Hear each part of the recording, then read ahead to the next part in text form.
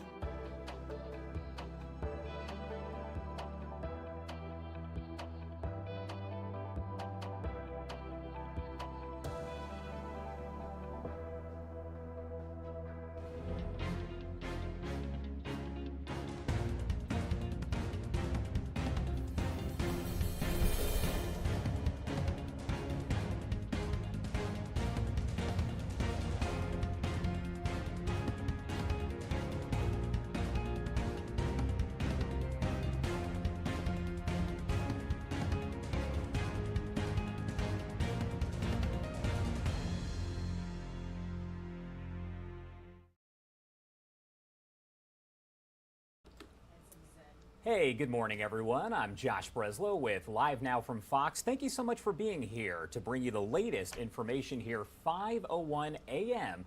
over on the East Coast. And if you're joining us on the West Coast, it is very early right now at 2:01 in the morning. A lot to get to this morning, so I want to get you to those top stories. We're following a lot of them here.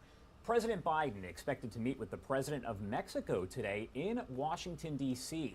He's then scheduled to travel to the Middle East for a somewhat controversial trip to Saudi Arabia. The January 6th committee hearings do resume later on this afternoon, about 1 o'clock Eastern time. This will be the 7th hearing in a series that has presented several revelations about what is believed to have happened back on January 6th, 2021. And a federal judge strikes down a personhood law in Arizona. It required the state to interpret all laws to grant civil rights to unborn children. All right, to the first top story here. President Biden once again pushing back against criticism over that upcoming trip to Saudi Arabia. The country is under fire because of its human rights record, despite his own previous calls to make Saudi Arabia a pariah on the world stage. This trip is going to happen. Fox News correspondent Gillian Turner has the latest for us from Washington. Joe Garza. Annabelle Rodriguez. At the end of the day, if you have to pen an op-ed defending your trip, you've got issues in terms of your narrative. President Biden is offering yet another justification for his upcoming trip to Saudi Arabia. He writes in an op-ed, "I know that there are many who disagree with my decision. My views on human rights are clear and long-standing, and fundamental freedoms are always on the agenda when I travel abroad, as they will be during this trip." Our diplomacy with Saudi Arabia is now delivering results. This is why the president believes there is no substitute for the power of face-to-face diplomacy. Placing human rights abuses front and center with Saudi Arabia's notorious crown prince, Mohammed bin Salman, contrasts starkly with Biden's own reasoning just last month. It happens to be a larger meeting taking place in Saudi Arabia. That's the reason I'm going. And it has to do with national security for them, for Israelis. I'm not going to meet with MBS. I'm going to an international meeting.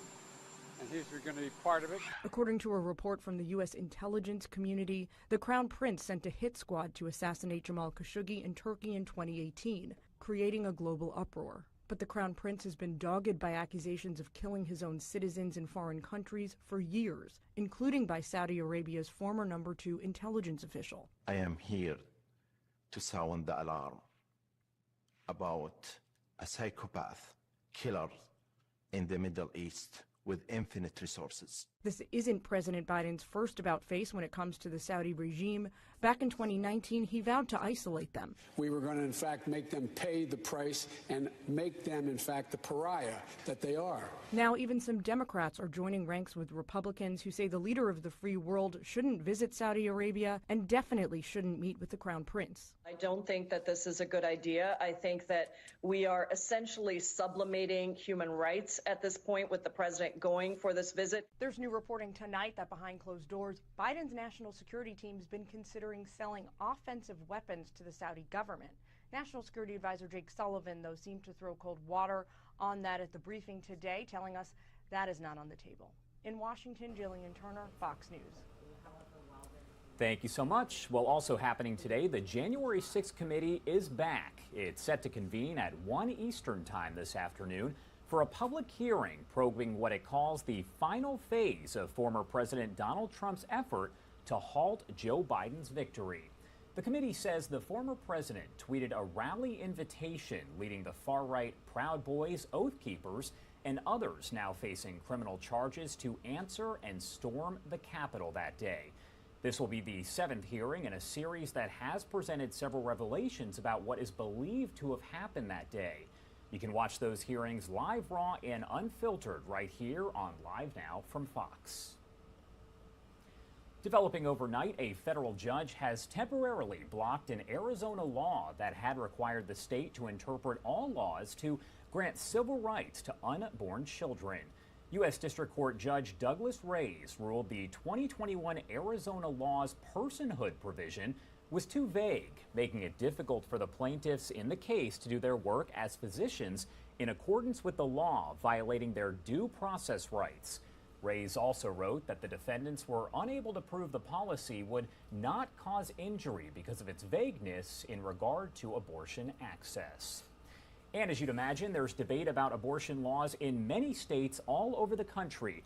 Our Daytona Everett spoke with our Fox affiliate in Minnesota about the situation in that state. Welcome back here to Live Now from Fox. I'm Daytona Everett. We want to go out to Minnesota now, where a judge is ruling on several different abortion restrictions, including parental notification and the 24-hour waiting period. Fox 9's Theo Keith joining us live now. Theo, what did we learn today? Well, Daytona, the judge here in Ramsey County, Minnesota, which is where the state capital of St. Paul is, struck those laws down today. He ruled them unconstitutional and said that they cannot be enforced. You mentioned the two big ones, the state's 24-hour waiting period and the requirement that both parents be notified when the patient is a minor child. That judge said that simply they cannot be enforced. In many cases, these laws are a couple decades old. Minnesota was already an island for abortion access post-Roe v. Wade, more so now. Ramsey County Judge Thomas Gilligan's ruling is a win for abortion rights supporters dealing with the end of Roe. Megan Peterson leads the group that filed the Minnesota lawsuit. And now Minnesota is really leading the way to ensure that everyone has meaningful access to the care that they need during pregnancy, including abortion. Gilligan found several Minnesota laws violate a woman's constitutional right to abortion access here. Of one requirement, which forces women to wait 24 hours after receiving certain information from their doctor, Gilligan wrote it insults their intelligence and decision-making capabilities and can have a detrimental and traumatic effect. DFL Attorney General Keith Ellison says his team is reviewing the order. Ellison, who supports abortion rights but has been defending the state laws in question, says he has 60 days to appeal but hasn't decided whether to do it. Actually, I'm not duty-bound, but I haven't made any decision about that. It's just too early yet. We have to look at it and we'll read it. But you know me, when we know, we'll tell you. The Republican-endorsed candidate for Attorney General, Jim Schultz, called the decision judicial activism and said Ellison needs to defend the state laws. The AG's office must appeal this. They have to appeal it to ensure that Minnesota law is upheld. I'm confident they will. They at least have to do their basic constitutional duty to defend Minnesota law. Abortion rights supporters had filed this lawsuit against the state back in 2019. The judge had actually delayed a trial in this case until August, but then a few weeks ago, people involved in this case started hearing that he was going to issue a summary judgment, which is a legal decision without a full trial. That is what came today. Daytona. Theo, we know that this is what's happening in Minnesota, but what about bordering states, the Dakotas? Well, that's the upshot here. Abortion rights supporters were watching this case very closely, and this is, as I mentioned in the story, a win for them because they are trying to be welcoming of people in other states to come here where abortion access is still quite free. You mentioned South Dakota. That state had a trigger ban, so abortion is already illegal there. North Dakota has a ban going into effect very shortly. Wisconsin, there is legal uncertainty about a law that's about 150 years old. What that does with abortion, so most, if not all, abortion providers have stopped providing that care in Wisconsin. And that means all of these people who are going to be seeking abortion services are going to be coming to Minnesota. That is why today's ruling from this judge here in Ramsey County, in the seat of government here in St. Paul, is so important to them. Yeah, we know this is a touchy subject. Has there been any action outside today? No. This is a state that certainly protests are common here at the state capitol. We have not seen any today. However, we have seen Republicans and also groups that support abortion restrictions saying that this was a reckless decision, judicial activism by the judge, and they are calling, as you heard in the story there, for the DFL Attorney General to appeal this case to the State Appeals Court. All right, Fox 9's Theo Keith, thank you so much for your reporting. We'll talk to you soon. All right, thank you so much for that report. Chance of no justice, no peace filled the air in Uvalde, Texas last night. People in this small town still fighting for answers about 6 weeks after a gunman killed 19 kids and 2 teachers at Robb Elementary School. Fox's Ashley Soriano is in Uvalde and takes us there. Hey, Marie Jo Garza. Annabelle Rodriguez. Eliana Garcia. Eliana Torres. Eva Mireles. Irma Linda Garcia, 4th grade teacher, room 112. The Unheard Voices rally came about 6 weeks before the first day of classes this fall. School is where you make your first friends in life. That's where Jayla and Maite met. Their favorite thing to do was talk on the phone. The 2 died in the mass shooting. Now they would be best friends in heaven forever. We need to end gun violence now. Remember their faces, each and every one of their names. Officials have said the school will be torn down, but no details yet on when or if another school will be built. But parents are scared to send their kids back in August. Some say they're not sending them back in person ever again. Families are also demanding accountability. Why did it take so long for someone to go in? And Mr. Governor, I know you're going to hear this. I know you. You wouldn't want it to happen to your family. So why would you let it happen to ours? But watch, we're coming after you too. We're gonna vote you out and make a difference.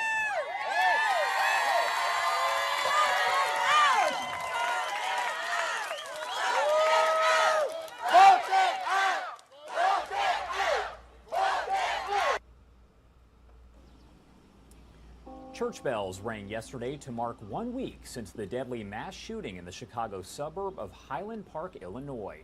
Community members came together for a moment of silence at a public square on Central Avenue. You hear those church bells in the background there. This is where 7 people were killed and dozens of others wounded when a gunman opened fire from a rooftop overlooking that 4th of July parade again about a week ago. Businesses along the parade route did reopen over the weekend. Local churches also rang those bells 7 times in memory of those lost. The church plans to hold another public vigil at City Hall tomorrow. Joni Lum with our Chicago Fox affiliate has the latest on this very ongoing investigation. When the streets reopened on Sunday, another memorial formed here in the public square and grew quickly with flowers and artwork and many people reflecting on the tragedy that happened here in Highland Park. Customers were ready to dine at the Walker Brothers Pancake Restaurant. Staff welcomed them, the front glass doors now boarded. Public Works employees spent the weekend repairing the damage from the 4th of July parade shooting. Firefighters returned to Port Clinton Square. Many were on scene when it happened or attending the parade that day. I had the firefighters come through the actual scene. Many of them have not been through the scene since the incident, so their chance to actually spend a little time to kind of revisit in their own mind what they saw, process through it before we end up coming here for an emergency. It gives them an opportunity just to be prepared for those emotional landmines that might hit them at that time. Neighbors decorated benches in the reopened square, trying to provide cheer and encouragement. It's a wonderful community. I mean, people care, people want it to be better, and people want to help each other. And I think people just want to be there to support however it needs to be done. Highland Park officials plan to hold another vigil on Wednesday at City Hall. They want to thank their neighbors for being kind, supportive, and generous to their first responders. In Highland Park, Joni Lum, Fox 32, Chicago. Joni, thank you. The family of an 8-year-old boy shot while attending that parade says he may never walk again. Cooper Roberts' family told our Chicago affiliate that it was, quote, a very tough weekend. Cooper had been shot in the abdomen on 4th of July and does remain in serious condition at the hospital. He was scheduled to undergo surgery yesterday. Fox Chicago is going to stay in touch with the family and provide updates as they get them. President Biden is proud of the recent passage of the new bipartisan gun law. Some, though, say the moment is far from a celebration in the wake of all of these recent shootings. They're calling on Congress to do more. Fox News correspondent Madeline Rivera is in Washington with that story for us. The tolls of a church bell, followed by a moment of silence, marked exactly 7 days since a gunman opened fire from a rooftop in Highland Park, Illinois. The mass shooting that killed 7 people at a 4th of July celebration has reignited another debate about gun control, even as President Biden celebrates the passage of the country's most significant gun legislation in 30 years. The provision of this new legislation is going to save lives, and it's proof that today's politics, we can come together. But the bipartisan package is already facing criticism from gun control advocates who say it doesn't go far enough. Manuel Oliver, whose son died in the Parkland school shooting in 2018, interrupted the president's remarks on Monday, calling for more action. Today's many things is proof that despite the naysayers, we can make meaningful progress on dealing with gun violence. Oliver was escorted away. However, many others, like Illinois' governor, are making similar calls. It is time. We will not stand for anything less than a ban on assault weapons and high-capacity magazines. Still, some say identifying mental health issues is one of the main problems. I've always supported the right of law-abiding citizens to go through a process and to be able to, bear arms, but to do everything we possibly can to take guns away from the mentally ill and criminals. Families from Highland Park and Uvalde, Texas, are planning to hold a protest on Capitol Hill on Wednesday, calling on Congress to take more action and ban assault weapons. In Washington, Madeline Rivera, Fox News. All right, Madeline, thank you so much. Time now 5:17 in the morning on the East Coast and 2:17 in the morning on the West Coast. Thank you for joining us here for Live Now from Fox. We have a lot more of your top stories coming up right after this 2-minute break. Be sure to stay with us for everything.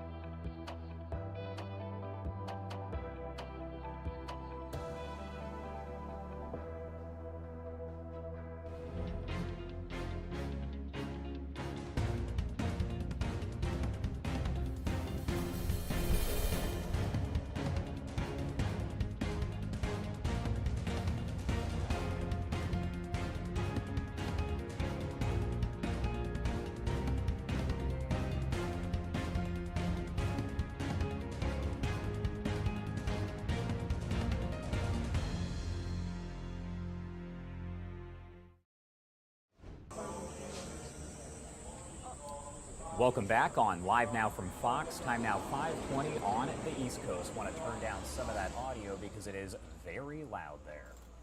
On Tuesday, Japan said a final farewell to Shinzo Abe, the country's longest-serving prime minister who was assassinated late last week.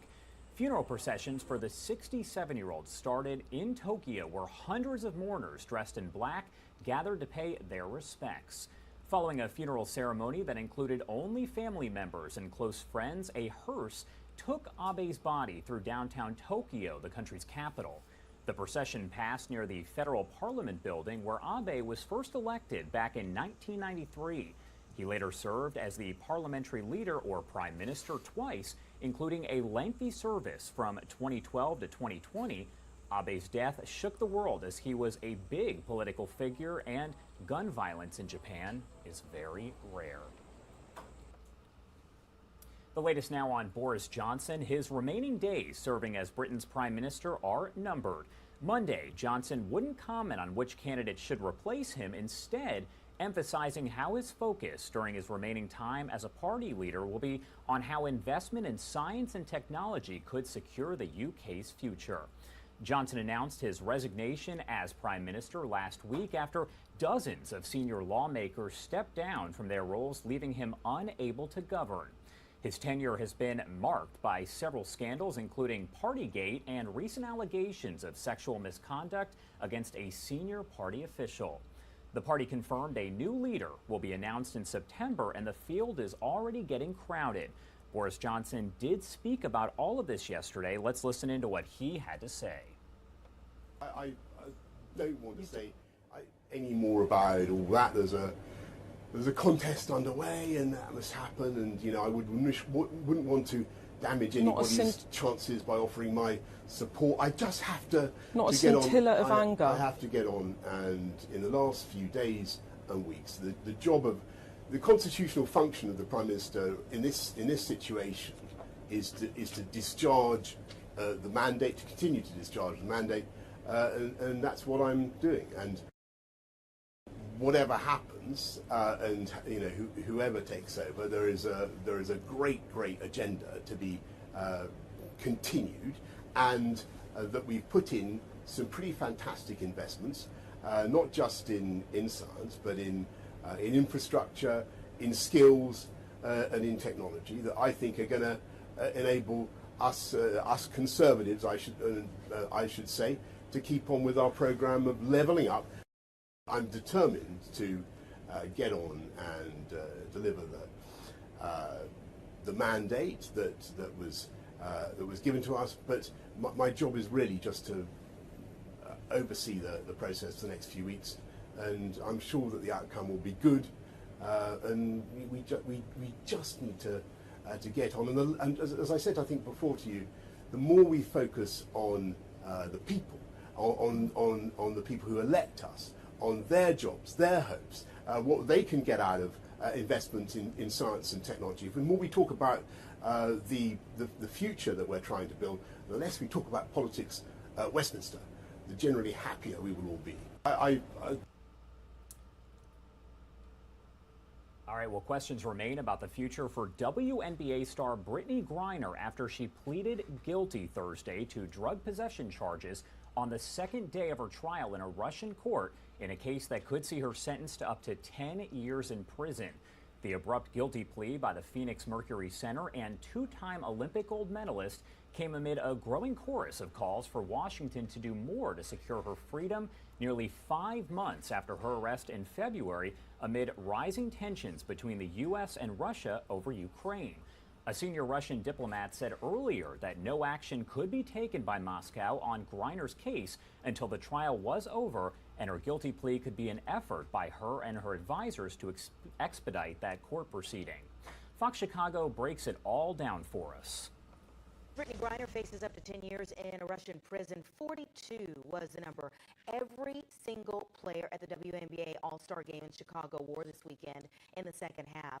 Griner has pleaded guilty to drug smuggling charges. She says she was just packing in a rush there. But what will it take now to get her back home? DePaul coach Doug Bruno is joining us. Good morning so much. Thank you so much for joining us, Coach. Thanks for having us. I appreciate your time. Coach, you actually took your time during your Hall of Fame speech to address this. Why was it important to you?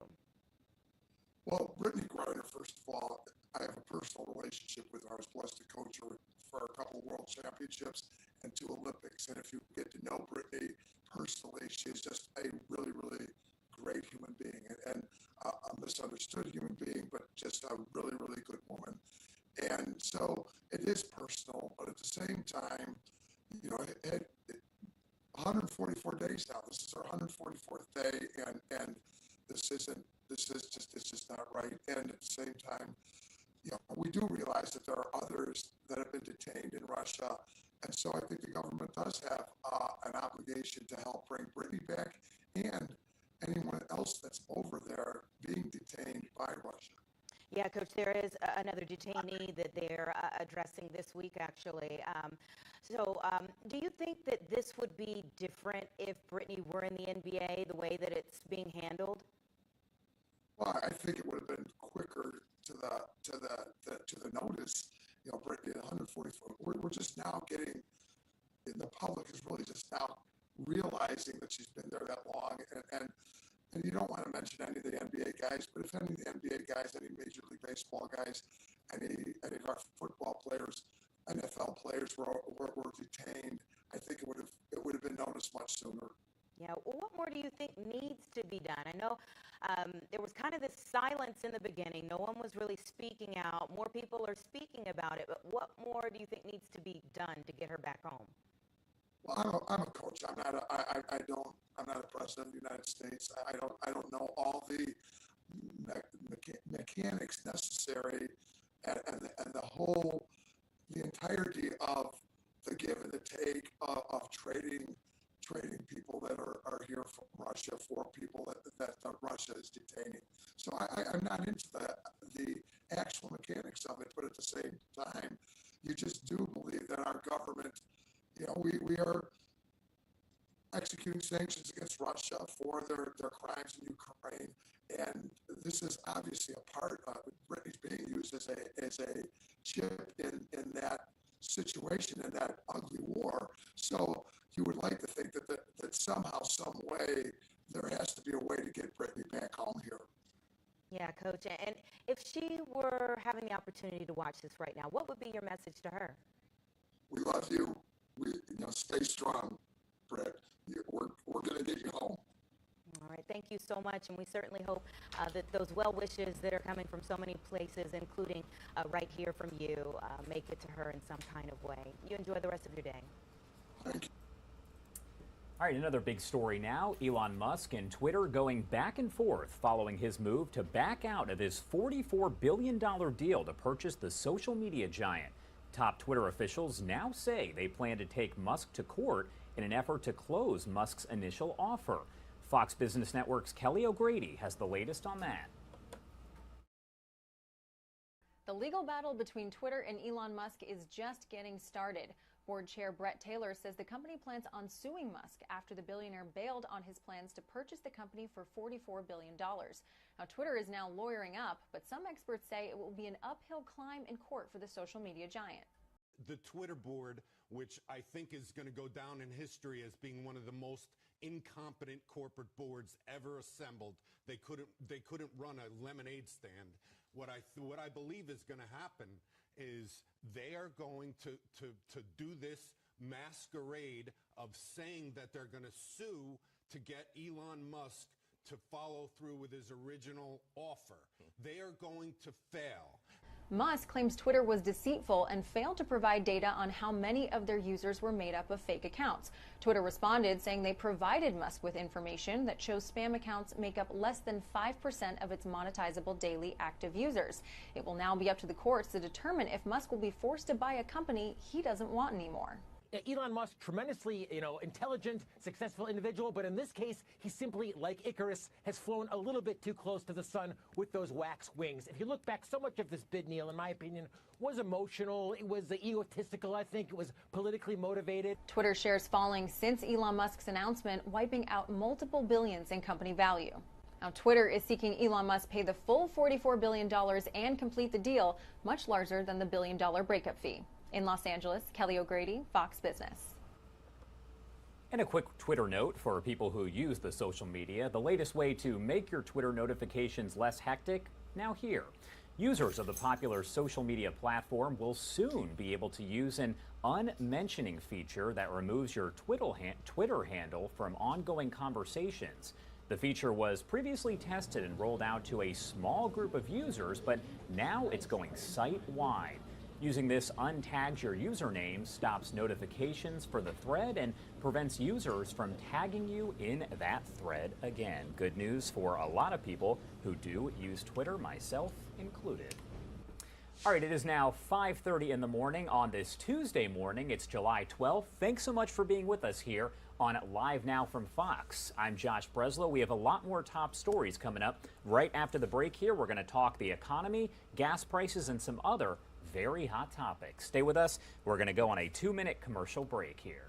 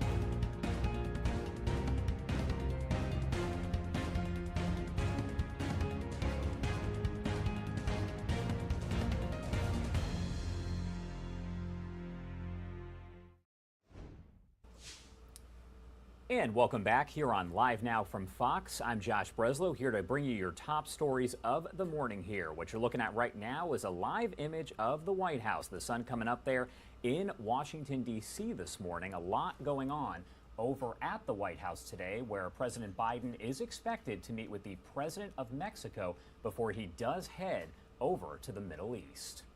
And it's a critical week ahead for the U.S. economy here. A new inflation report is expected to give economists another look at whether prices rose significantly last month.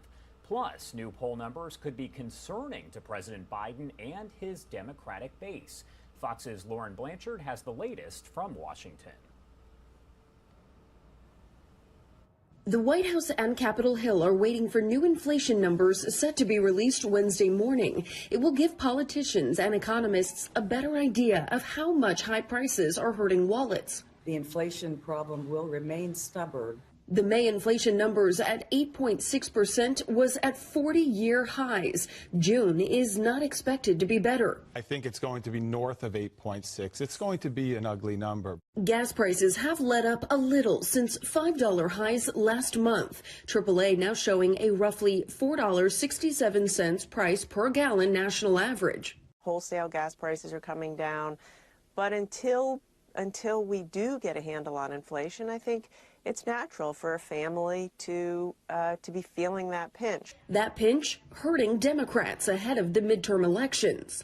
When we have the election in the fall, it's going to be very clear who the American people blame. Only 13% of Americans say the country is on the right track, according to a New York Times Siena College poll. The poll also found a majority of Democrats, 64%, don't want President Biden on the ticket in 2024. He has only a 33% approval rating. Listen to President Biden. He intends to run, and if he does, I intend to run with him. The poll found a fifth of Americans say the economy is the most important issue facing the country right now, with inflation not far behind. In Washington, Lauren Blanchard, Fox News.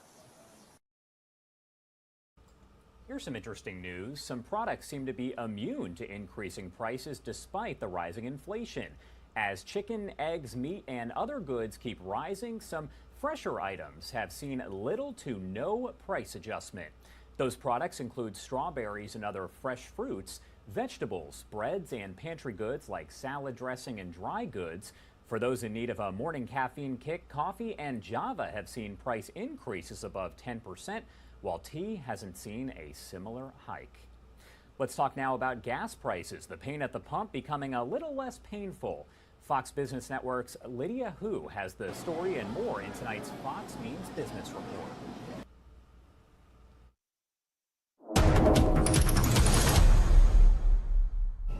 Stock sliding again as China tightens up once more. The Dow, S&P 500, and NASDAQ all facing a slow start to the week after China imposed a new round of COVID-19 restrictions. Businesses shutting down there, fueling fears of a slowdown here. Meanwhile, the pain at the pump just got a little less painful. The national average for regular unleaded gas down about 13 cents from a week ago. Now $4.68 according to AAA. But you still might want to hold off on that road trip. Nearly 4 in 5 American travelers telling Bankrate they've experienced some turbulence on their overnight trips this year. High prices, long delays, and money lost due to disrupted plans are just some of the issues creating travel trouble. So if you want to relax at home, head to Fremont, California. The San Francisco suburb rated the least stressed city in America, according to Wallet Hub. The study finds lower levels of work, health, and financial stress are keeping people calm in the Golden State. That's business. I'm Lydia Hu. Thank you so much. Now, if you want to get away this year, you're paying for it in aggravation, problems, and costs. According to a Bankrate survey, about 4 out of 5 Americans have experienced at least one travel-related problem this year, and probably more. The biggest problems were in unexpected travel costs that were higher than expected. Other problems experienced were long waits, few availabilities, and poor customer service. At least 14% of Americans lost money because of disrupted plans. Experts say prices for flights, gas, and lodging will remain high due to inflation. No surprise there. More people are going to the movies. Summer box office sales are close to pre-pandemic levels. According to theater operators, customers are spending more on tickets and on concessions. Recent blockbuster releases like Top Gun: Maverick and Minions: The Rise of Gru helped bring in around $240 million for this weekend's domestic box office. This box office season in the U.S. and in Canada is down only by 12% compared to the summer before the pandemic. All right, we do have a lot more news coming up here on Live Now from Fox. It is 5:38 in the morning on the East Coast and 2:38 in the morning on the West Coast. We're going to step away for a 2-minute commercial break. We'll be right back with the latest top stories from all across the country and across the world. Stay with us.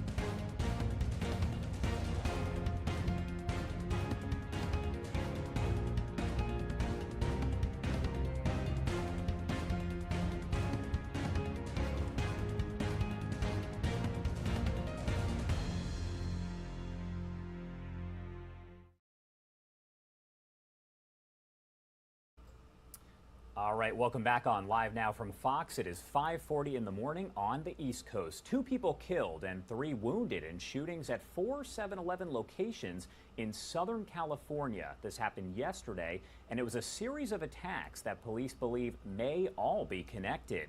Police gave a press conference to update on all of these investigations, so I do want to listen in live, raw, and unfiltered here on Live Now from Fox. And it looks like it's going to be underway here in just a few moments. The officers stepping up to those microphones. Earlier this morning, there was a couple 7-Eleven shootings. At least 2 people have died in 4 separate incidents. This happening all across South California locations. It was a string of armed robberies, and unfortunately, again, 2 people left dead. Police investigating these crimes, possibly linked together. You can see here our officer just waiting for a few more people to file in here before our update does come. This is something we've been keeping an eye on here for you, especially ever since we heard that this was happening in the Los Angeles area. Now police finally going to get us an update on exactly what they do know here at this time, possibly any suspect or suspects they may be looking for. So let's go ahead, listen in here on Live Now from Fox. Okay. Good morning, ladies and gentlemen. My name is Sergeant Sumner Bohe with the La Habra Police Department. I'm joined here with Captain Philip Rodriguez with the Brea Police Department, and we have 2 brief statements to offer you this morning. Earlier this morning, July 11th at approximately 4:55 a.m., La Habra police officers received a report of a robbery that just occurred at the 7-Eleven, 381 East Whittier Boulevard. As officers arrived on scene, they located 2 gunshot victims. Los Angeles County Fire Department responded to treat the gunshot wound victims, who were subsequently transported to a local hospital for continued treatment. No suspects were located at that time.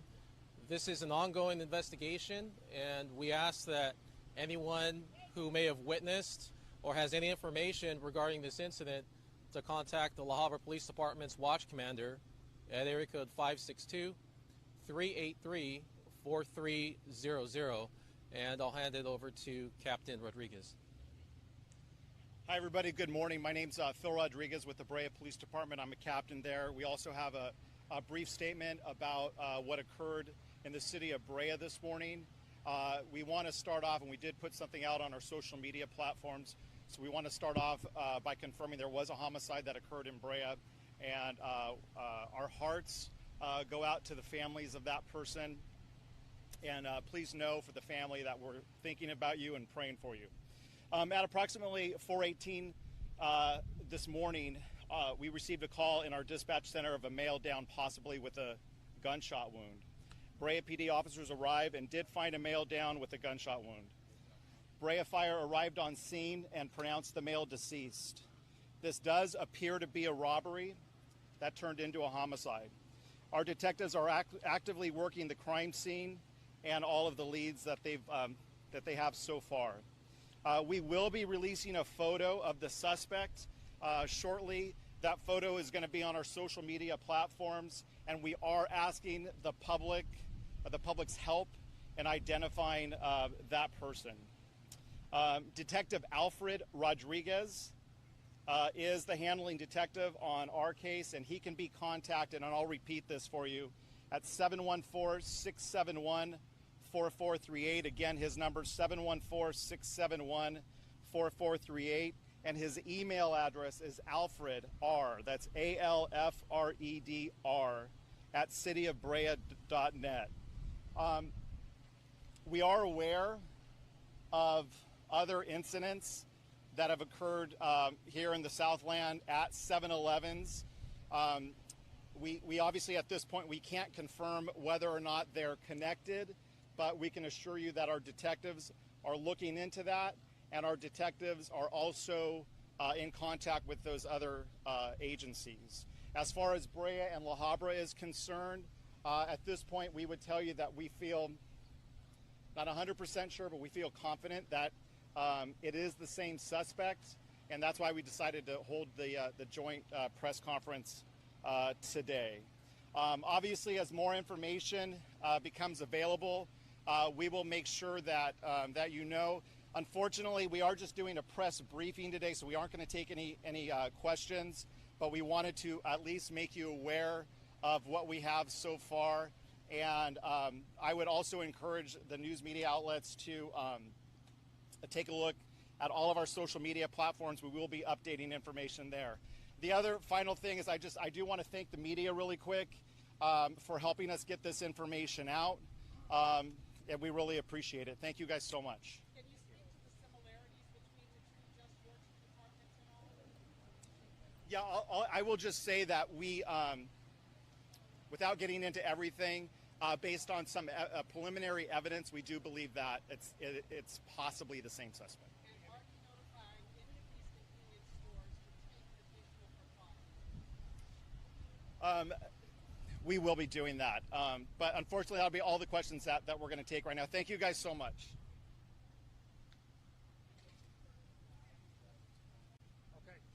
All right, so our officials here, again, giving us an update on what they do know here at this time. And again, right now, they do believe that all of these incidents could be linked together. Here's a couple of just the pieces to the puzzle for those of you who are joining us here on Live Now from Fox. In one of the first locations, around 4:18 in the morning, a store clerk was fatally shot during an armed robbery. This happening in Brea. This are saying there was a male victim who died at the scene.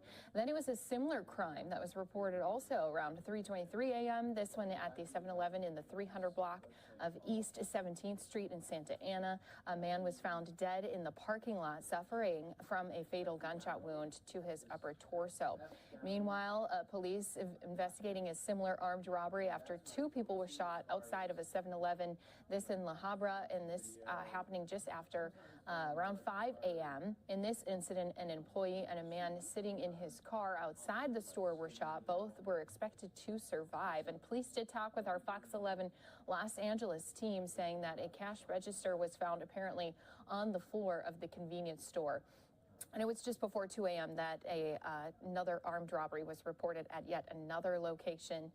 This one happening where police say a customer was shot, their condition unknown, and officials did not immediately release information about that possible suspect or suspects. But they did say just here with that press conference we just listened into that they do believe they'll release a photo here as soon as they can to our media. And of course, Live Now from Fox will bring that to all of our viewers as soon as we do have it. This is some video again from some of those different scenes. Not only was our chopper up in the air, we also had crews responding down on the ground, showing us just some of those different locations that were struck by these incidents, these shootings here today. If we get more updates from our Los Angeles police, of course, Live Now from Fox is going to be bringing that to you also here on our stream. Let's go ahead, take this opportunity to step away for a 2-minute break. More top stories, press conferences, all coming to you from across the country in just a few moments. And we are actually not going to step away. That was Christy Larson here with Live Now from Fox, kind of giving an update on those 7-Eleven shootings. And after the police did do that press conference, she came in and kind of wrapped it all up for us because, as you heard, a lot of information there. All right, now let's talk health news. The U.S. orders over 3 million doses of Novavax's COVID-19 vaccine once it's authorized by regulators. The shot, which will be free, needs to first be approved by the FDA and the CDC for emergency use. Novavax said it plans to complete all required quality testing in the coming weeks. Once approved, Novavax's 2-dose shot will be the 4th COVID vaccine available to adults here in the U.S. The company hopes its vaccine will appeal to people not yet vaccinated since it's a protein-based shot, technology that's been used in vaccines for decades in comparison to the vaccines that are using new mRNA technology. As many Americans travel and resume other pre-pandemic activities, COVID cases across the country are surging. Fox News correspondent Jonathan Seri has more from Atlanta on the new subvariants which are causing this spike and why anyone could be at risk. This is out there, and so particularly if you are at risk, you want to be careful. COVID-19 cases continuing to increase across the country, fueled by new Omicron subvariants that are highly transmissible. BA4 and BA5 are able to work around a person's immunity, regardless of their vaccination status or previous infection. Hospitalizations are also on the rise, but health experts say tools like vaccines and antiviral medications are helping prevent severe illness in many. Depending on how strong that wall of immunity is in your community, depending on how well you deal with the vulnerabilities that people have, and depending on how well you're prepared to deal with that, I think we're going to see further waves of disease. As infections surge in some areas, higher risk cities are encouraging people to mask up. Some are feeling the mask fatigue after more than 2 years, while others are indifferent. What is the point? I'm not going to. I already got stick 3 times, 2 vaccinations and a booster. That's the recommendation. I mean, I've never really minded wearing a mask, but I feel like if it makes people comfortable, it's fine. Meanwhile, the U.S. Department of Health and Human Services saying Monday that the U.S. government will receive 3.2 million doses of the Novavax vaccine following its authorization for emergency use by the FDA and its recommendation by the CDC. Novavax is also expected to seek authorization for its vaccine to be used as a booster after promising results in clinical trials. In Atlanta, Jonathan Seri, Fox News. Thank you so much for that report. COVID-related school closures and restrictions are pushing parents to become single-issue voters. Fox News Chief Washington correspondent Mike Emanuel has more. This election year, some parents say COVID-related school closures have made them single-issue voters, ready to cross party lines. I wouldn't have identified myself as a swing voter before. Now I definitely identify myself as my vote is up for grabs. It's based on this single sole issue. Dr. Jennifer Reisman, a self-described former party line Democratic voter in Maryland, says she's totally focused on education after long school closures made her furious. I wonder when the politicians that I've voted for in the past are going to wake up and are going to recognize that they've harmed my child and that my vote isn't a sure thing, that it shouldn't be taken for granted. Dr. Marjorie Smelkinson is an infectious disease scientist who became active in reopening Montgomery County, Maryland public schools during COVID. I was asleep at the wheel until this happened. It was very eye-opening to see that these school closures were really driven by politics and not by science. A spokesman for Montgomery County Public Schools pushed back on that, telling Fox the district defends its actions, saying it followed public health guidance from Maryland and federal authorities. We hate Zoom! Smelkinson says she wants an apology for the damage done to American children and that those who supported closures need to be voted out. When you look at some of the Republican-led states and their schools, they were phasing these things out much more quickly than the Democratic areas. I don't trust that the people currently in power have the kids' best interests in heart. These parents tell us other parents are likely still seeing the lockdown's effects on their children, noting they aren't performing as well in school as they should. Now, Dr. Reisman is warning candidates ignoring these issues are doing so, quote, at their peril. In Washington, Mike Emanuel, Fox News. Let's go international now. Dozens of people were killed in residential neighborhoods throughout eastern Ukraine in recent days as the Russian offensive ramps up throughout the nation. These attacks come as evacuations have picked up and the U.S. sends additional aid to Ukraine to help residents dealing with the ongoing humanitarian crisis. Fox News correspondent Trey Yingst has more from Jerusalem. Russian forces are intensifying attacks on the Eastern Front as both sides exchange fire on day 138 of the war in Ukraine. On Monday, Moscow pounded an apartment complex in Kharkiv, Ukraine's second largest city. At least 3 people were killed in the attack. Rescue workers are now in the process of sifting through the rubble to find any survivors. This attack comes just days after missile strikes slammed into a residential building in Ukraine's Donetsk region. Officials say at least 19 people were killed and dozens are feared dead beneath large chunks of concrete debris. Local residents are describing Moscow's recent rounds of attacks as, quote, acts of terrorism. I didn't understand what had happened. There were 2 strikes, 2 or 3. I regained consciousness in the basement. People carried me to the basement. I gave myself first aid. Ukrainian officials are now pleading with the West to increase support in the form of weapons. They expect attacks to ramp up despite claims from Russia that they will take an operational pause in the region. President Biden is doing everything they can, and we are grateful for this support. It means a lot. Without your support, we would not be able to survive. But at the same time, we are asking for more heavy weaponry. The State Department is responding, sending $368 million in humanitarian aid to some of Ukraine's hardest hit areas. Officials in Kyiv believe it will cost around $750 billion to rebuild after the war. In Jerusalem, Trey Yingst, Fox News. Thank you so much. Protests continue in Sri Lanka as the country's opposing political parties have yet to agree on a new government. The news comes just days after the country's president and prime minister offered to resign following a months-long political turmoil. Over the weekend, protesters broke into both the president and prime minister's homes and have vowed to keep up the pressure until new leaders are in place. The mass protests have been triggered by food and fuel shortages nationwide. Opposition leaders did not say when an agreement on a new government might be reached. All right, time now is 5:56 on the East Coast and 2:56 on the West Coast. We are actually watching our feeds here because at 6 o'clock this morning, so in just a few minutes, British former Prime Minister John Major is expected to address a Commons committee on UK governance in light of Boris Johnson's resignation last week. He could comment on the current leadership race as well. Again, we are watching that feed here at Live Now from Fox. We will bring that to you once it does go live. Stay with us here because we have our top stories also coming up right after this 2-minute break.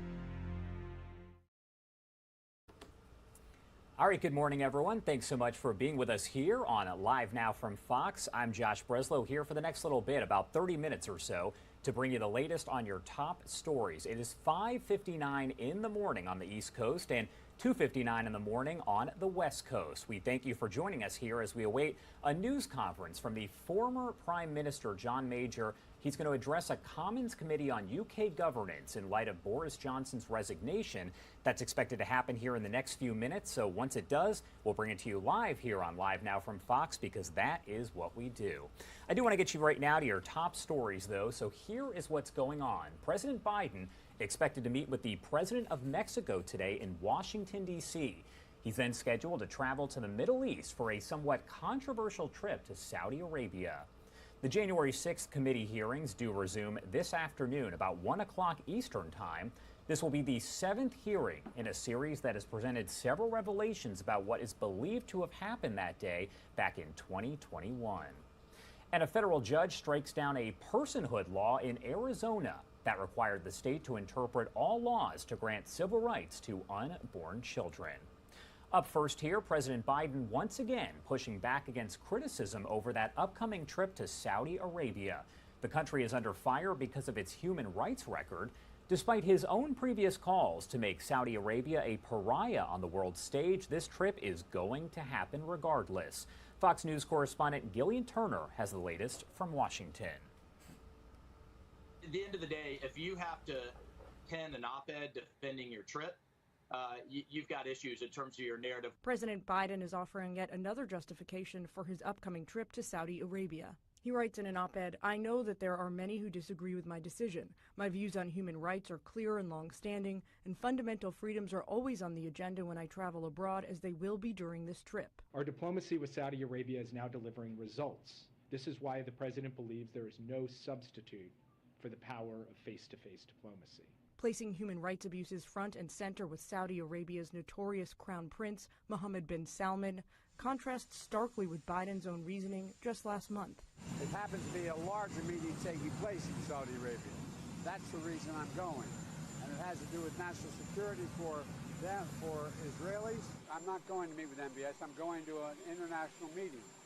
And he's going to be part of it. According to a report from the U.S. intelligence community, the Crown Prince sent a hit squad to assassinate Jamal Khashoggi in Turkey in 2018, creating a global uproar. But the Crown Prince has been dogged by accusations of killing his own citizens in foreign countries for years, including by Saudi Arabia's former number 2 intelligence official. I am here to sound the alarm about a psychopath killer in the Middle East with infinite resources. This isn't President Biden's first about-face when it comes to the Saudi regime. Back in 2019, he vowed to isolate them. We were going to, in fact, make them pay the price and make them, in fact, the pariah that they are. Now, even some Democrats are joining ranks with Republicans who say the leader of the free world shouldn't visit Saudi Arabia and definitely shouldn't meet with the Crown Prince. I don't think that this is a good idea. I think that we are essentially sublimating human rights at this point with the president going for this visit. There's new reporting tonight that behind closed doors, Biden's national security team has been considering selling offensive weapons to the Saudi government. National Security Advisor Jake Sullivan, though, seemed to throw cold water on that at the briefing today, telling us that is not on the table. In Washington, Gillian Turner, Fox News. All right, so as we mentioned here, we do have British former Prime Minister John Major addressing a Commons committee on UK governance in light of Boris Johnson's resignation last week, and he could be commenting on the current leadership race. So I do want to bring those comments to you live here on Live Now from Fox, live, raw, and unfiltered. Let's listen in. For the future. Bad habits, if they become ingrained, become precedent. Precedent can carry bad habits on for a very long time, and it shouldn't be permitted to do so. All of this, I think, is going to require some changes to the codes of conduct that have emerged during the Nolan and subsequent years. I think, Chairman, that's all I wish to say at the outset. I'm happy to take your questions. Thank you very much indeed. And if I could begin, please. You've referred to the, quotes, delicate balance of, quotes, respect for the laws made in Parliament, an independent judiciary, acceptance of conventions in public life, and self-restraint by the powerful, upon which British democracy rests. What mechanisms exist to maintain that balance? Well, self-restraint, by definition, is determined by the person themselves. It is self-restraint. There are no formal mechanisms to impose self-restraint upon members of Parliament or indeed civil servants or indeed anyone else. And it's very difficult to see how you could actually do that. But self-restraint has never been a problem in the years that I was in politics before and for earlier than that. It is a problem that seems to have emerged recently. And so I think we will have to look at new ways of actually coping with it. What helps self-restraint? I think peer pressure undoubtedly helps it. The reaction to lapses of self-restraint would also be important. If somebody misbehaved in some way and there was a sharp reaction from their colleagues perhaps or from others, they may not be tempted to do it again. That traditionally self-restraint has worked. And it is difficult to see how you could have a parliamentary system that actually governed every action under statute law. I frankly don't think it could be done. So we're always going to have to live with self-restraint, and that requires action by the individual people themselves. A similar theme, therefore. How real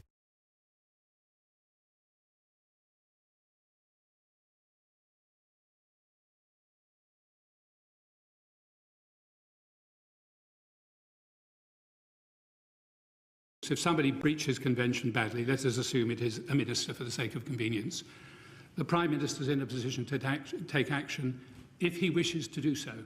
He can either take action at present under the rules as they stand at the moment, or he can say, no, there has been no investigation, or if there is an investigation, he can refuse to read the document, refuse to appreciate the document, refuse to take action under the document. So the Prime Minister is always there as an arbiter, and I'm sure we'll come back to the ministerial rules at a later stage. But do not underestimate the importance also of peer pressure. I think if someone on this committee behaved very badly, no doubt his friends and colleagues on the committee would point it out to him. Perhaps he or she wouldn't do it again. So peer pressure has always mattered in a large gathering such as the House of Commons. But the danger with breaking conventions is very real. They may not be matters of formal statute law, but breaking them has a very real effect. It devalues public life. It destroys the trust of the public in Parliament, which is a loss that is very serious if it becomes sustained. It damages public faith. It undermines Parliament. It unsettles the Constitution. And as I attempted to say in my brief opening statement, it ultimately damages democracy itself. I'm not saying we have reached that stage or anywhere near it. I do think we are at the top of a slope, which if we continued in the way we have been, would be moving in that direction. So is that personal restraint enough, or are proper institutional counterweights to prime ministerial power required?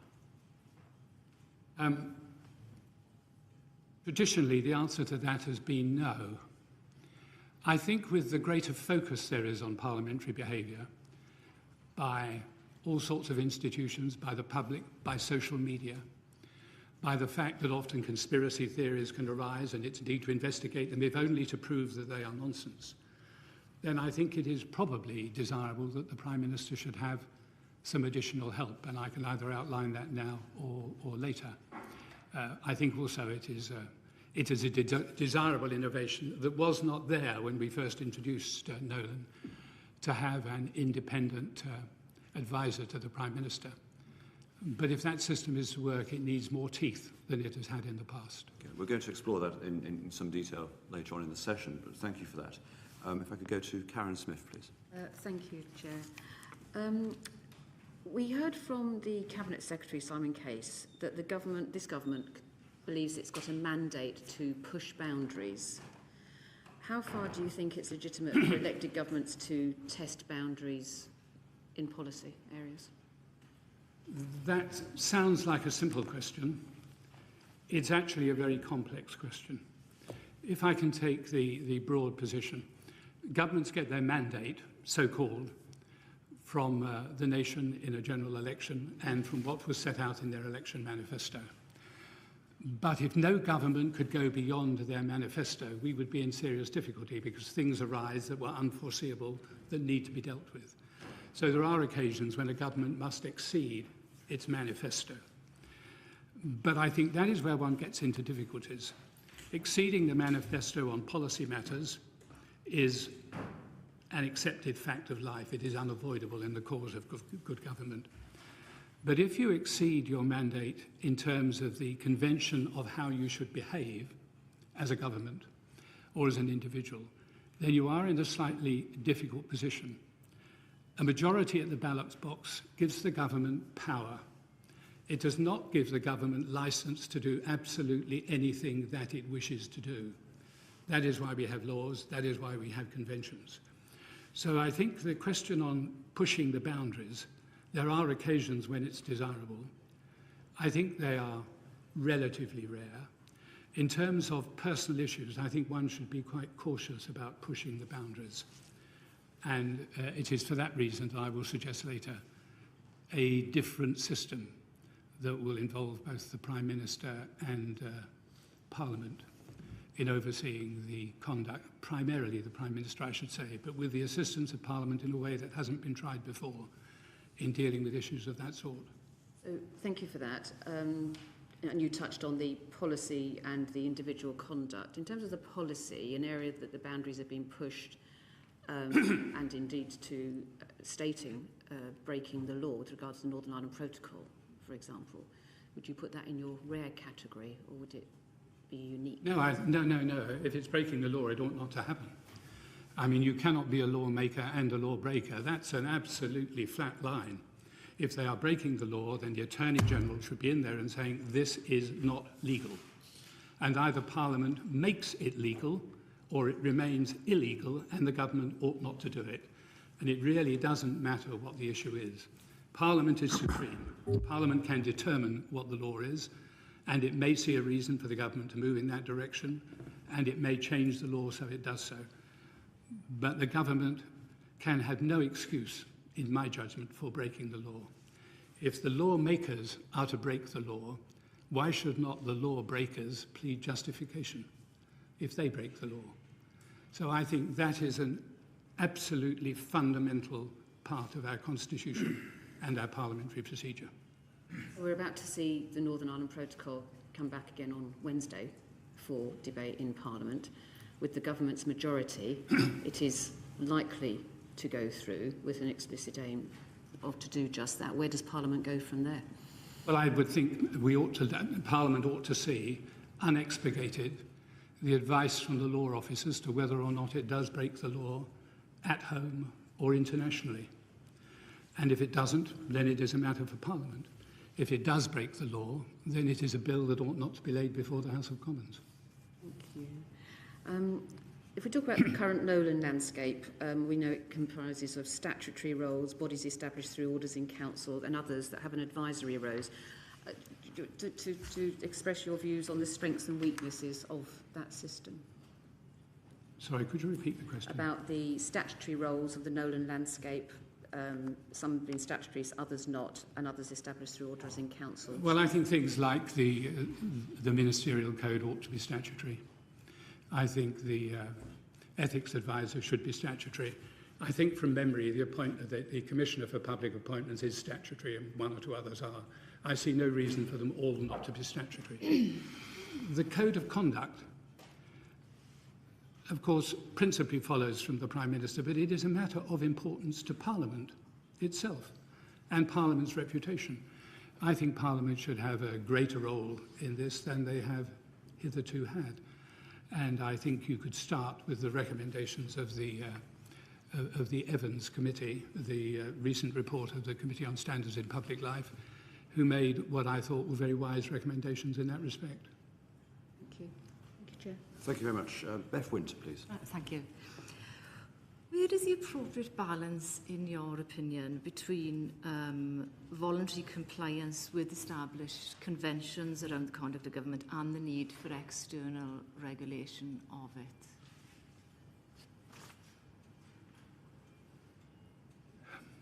So much of that is a matter for judgment.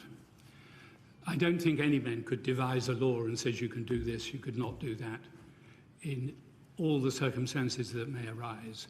So I think a lot of that does depend upon the judgment of those seeking to bring forward a policy. It's a bit like an elephant. You can't describe it, but you know it when you see it. And in terms of something that is actually wrong, in terms of the way Parliament works and its conventions, that is the same. You will see something and you will think to yourself, that is wrong. Now, there are some things that are done that actually I think are mistakes. They're not illegal. I'm not suggesting they're illegal, but there are mistakes. The elections bill that went through the House in the early spring, I think it's now law, has provisions in it which I think are mistaken in tone. The elections bill, the Electoral Commission, are meant to be an independent body. the government take power in that bill essentially to control policy and strategy. So immediately it is no longer independent. Now, of all parts of public life, the Electoral Commission, which affects the way elections are run nationally and locally, is a matter of concern to every political party in the country. I don't know that there was consultation about this change with every political party in the country, but I strongly suspect that there weren't. And on a constitutional issue like that, I would have thought it was a convention that you should consult with the other political parties who would be directly affected if the responsibilities of the Electoral Commission were changed. It was set up by Parliament. If it is to be changed, it should go back to Parliament, in my view. It is a simplistic way of putting it, but I think it is actually as straight as that. And there are two other provisions in it which certainly would upset me.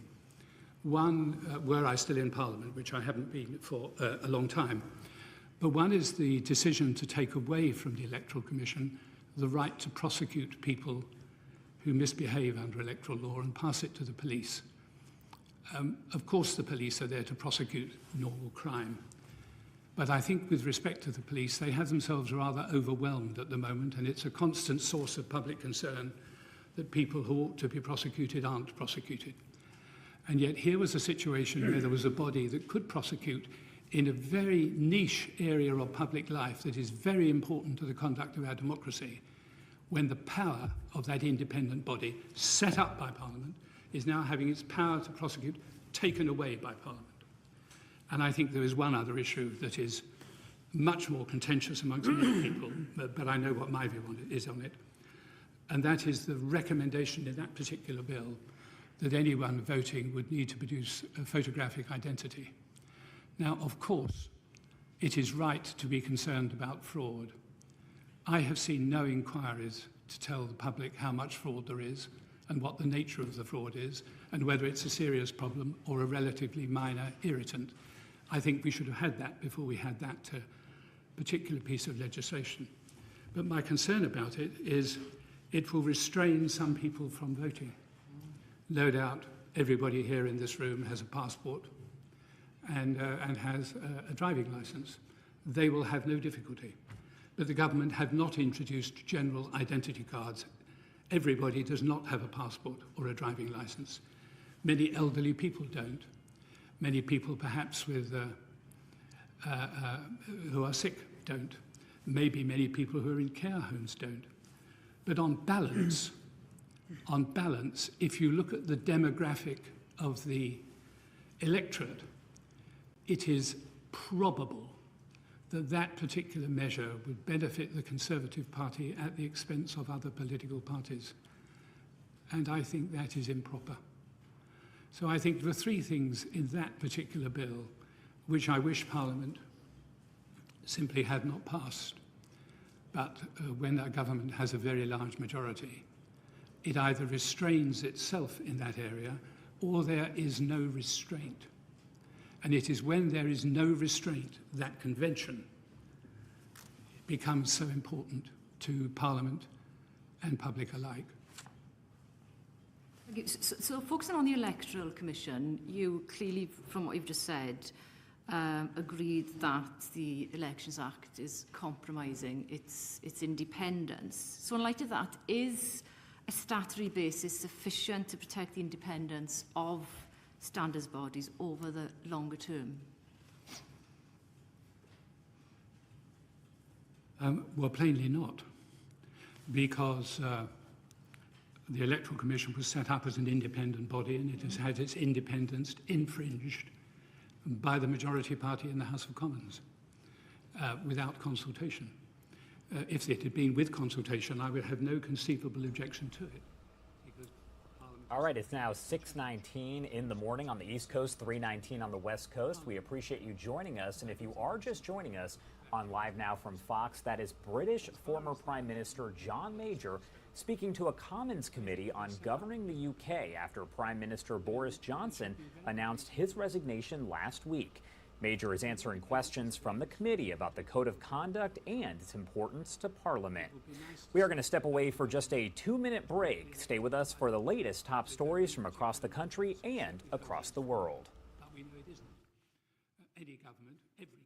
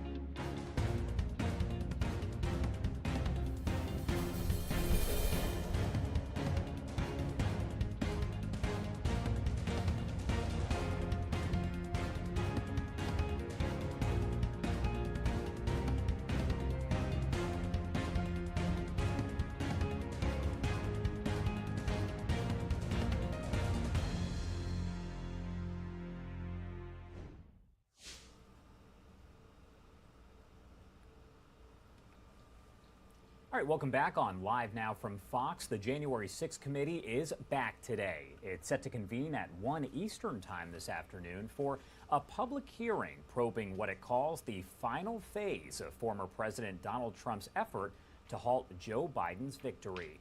The committee says the former president tweeted a rally invitation leading the far-right Proud Boys, Oath Keepers, and others now facing criminal charges to answer and storm the Capitol. This will be the 7th hearing in a series that has presented several revelations about what happened. You can watch those hearings live, raw, and unfiltered right here on Live Now from Fox. Again, that will start at 1 o'clock Eastern Time this afternoon. Developing overnight, a federal judge has temporarily blocked an Arizona law that had required the state to interpret all laws to grant civil rights to unborn children. U.S. District Court Judge Douglas Reyes ruled the 2021 Arizona law's personhood provision was too vague, making it difficult for the plaintiff in the case to do their work as physicians in accordance with the law, violating their due process rights.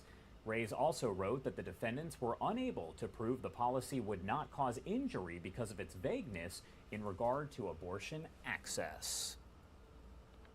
All right, time to take a live look at the White House. It is 6:23 in the morning on the East Coast. With the economy and inflation first and foremost in voters' minds, the Biden administration is doing what it can to rein in expectations, especially with new inflation data due out this week. Fox News correspondent Madeline Rivera has the details from Washington. New inflation data is out this week, and investors are bracing for another round of elevated numbers. How high prices remain could determine how aggressive the Federal Reserve gets as it raises interest rates to try and curb inflation. Inflation is our problem, and it is our top priority. Fed Chair Jerome Powell said last month investors were considering a 0.5 to 0.75 percentage point rate hike. Investors are nervous as fears of a recession grow. It's almost like we're trying to talk ourselves into a recession. The comment has sparked some backlash. We're already in a recession. 80% of Americans say the economy is headed in the wrong direction. And I think it's precisely because they are feeling the pain of this high inflation. As the Biden administration looks for solutions, the president is getting ready to head to Saudi Arabia to reset ties after the relationship soured over the killing of journalist Jamal Khashoggi. The administration is arguing the visit is not a bid for the country to produce more oil. However, some critics are not buying his reasoning. He shut down the U.S. fossil fuel sector largely, and he shut down production and transport and pipelines and fracking and drilling.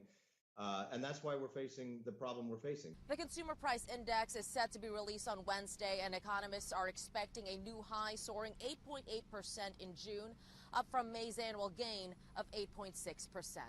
In Washington, Malta Rivera, Fox News. Madeline, thanks so much. Chance of no justice, no peace filled the air in Uvalde, Texas last night.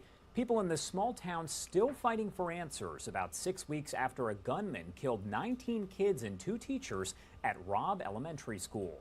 Fox's Ashley Soriano is in Uvalde and takes us there. Hey, Marie Jo Garza. Annabelle Rodriguez. Eliana Garcia. Eliana Torres. Eva Mireles. Irma Linda Garcia, 4th grade teacher, room 112. The Unheard Voices rally came about 6 weeks before the first day of classes this fall. School is where you make your first friends in life. That's where Jayla and Maite met. Their favorite thing to do was talk on the phone. The 2 died in the mass shooting. Now they would be best friends in heaven forever. We need to end gun violence now. Remember their faces, each and every one of their names. Officials have said the school will be torn down, but no details yet on when or if another school will be built. But parents are scared to send their kids back in August. Some say they're not sending them back in person ever again.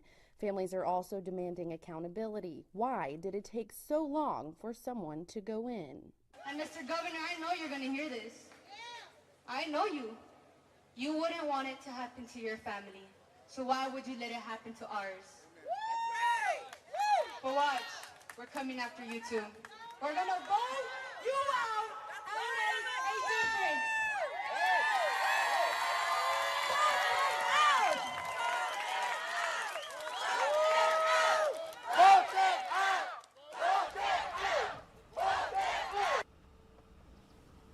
Church bells rang yesterday to mark 1 week since the deadly mass shooting in the Chicago suburb of Highland Park, Illinois.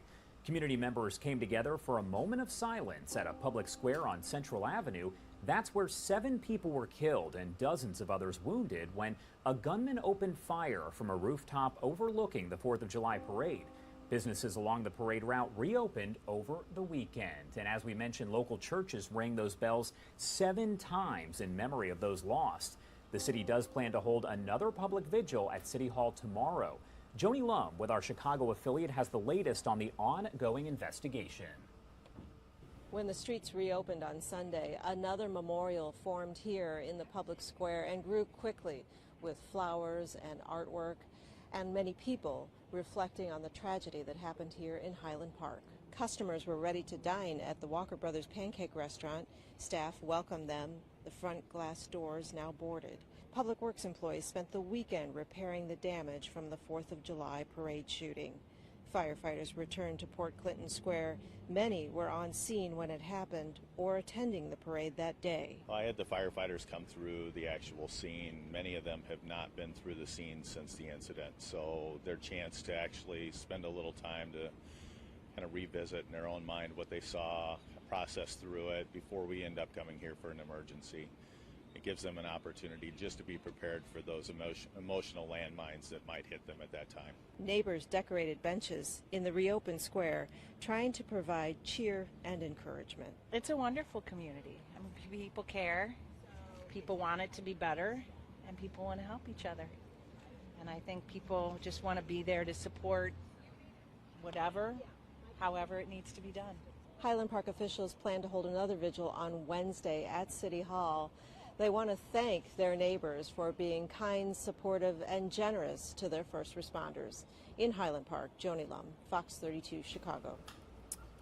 Jake is All here right, to thank you so preview much the here. Now, I do want to let you know, we've Middle talked East. a lot about President Biden's trip that'll begin to the Middle East and to Saudi Arabia. The country under fire because of its human rights record, and despite Biden's previous calls to make Saudi Arabia a pariah on the world stage, the trip is going to happen regardless. And the White House held a press briefing to talk about the Middle East trip, the agenda, and what's going to happen there. So I do want to play that for you live, raw, and unfiltered on Live Now from Fox. But I appreciate you bearing with me as I try to lay out some of the elements of the president's thinking as we head into this very important trip. Tomorrow, President Biden will depart on a trip to Israel, the West Bank, and Saudi Arabia, where he will attend a major Middle Eastern summit. This trip will reinforce a vital American role in a strategically consequential region. And also, it will reinforce that our role is different today than it was 20 years ago on the eve of the war in Iraq. This trip comes after a series of engagements with Indo-Pacific leaders in May, with Latin American leaders at the Summit of the Americas in early June, and with European leaders at the G7 and NATO summits in late June. It is his first trip to the Middle East as president. It is precisely because the world is becoming more geopolitically competitive, especially in the Indo-Pacific and Europe, that we need to remain intensively engaged in the Middle East. The Middle East is deeply interwoven with the rest of the world. And if we act now to create a more peaceful and stable region, it will pay dividends for the American national interest and for the American people for years to come. President Biden's fundamental objectives when it comes to the Middle East are straightforward. A region with more stability and fewer wars that could draw the United States in. A region that is less hospitable to terrorism that threatens Americans. A region that is helping address global energy security at a moment when Russia's war against Ukraine is roiling global energy markets. A region where no foreign power can dominate or gain strategic advantage over the United States. A region that is making progress towards greater human rights and greater human dignity. And despite ongoing challenges, the Middle East President Biden will be visiting is more stable than the one we inherited 18 months ago. We inherited a war in Yemen that was causing widespread death and suffering. We now have had more than 3 months of a ceasefire in Yemen, the longest peace in 7 years. In Iraq, we kept up pressure on ISIS, significantly degrading their capabilities, including by taking out its emir, allowing us to end the U.S. combat mission and transition our military presence in Iraq to focus on training Iraqis. We've reunited our partners to ensure that it's Iran, not the United States, that is isolated until it returns to the nuclear deal. And the frequency of Iranian-sponsored attacks against our forces in Iraq and Syria has dropped dramatically. We've reestablished diplomatic ties with the Palestinians that had basically severed under our predecessor. Working with Congress, we've restored approximately $500 million in support for Palestinians, and we've reaffirmed unequivocal U.S. support for a two-state solution, which had come into question over the previous 4 years. And under President Biden's leadership, we helped end a war in Gaza, which easily could have lasted months in just 11 days. In Saudi Arabia, we've reversed the blank check policy that we inherited from the previous administration, while continuing to work with Saudi Arabia on critical priorities for the American people. We released the intelligence community report on the murder of Jamal Khashoggi. We issued new sanctions, including on the rapid intervention force that was implicated in that murder. Our diplomacy with Saudi Arabia is now delivering results, including a truce in Yemen, a more integrated GCC, progress on energy security, and security cooperation against threats from Iran. Our partnership with Israel is strong across the board. We passed the largest support package in Israel with the help of Congress, over $4 billion in American history. We're working closely across every dimension of the relationship, from finance and food security, to cyber and emerging technology, to intelligence and security cooperation. And President Biden's deep personal commitment to the U.S.-Israel relationship and to the relationship between Israelis and Americans will be on full display this week. In sum, the region is less pressurized and more integrated, with countries increasingly setting aside both old and more recent disagreements to work on practical initiatives in energy, technology, infrastructure, and more. We are clear-eyed that the region remains full of challenges and threats, from Iran, from terrorist groups that still operate in a number of countries, challenges in the ongoing conflict in Syria, challenges to human rights and human freedom. This is why the President believes there is no substitute for the power of face-to-face diplomacy. In meetings on this trip, President Biden will seek to sustain and strengthen the fragile but real ceasefire in Yemen, deepen Israel's integration into the region, provide material support to the Palestinian people while protecting the vision of a two-state solution, coordinate on the multifaceted threat posed by Iran, advance energy and food security objectives for the U.S. and our allies in the face of Russia's aggression in Ukraine, while promoting a clean energy transition over time. Enlisting support from Middle Eastern partners for significant initiatives in technology and infrastructure, and publicly and privately advocating for universal values, including progress on human rights and political reform. In Israel, the President will meet with the Prime Minister, the President, the Leader of the Opposition, as well as attend a reception with a number of other key Israeli leaders and public figures. He will also have the opportunity to receive a briefing on Israel's missile defense capabilities, including the U.S.-supported Iron Dome and a new laser-enabled system called Iron Beam. He will pay his respects at Yad Vashem, and he will hold a four-way virtual summit with the leaders of Israel, the UAE, and India with a focus on food security. President Biden will also meet with President Abbas and attend a health event with Palestinian civil society. In Saudi Arabia, the President will meet with the Saudi leadership with an aim to strengthen our partnership and also hold bilateral meetings with a number of other Middle Eastern leaders before closing the trip with the summit with the GCC+3. At that summit, he will make a major statement on the Biden administration strategy, his vision for the Middle East region. There will be other engagements in a crowded and fast-paced schedule, and we will share them with you in due course. In fact, before we even leave, tomorrow morning, President Biden will meet with President Lopez Obrador here at the White House, the second time the two leaders will meet here, to build on the significant progress made at the Summit of the Americas, where Mexico expressed support for the Americas Partnership for Economic Prosperity and joined 20 other countries in adopting the Los Angeles Declaration on Migration and Protection. We expect the two leaders to discuss their common vision for North America and common efforts to address global challenges, including Russia's war in Ukraine. So thank you for your patience, and I would now be happy to take your questions. Yeah. Jake, has the President reached out to Jamal Khashoggi's family ahead of his trip to Saudi? We have had contact with Jamal Khashoggi's family. The President has not himself spoken with them, but he has been focused on this issue from the beginning.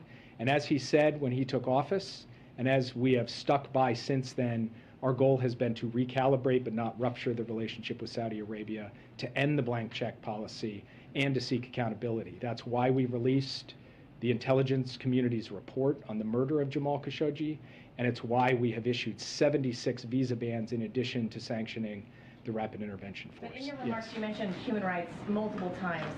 You know, during the campaign, the President said Saudi should pay a price. He referred to them as making them a pariah state.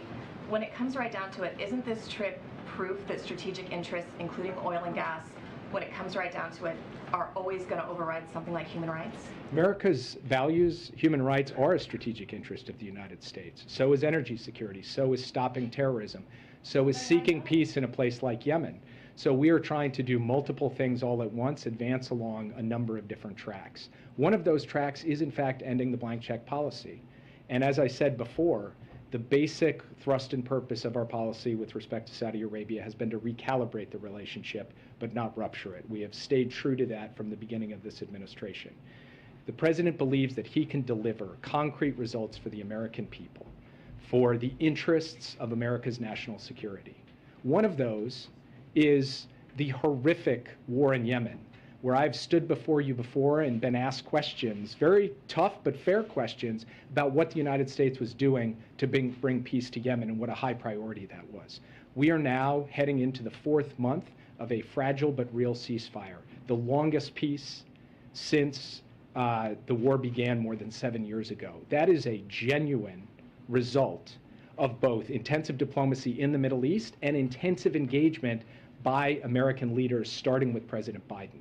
That is just one of multiple priorities that every American should be able to agree can help contribute to a more stable, more just, more prosperous region that's fundamentally in our interest, and that's why we're going to the Middle East. Yes. Thank you, Jake. Two questions. One, will the president be photographed shaking hands with the Crown Prince or meeting with him while in Saudi? The president will have the opportunity to have a bilateral program that will involve the king, the Crown Prince, other ministers of the Saudi government, and in terms of the precise modalities, I'll leave that to the folks who are actually organizing the trip. And as you've been planning this trip, has the president expressed any regret for the language that he used to describe Saudi Arabia on the campaign trail? The president has not expressed regret about his statements. What the president has been focused on is his view that the United States has important interests to advance and protect, including in partnership with Saudi Arabia. And among other things, we have to work on increasing the prospect for peace in the region, for Israel's integration into the region, for the war in Yemen, as I mentioned before, for energy and food security, and for many other things. And he also has a long and consistent record going back to his days as senator, including his years as vice president, including his time as president, where human rights is going to remain a feature of his agenda and an important feature of his agenda, and it will be on display while we're on this trip as well. Yes. Thanks, Jake. Now, the president said at NATO that he would be asking GCC countries about increasing oil production, but the Saudis and UAE have indicated that their capacity to increase production is limited. So what does the administration view as possible as far as an output increase from those countries on this trip, if that comes up? Well, first, we've already seen OPEC take a meaningful step with respect to the increase in oil production in the months of July and August. That was a positive step. We welcomed it. And we will have the opportunity among this very broad agenda to talk about energy security with the leaders of the OPEC nations in the Middle East, just as we discussed energy security when he was on his trips in Europe and in the Indo-Pacific. And we will see what results come from that. Ultimately, that will be up to the OPEC countries to determine. And so I don't have anything to say from this podium right now because those discussions are best confined behind closed doors. But we do believe there is a capacity for further steps that could be taken, and we will see how that unfolds as we go. So you're not asking them for a specific figure? I'm sorry? You're not asking them for a specific figure as far as output? In terms of specific figures, all I will say is that we will convey our general view, as I have publicly from this podium, that we believe that there needs to be adequate supply in the global market to protect the global economy and to protect the American consumer at the pump. We'll always advocate for that. We'll advocate for that publicly. We'll advocate for that privately. We'll coordinate with leaders around the world, including in the Middle East, on that issue. Yeah. Thank you, Jake. Just to follow up on George's question, does the president believe right now that Saudi Arabia is pumping enough oil to bring gas prices down? So I'm not going to get into a specific characterization on what constitutes enough. What I will say is the president believes that the price of gas is too high and that we need to do more with respect to global energy supplies. And he will take every step in his power, both here at home and in terms of his diplomatic engagement in the world, to try to bring that about. Just more broadly on the trip's purpose, do you see any potential to ease or smooth the relationship between Israel and Saudi Arabia on this trip? It is our hope and expectation that as we look out into the future, we can help facilitate Israel's deeper integration into the region across the board. Specifically with respect to Israel and Saudi Arabia, I'm not going to get ahead of very intensive work that will be done in the course of this trip. Any normalization of any kind would be a long process, but looking for progress and momentum in that direction is certainly something we are focused on as we head off to the Middle East. You mentioned until Iran returns to the nuclear deal. Is there a deadline that Iran has been given here? We have not marked a date on the calendar. We have indicated that we believe there is a deal on the table. It is a deal that we're backing, that our European partners are backing, that is available to Iran, and Iran should step forward and take that deal. If they don't, we're not standing still. Even as we speak, we've already introduced 2 rounds of sanctions to crack down on their effort to evade the existing sanctions regime.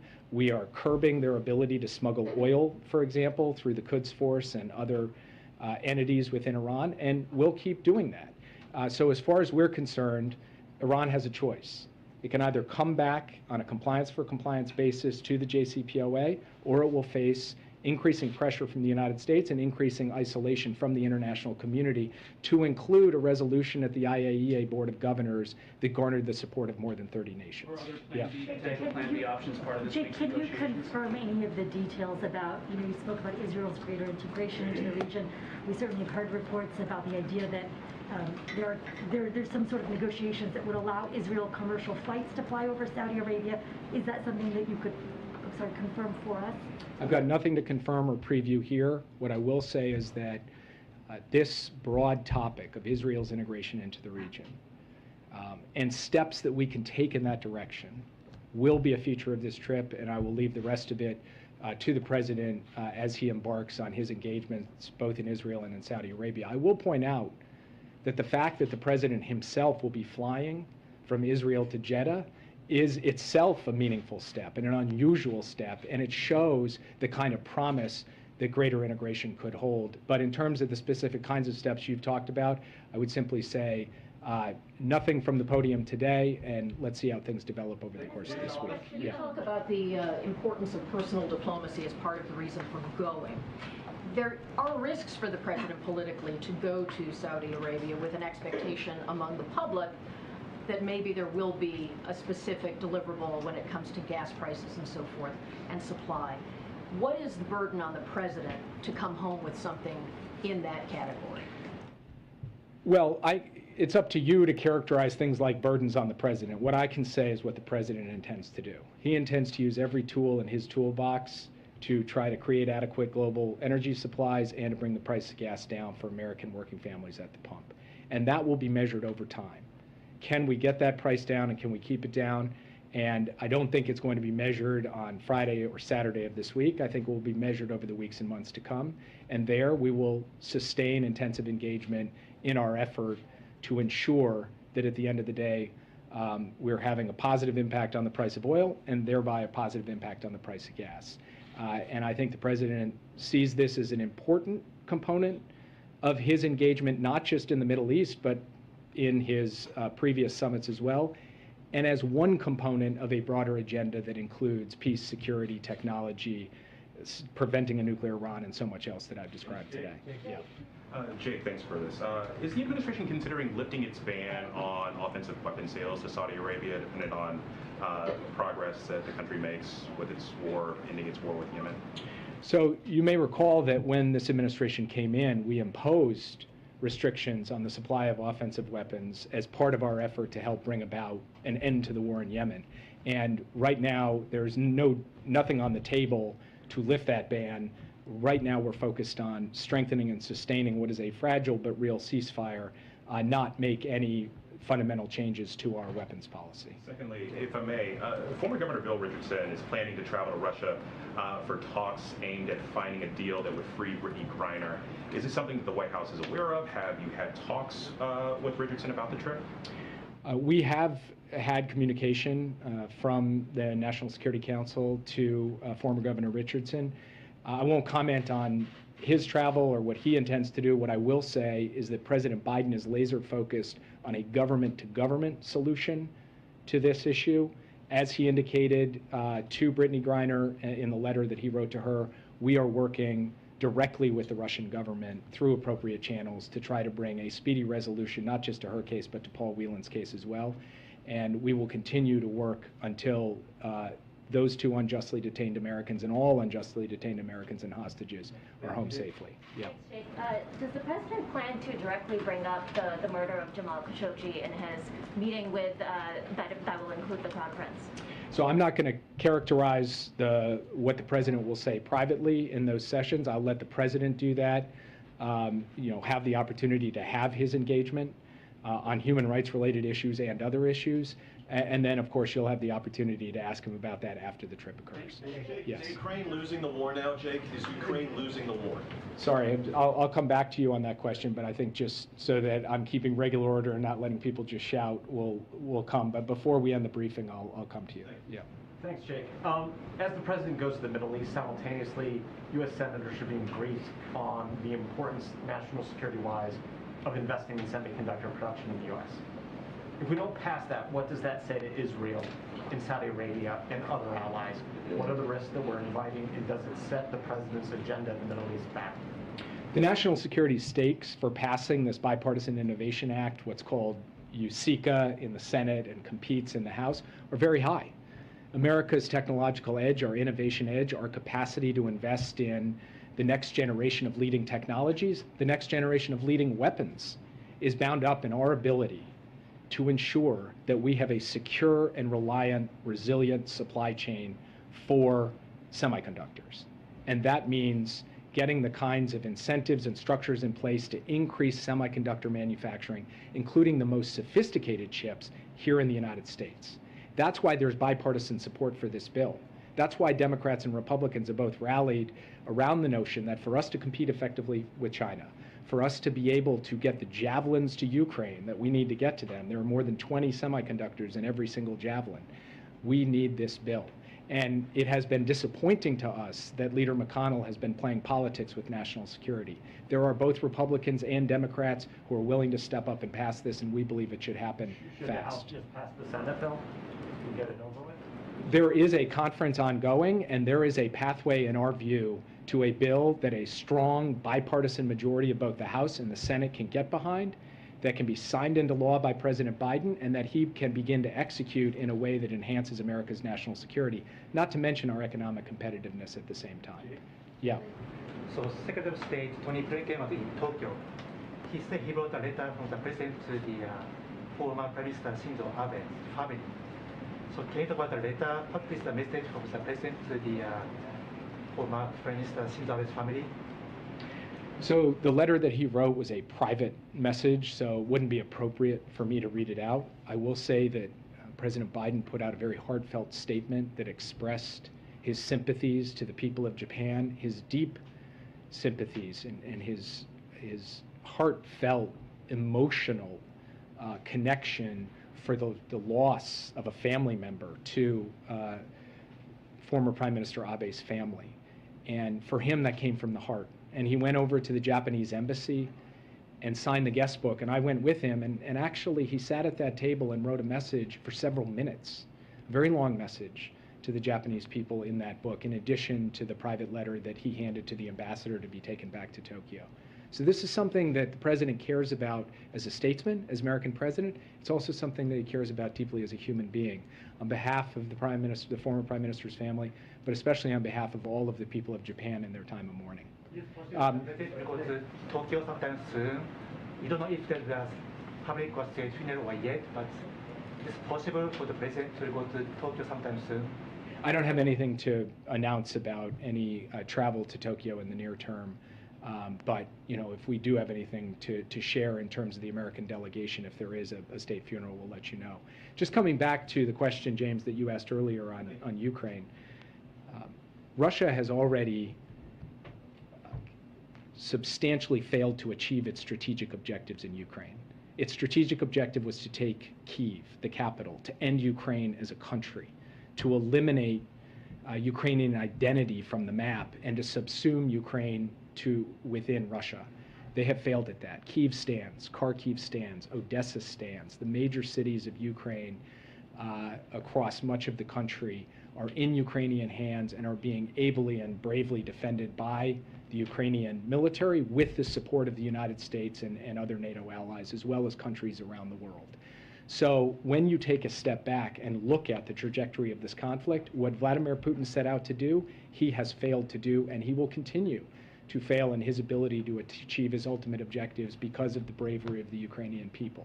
Now, it is certainly the case that Russia has been able to grind out kilometer by kilometer, inch by inch, some territory in the east, and the Ukrainians have made Russia pay a dear price for that, and the sanctions have made Russia pay a dear price for that. And we will continue to work with the Ukrainian military and the Ukrainian government on a strategy that ultimately achieves their objectives, both on the battlefield and at the negotiating table. And as President Biden said when we were at the NATO summit just 10 days ago, we will do that for as long as it takes. Do you still assess, Jake, that President Putin is receiving a sanitized or otherwise inaccurate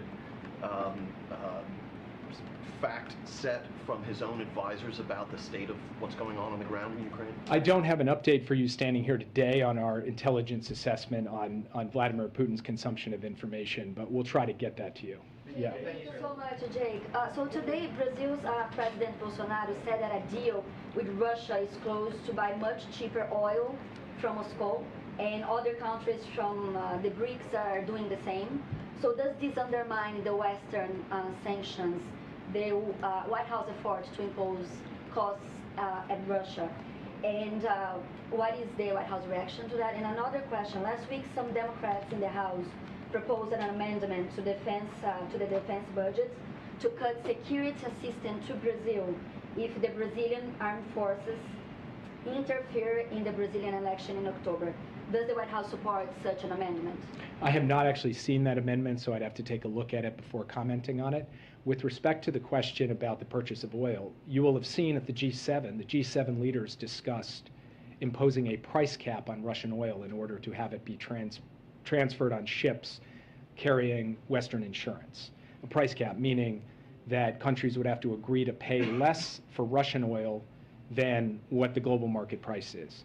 If it turns out that countries are imposing their own price cap and it is a substantial denial of revenue to Russia in terms of their ability to sell oil, that is not the failure of sanctions, that's actually the success of economic pressure because it is driving down revenues for Moscow. And so from our perspective, I don't know about the specifics of what President Bolsonaro said today, but our fundamental goal with respect to approaching Russia's sale of oil onto the global market is twofold. One, reduce Putin's revenues, and two, do so while imposing the minimum amount of harm on consumers on the pump. That's our goal. That's what we're going to keep trying to do. Yes, go ahead. Or other countries who are buying the oil, Jake? I wanted to follow up quickly. Moments ago, you said that the United States was going to be working with Ukraine to craft a strategy that ultimately achieves their objective, both on the battlefield and at the negotiation table. You also noted that the major cities in Ukraine stand, but as you and the president work with Ukrainian leaders to figure out what that strategy is for both battlefield and negotiation table, if the Ukrainians decide that they want to claw back kilometer by kilometer, inch by inch, the land that has been taken by Russia, will the United States have their back? So we are in near daily contact with Ukrainians on the question of how to both deal with defending against Russian advances and be able to reclaim some of the territory that has been taken from them on a timetable that they are kind of working through. Those conversations are happening in military-to-military channels, and they're also happening at the political level, so we all have a comprehensive understanding. I'm not going to read out exactly what the details of those conversations are. I will only say that we believe that the fundamental purpose of our strategy is to put the Ukrainians in as strong a position as possible on the battlefield so that they are in as strong a position as possible at the negotiating table when diplomacy comes. And as President Zelensky himself has said, ultimately this conflict will have to be pursued through diplomacy, and that's where the United States is thrust in purpose. That's where the nature of our policy stands and will go. All right, good morning, everybody. You're streaming live now from Fox. On this Tuesday, July 12th, we are slowly approaching the top of the 7 o'clock Eastern Time hour. For the last half hour, we've been listening in to National Security Advisor Jake Sullivan joining the latest White House press briefing, detailing every stop and every part of President Biden's schedule as he is expected to make his first trip to the Middle East since taking office. He will be leaving later tonight. His first stop will be in Israel, as you can see to the right-hand side of your screen. We do have a live look from the capital of Israel in Jerusalem, and then he will be heading to Saudi Arabia. So he's been getting a lot of heat for this trip, and we're going to look into some reaction to that first trip to the Middle East since taking office, as well as the other top stories you see on your screen here after this quick 2-minute commercial break at the top of the hour.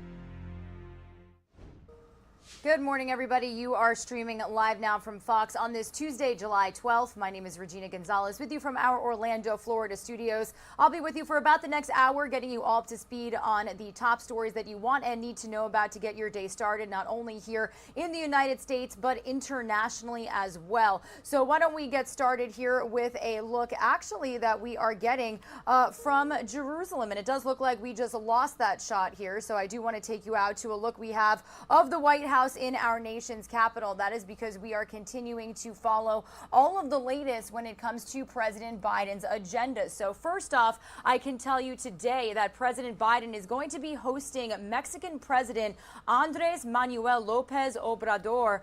Their discussion is supposed to tackle border security, illegal immigration, and ways to stop the wave of fentanyl and other illegal drugs that are coming into the United States. Now, this visit also comes after Mexico's president didn't attend last month's Summit of the Americas in Los Angeles. So there's been quite a bit of tension there, but hopefully these discussions will remain peaceful and they will tackle some of the major topics happening at the U.S.-Mexico border, including record numbers of immigrants crossing from Mexico. Like I mentioned, drugs that are coming in illegally to the United States and more on border security.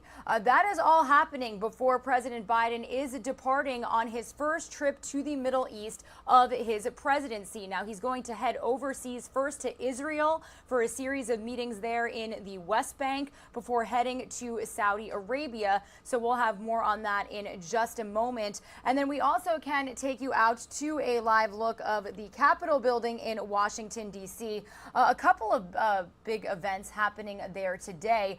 First off, as we continue to follow the fallout after the Supreme Court decided to overturn Roe v. Wade and hand down the decisions on abortion rights to individual states, the Senate Judiciary Committee is going to examine all of the legal concerns in these states across the country after that decision. So that'll be happening at 10 a.m. Eastern time.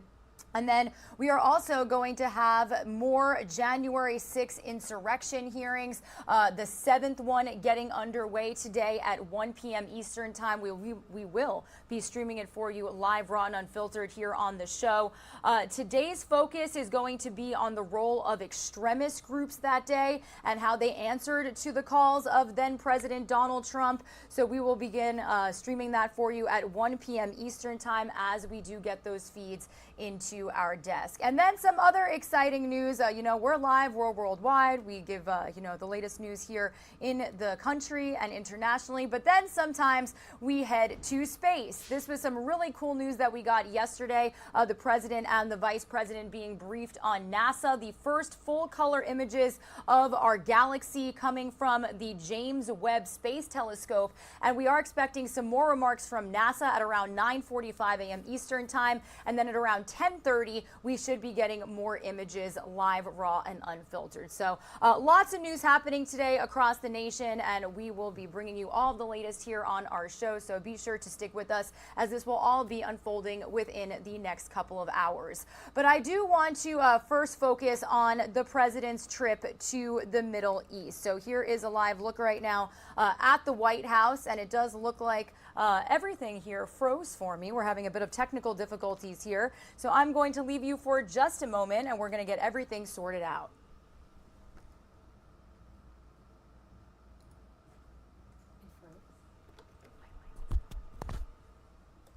Hello, hello.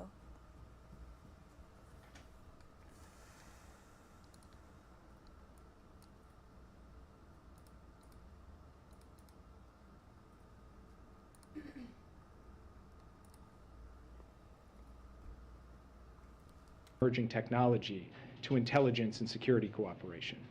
And President Biden's deep personal commitment to the U.S.-Israel relationship and to the relationship between Israelis and Americans will be on full display this week.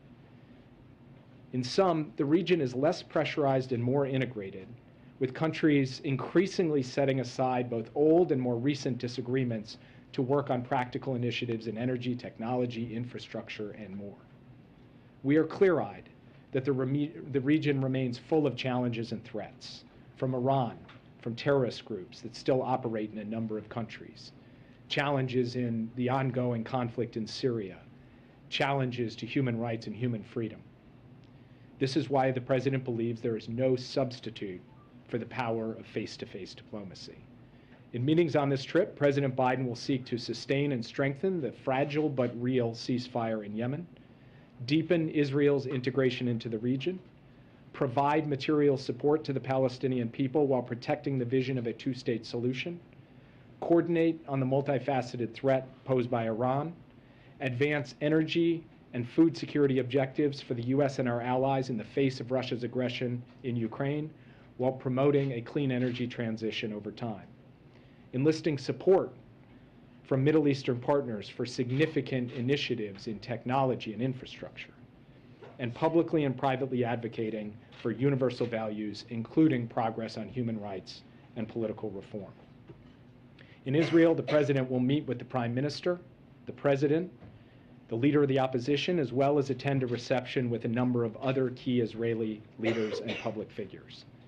He will also have the opportunity to receive a briefing on Israel's missile defense capabilities, including the U.S.-supported Iron Dome and a new laser-enabled system called Iron Beam. He will pay his respects at Yad Vashem, and he will hold a four-way virtual summit with the leaders of Israel, the UAE, and India with a focus on food security. President Biden will also meet with President Abbas and attend a health event with Palestinian civil society. In Saudi Arabia, the President will meet with the Saudi leadership with an aim to strengthen our partnership and also hold bilateral meetings with a number of other Middle Eastern leaders before closing the trip with the summit with the GCC+3. At that summit, he will make a major statement on the Biden administration strategy, his vision for the Middle East region. There will be other engagements in a crowded and fast-paced schedule, and we will share them with you in due course. In fact, before we even leave, tomorrow morning, President Biden will meet with President Lopez Obrador here at the White House, the second time the two leaders will meet here, to build on the significant progress made at the Summit of the Americas, where Mexico expressed support for the Americas Partnership for Economic Prosperity and joined 20 other countries in adopting the Los Angeles Declaration on Migration and Protection. We expect the two leaders to discuss their common vision for North America and common efforts to address global challenges, including Russia's war in Ukraine. So thank you for your patience, and I would now be happy to take your questions. Yeah. Jake, has the President reached out to Jamal Khashoggi's family ahead of his trip to Saudi? We have had contact with Jamal Khashoggi's family. The President has not himself spoken with them, but he has been focused on this issue from the beginning. And as he said when he took office, and as we have stuck by since then, our goal has been to recalibrate but not rupture the relationship with Saudi Arabia, to end the blank check policy, and to seek accountability. That's why we released the intelligence community's report on the murder of Jamal Khashoggi, and it's why we have issued 76 visa bans in addition to sanctioning the Rapid Intervention Force. But in your remarks, you mentioned human rights multiple times. You know, during the campaign, the President said Saudi should pay a price. He referred to them as making them a pariah state. When it comes right down to it, isn't this trip proof that strategic interests, including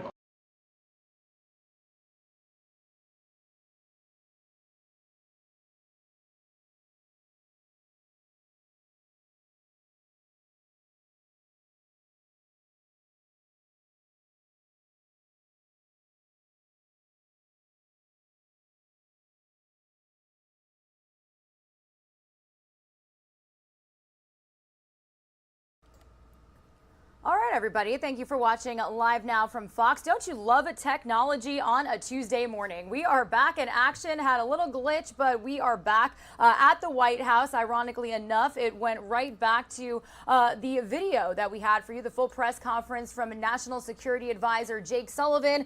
So well planned, because that is what I wanted to start you off with anyway. 7:10 a.m. here on the East Coast. President Biden is expected to depart tonight for his first trip to the Middle East since taking office. Now, he is actually going to head first to Israel. And here is a live look right now. Really cool that we're getting this into our desk this morning. A look at Jerusalem there, the capital of Israel. He'll be stopping in Israel there for a series of meetings. He'll head to the West Bank, and then he will be going to Saudi Arabia. Now, on this trip, some are saying that Biden is hoping to bring gas prices down and his poll numbers up. He's received quite a bit of criticism for going on this trip, and he's referenced it before, actually actually in an op-ed article from the Washington Post that he wrote. So Fox News correspondent Doug Lazater has more this morning from Washington on the challenges he not only faces at home, but what he could face abroad.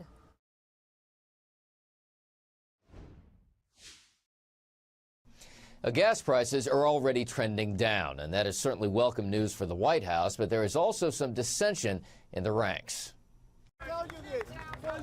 An invited guest at a White House event on new gun control legislation yesterday became a heckler. More pressure on the president from the left, as a new poll shows that most Democrats don't want him to seek re-election. One progressive group is even floating the hashtag Don't Run Joe as part of a new national campaign. There's going to be many polls. They're going to go up or they're going to go down. This is not the thing that we are solely focused on. Maybe not, but they are focused on gas prices, which have dropped about 35 cents since hitting a national average of just over $5 a gallon last month. The president heads to the Middle East today with stops in Israel and Saudi Arabia, and the administration is hoping to convince the Saudis to produce more oil. That request may run counter to a Biden campaign promise. We were going to, in fact, make them pay the price and make them, in fact, the pariah that they are. That concern, though, about the Saudis' human rights record may be giving way to a political reality. But a lot of times rhetoric gets pretty heated during a campaign. It happens with China. It happens with both parties. What you're seeing now is a shift to the realpolitik of what this administration needs. And this administration needs more and faster oil. Now, the White House says the president will discuss human rights as part of this trip, but they're also talking about a partnership with the Saudis. In Washington, Doug Lazater, Fox News. All right, thank you to Doug Lazater for that report. Now, before he heads to the Middle East tonight, President Biden will be hosting the president of Mexico at the White House this afternoon. They are expected to speak on a number of different topics, especially border security, as we've not only seen a record number of migrants making their way towards the United States, but we've also seen a lot of illegal drugs making their way into the U.S. Now, this is all happening after the Mexican president did not attend the Summit of Americas in Los Angeles, California last month. So a little bit of tension there, but hopefully these conversations will go good. If we do get any feeds of them, we'll certainly bring them to you here on Live Now from Fox. However, I do want to continue on with some more international news this morning as we continue to bring you all of the top stories that we have been following for quite some time. And I do want to lower the volume here for you on that for just a moment. And that is because we have gotten these feeds into our desk of Japanese people and residents saying farewell to Shinzo Abe, the country's longest-serving prime minister who was assassinated last week. Now, funeral processions for Abe, who was 67 years old, started here at Tokyo's Zojoji Temple, where hundreds of mourners dressed in black and gathered to pay their respects. Following a funeral ceremony that included only family members and close friends, a hearse took Abe's body through downtown Tokyo, which is the country's capital. Now, the procession passed near the Federal Parliament building, where Abe was first elected in 1993. He later served as the parliamentary leader or prime minister twice, including a lengthy service from 2012 to 2020. Now, Abe's death shook the world as he was a very big political figure, and gun violence is actually very rare in Japan. So as he was laid to rest, we wanted to bring you that video here on Live Now from Fox. Meanwhile, other news that we are following overseas, Boris Johnson's remaining days serving as Britain's prime minister are numbered. Yesterday, Johnson wouldn't comment on which candidate should replace him. Instead, he emphasized how his focus during his remaining time as party leader will be on how investments in science and technology could secure the UK's future. Now, he announced his resignation as prime minister last week after dozens of senior lawmakers stepped down from their roles, leaving him unable to govern. This was all after they learned that he knew of alleged sexual misconduct allegations on one of his top party leaders. Now, his tenure has been marked by several scandals, including Partygate and recent allegations, like I just mentioned, of that sexual misconduct against a senior party official. The party confirmed a new leader will be announced in September, and the field is already getting crowded. So we are going to have more international news a little bit later in our show. I'm going to send some of you on a quick 2-minute commercial break. Here's a look at the White House in our nation's capital. But when we come back, we are actually going to head to the West Coast for a story related to the MLB All-Star Game that is happening next week. We've got some concession workers at Dodger Stadium threatening to go on strike. So we'll be in Los Angeles with Fox 11's Mario Ramirez here when we come back.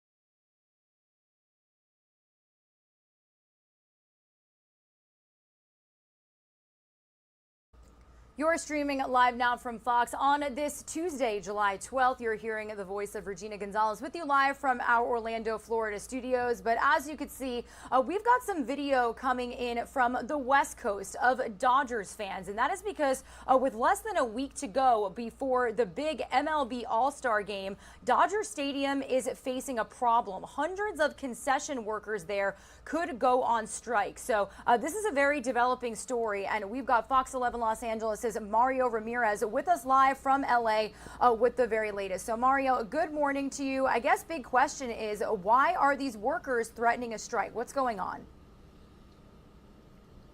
Good morning, Regina. They're looking for a new fair contract, and of the food and beverage workers here at Dodger Stadium, overwhelming majority, 99%, voted to authorize a strike. So you can see we're just outside the stadium here in the Elysian Park neighborhood, and the timing here is crucial. Dodger Stadium is set to host the All-Star Game 1 week from today, but the festivities start this Saturday with the celebrity softball game and concert. So the union we're talking about represents about 1,500 servers, bartenders, suite attendants, cooks, and dishwashers here at the stadium.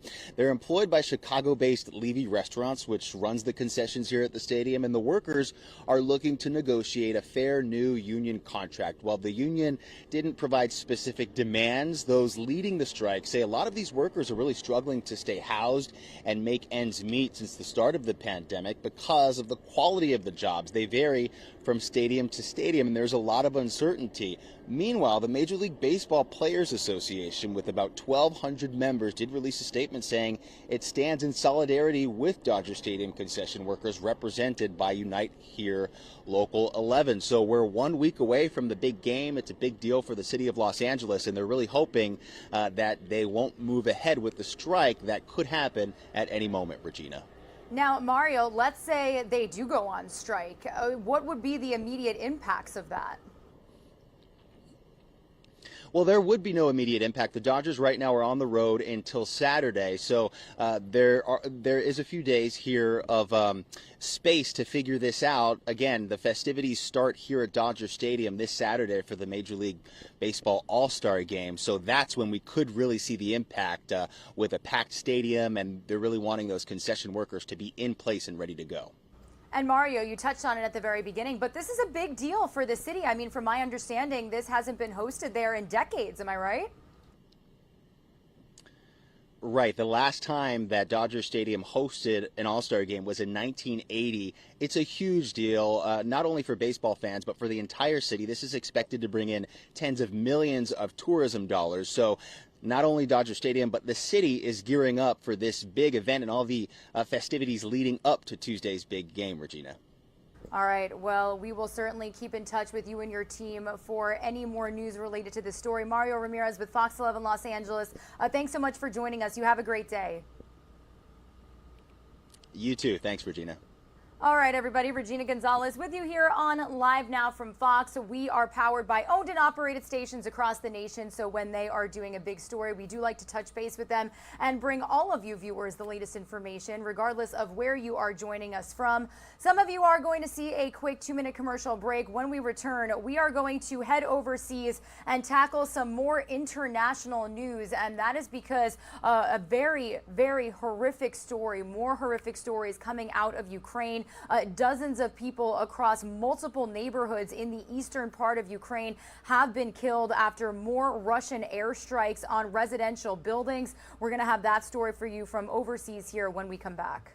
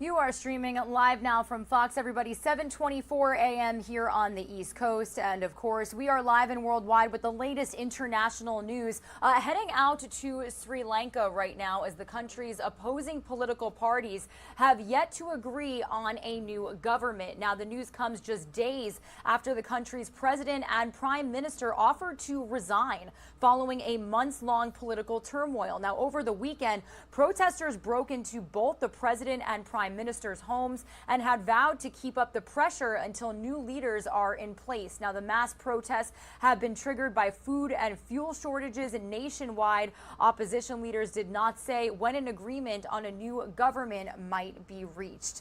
And then we are going to go from Sri Lanka out to Ukraine. Dozens of people killed in residential neighborhoods throughout eastern Ukraine in the last couple of days as the Russian offensive teams ramp up attacks throughout the nation. Now, these attacks come as evacuations have picked up, and the U.S. is sending additional aid to Ukraine to help presidents dealing with the ongoing humanitarian crisis. Fox News correspondent Trey Yingst has more from Jerusalem.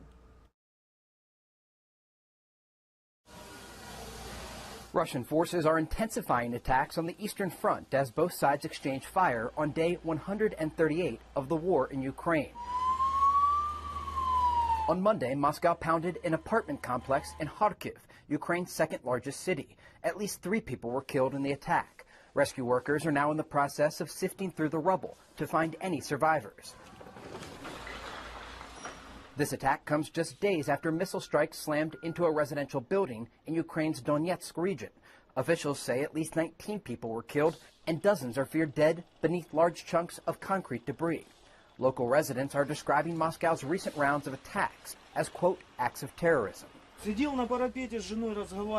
didn't understand what had happened. There were 2 strikes, 2 or 3. I regained consciousness in the basement. People carried me to the basement. I gave myself first aid. Ukrainian officials are now pleading with the West to increase support in the form of weapons. They expect attacks to ramp up despite claims from Russia that they will take an operational pause in the region. President Biden is doing everything they can, and we are grateful for this support. It means a lot. Without your support, we would not be able to survive. But at the same time, we are asking for more heavy weaponry.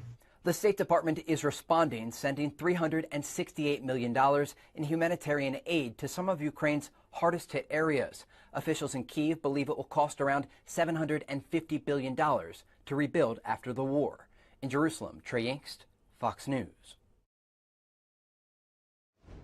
All right, thank you to Trey Yingst for that report. We actually do have a live look right now over the city of Jerusalem, which is the capital of Israel, and we're getting it in because President Biden is expected to depart on his first trip to the Middle East since taking office. He's first going to be stopping in Israel and then heading to Saudi Arabia. So we will have more on his trip in just a little bit. I'm going to send some of you on another quick 2-minute commercial break. When we return, we are going to be back here in the United States. Here's a look at the Capitol building in Washington, D.C. That is because we're going to bring you the latest on the January 6th committee hearing that is going to be happening at 1 p.m. Eastern time. It's the 7th hearing overall. They've taken a couple of weeks of a break, and it will focus on violent extremist groups that allegedly answered to former President Donald Trump's call to come to Washington. So we'll have the latest on that, plus a former Trump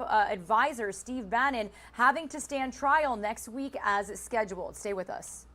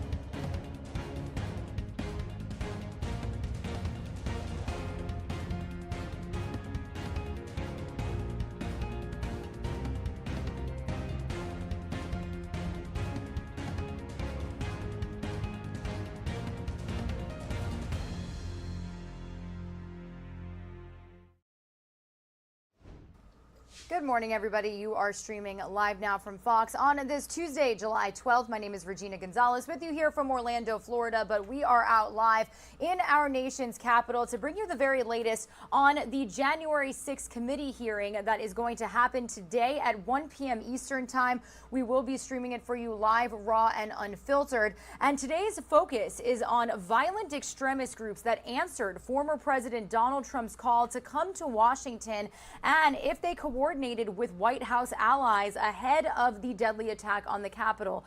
Now, panel members will also look into whether they had connections to members of Congress. So when we do see this feed go up, we will be streaming it for you for the couple of hours that it is expected to last. They have been on recess for a couple of weeks for summer. This is going to be the 7th hearing. Meanwhile, I do want to bring you the latest on Steve Bannon, who is a former Trump advisor, and he's going to have to stand trial next week as scheduled. Yesterday, a federal judge declined Bannon's request to have his trial delayed. Now, in November, Bannon was indicted on 2 counts of contempt of Congress after refusing for months to cooperate with the House committee investigating the insurrection at the Capitol. Late Saturday, Bannon told the committee that he was actually ready to testify.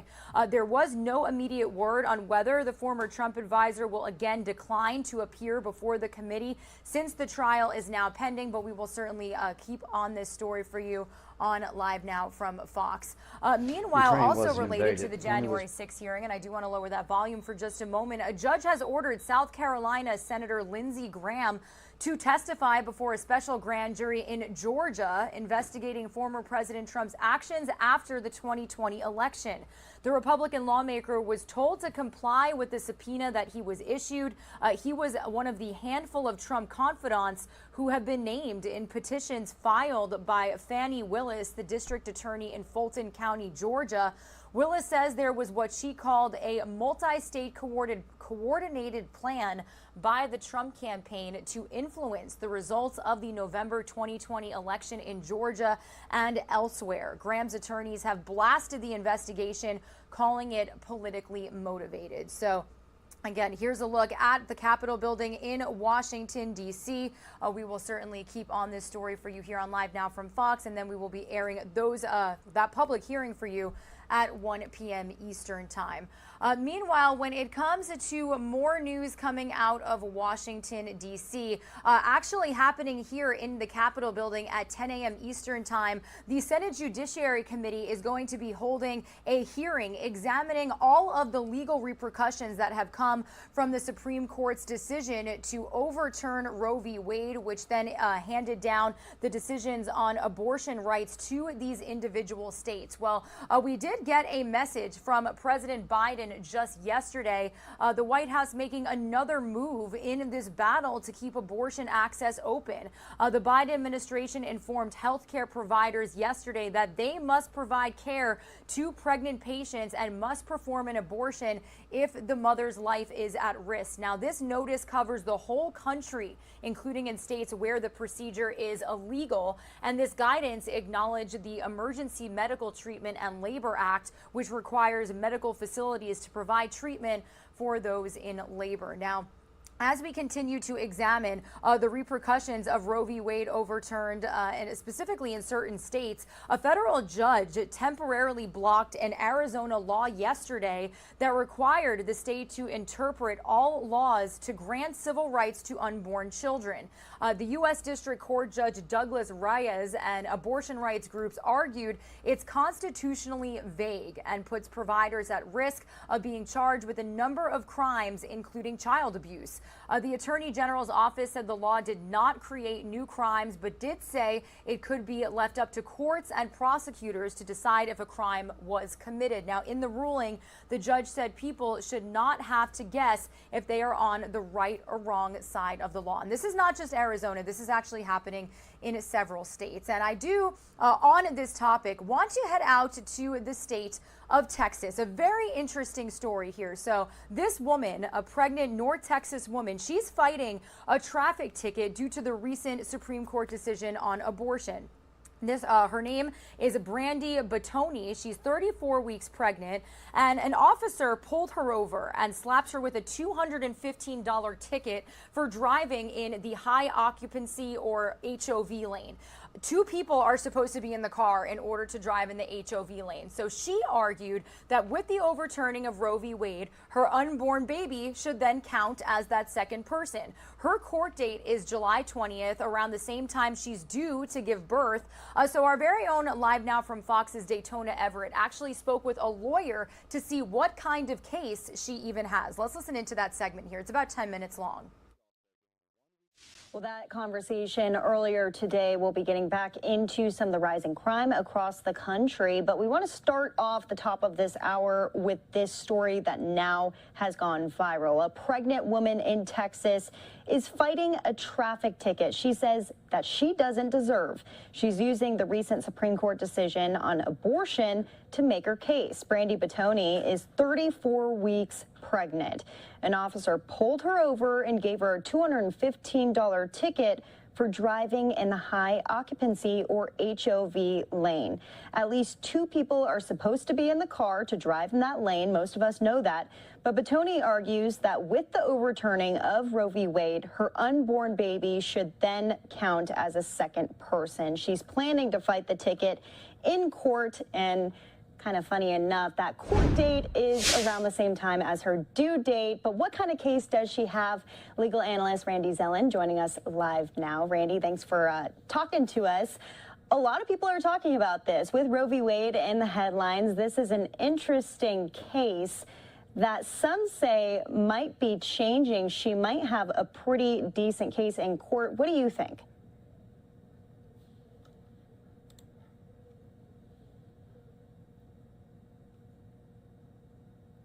As I was saying, I would say that she has an excellent case. And she has an excellent case for a few reasons. First of all, even before the Supreme Court's recent overturning of Roe v. Wade, there was this notion that a fetus was viable at the 24-week mark. Therefore, even pre-Roe v. Wade, where Texas argued that a fetus was a person from the get-go, the Supreme Court determined that at 24 weeks, where the fetus was viable, that was a person. Now, post the overturning of Roe v. Wade, if we take the logical extension where Justice Alito said that Roe was egregiously wrong from the start, if a fetus is a person at conception, then certainly that pregnant mom is carrying a person, regardless of the age of the fetus. If she is carrying a person, then there are 2 people in that vehicle. And since, as you aptly note, the HOV law simply says you've got to have at least 2 people in the vehicle. It doesn't say where they have to be seated. It doesn't say that there must be one in the driver's seat and one in the passenger seat or one in the back seat. It simply says 2 people. So certainly the argument for her to go before a judge and say, Judge, I did not knowingly violate the law because I believed, and I believe that I am right, that in fact there were 2 people in my car, this case should be dismissed. And do you think this could potentially set a major precedent for people in other states? Because with Roe v. Wade, we've been figuring out that now it's up to the states to decide whether or not they are going to uphold some of this abortion rights or restrictions in some cases.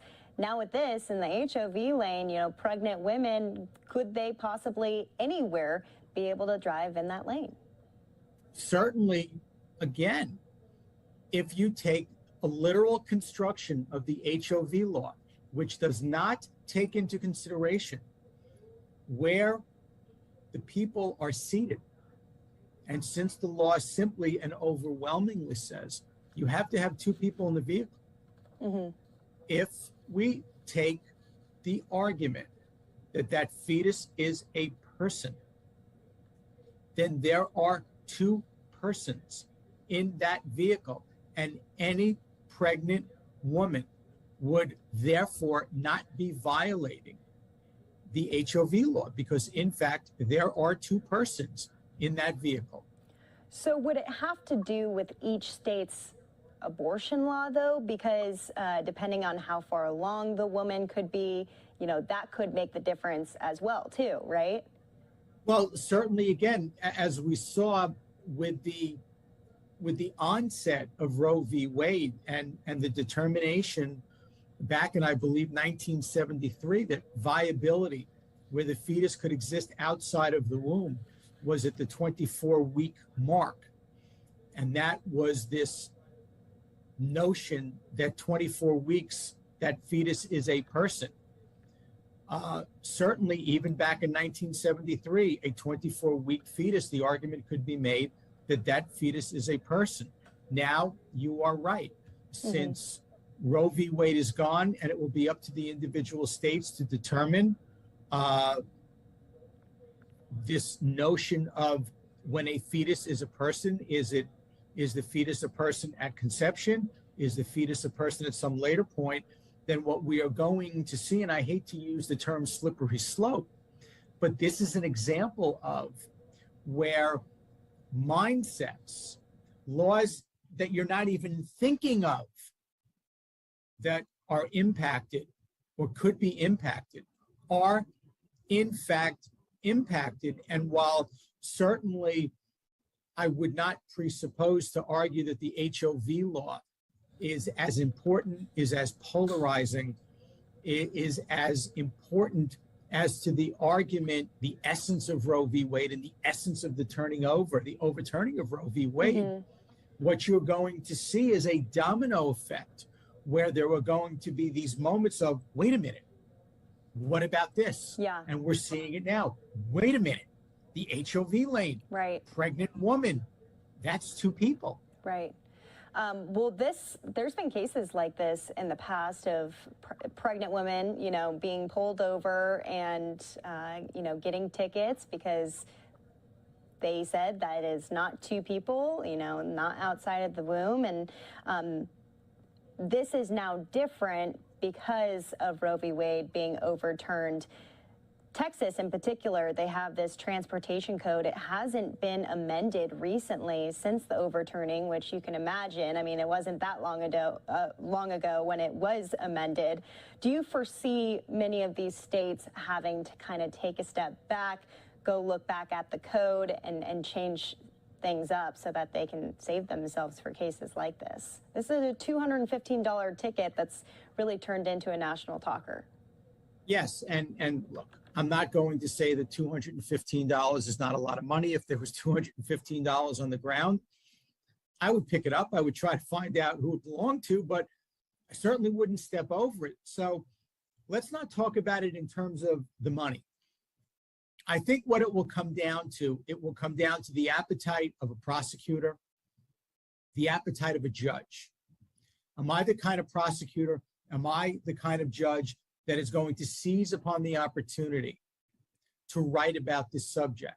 Or am I going to look at the 100 or the 200 or the 300 traffic cases that I have on my calendar and what's going to happen next and simply say, I'm dismissing these cases? And you may find prosecutors announcing to law enforcement, listen, you pull somebody over in the HOV lane and it is someone who appears to be pregnant, don't write the ticket. Or you may see jurisdictions who are focused and very interested on perpetuating the conversation, who will want to write about and who will want to make law and who will want to be published and who will want to have the opportunity to weigh in on this very topic. So I don't know that there's one size fits all in terms of what we will see. I think a lot of it will depend upon a prosecutor and it will depend upon a judge. Well, like I said, that court date, July 20th, which is pretty close to her due date. So I think a lot of people are going to be watching what this ends up being if she is let off or if she is fined. That $215, who knows? People might raise some money for her and she'll be able to pay it off. Randy Zelen, any last thoughts on this case? It's one of those issues, and again, we talk about the importance of the overturning of Roe v. Wade and the polarizing effect that it has had on our country. So it's very difficult to now say, okay, what are we going to do about the HOV lane? Because a case about an HOV ticket is not really the issue. Yeah. The issue is where you stand on a woman's right to autonomy over her body, a woman's right to choose, as opposed to the definition of life and the notion of abortion being wrong. So to go in now and turn it into a conversation about what do we do about our HOV laws, that's a rough one. But again, you may find judges and you may find prosecutors who will take the opportunity to now write about this and argue this and turn it to the conversation that we are having right now. I would like to think that there will be an easier solution, because think about it. And you know, my thought as I leave you is, what are we going to have police officers do? Pull over a woman. The woman appears to be pregnant. Are you going to ask the woman are you pregnant? Are you going to want confirmation that the woman is pregnant? Maybe the woman is not pregnant. Maybe there's another reason why the woman appears to be pregnant. You can see how this will unravel. How far along are you in terms of your pregnancy? What happens if I think that the woman, just to be in the HOV lane because the woman is in a rush, isn't really pregnant and has a pillow under her dress? I mean, you could see where this can take us, and I don't want to see it go there. Yeah. Well, it is a conversation, and one that I'm happy we were able to speak to you about. Randy Zelen, thanks so much for being with us. And when this does come out, I'm sure there's a lot of other things that are going to come out of it. So we'll definitely talk to you again. Thank you, as always, for having me. Yeah, thank you. All right, definitely a very interesting story that we will keep tabs on here for you on Live Now from Fox, one of our Texas stations covering it, and then our very own Daytona Everett having a more in-depth conversation about it with a legal expert. We are going from Texas out to a live look we have of Tampa, Florida on this Tuesday morning. It is July 12th. Some of you are going to see a quick 2-minute commercial break. When you return, we are going to tackle some crime-related news that we are following across the nation here. Yesterday, President Biden touted a recent passage of a new bipartisan gun legislation, and he was interrupted by a family member from a mass shooting that has happened in the United States. We've been following several of them over the last couple of weeks and the last couple of months. We are also going to take you out to the West Coast, where not only did a string of shootings happen across 6 7-Eleven locations across Southern California on a 7-Eleven. That's when the convenience store, the gas station store, offers free Slurpees on 7-Eleven. But we also have an Olympic athlete allegedly being attacked by a homeless man in downtown Los Angeles. So we'll have this, plus the latest on calls for the surveillance video from inside of Robb Elementary School, where 19 children and 2 of their teachers were gunned down and killed by a mass shooter in Uvalde, Texas. There are growing calls for that video to be released as the investigation into the botched police response of this situation unfolds. So stay with us. All of this crime-related news coming with you here after this quick 2-minute commercial break.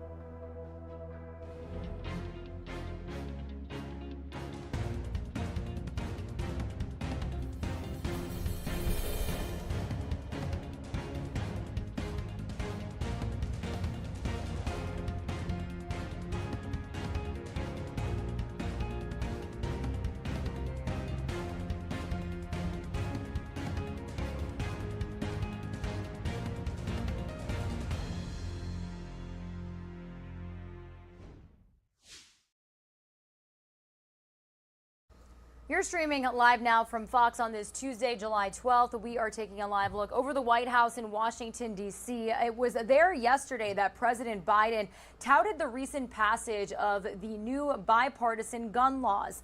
Many, however, say the moment is far from a celebration in the wake of several recent mass shootings. They're calling on Congress to do more. So Fox News correspondent Madeline Rivera is in Washington with the latest on this story.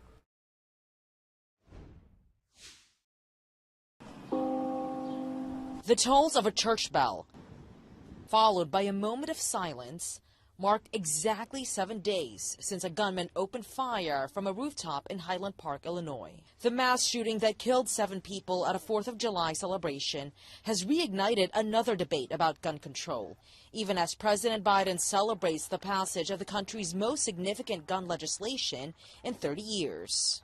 The provision of this new legislation is going to save lives, and is proof that today's politics, we can come together.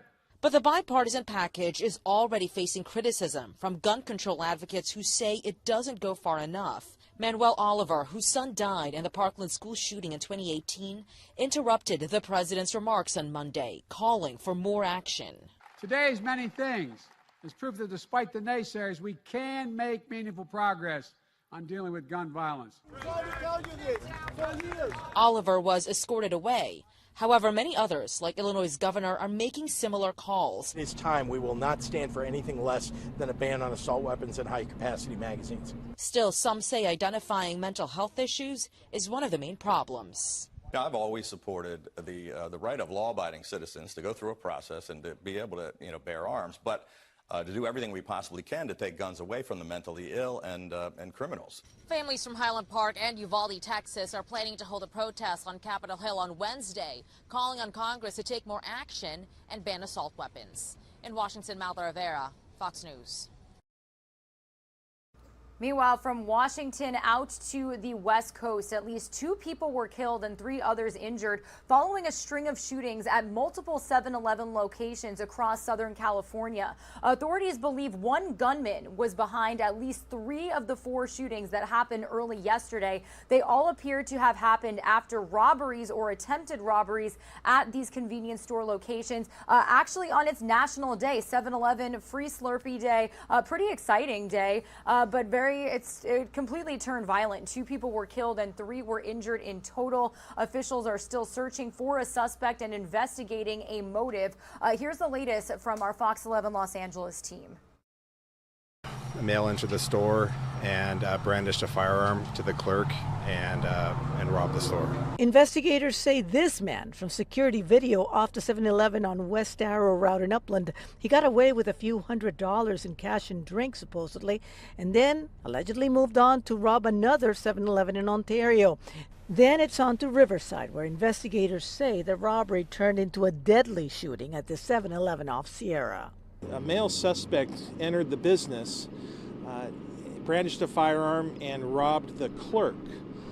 Right after that robbery, he shot a customer who was inside and then fled the scene on foot. Seemingly to Orange County, where authorities released these photos of a suspect who robs a La Habra 7-Eleven, shooting and injuring a clerk and customer.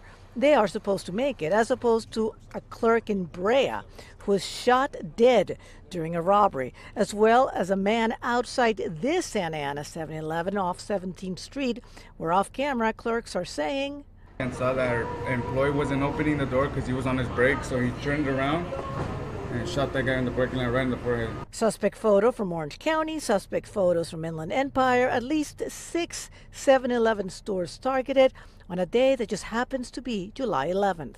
The fact that it is 7-Eleven and there are 7-Elevens obviously being targeted today, that's something that they could potentially be looking into. I'm Christina Gonzalez, Fox News.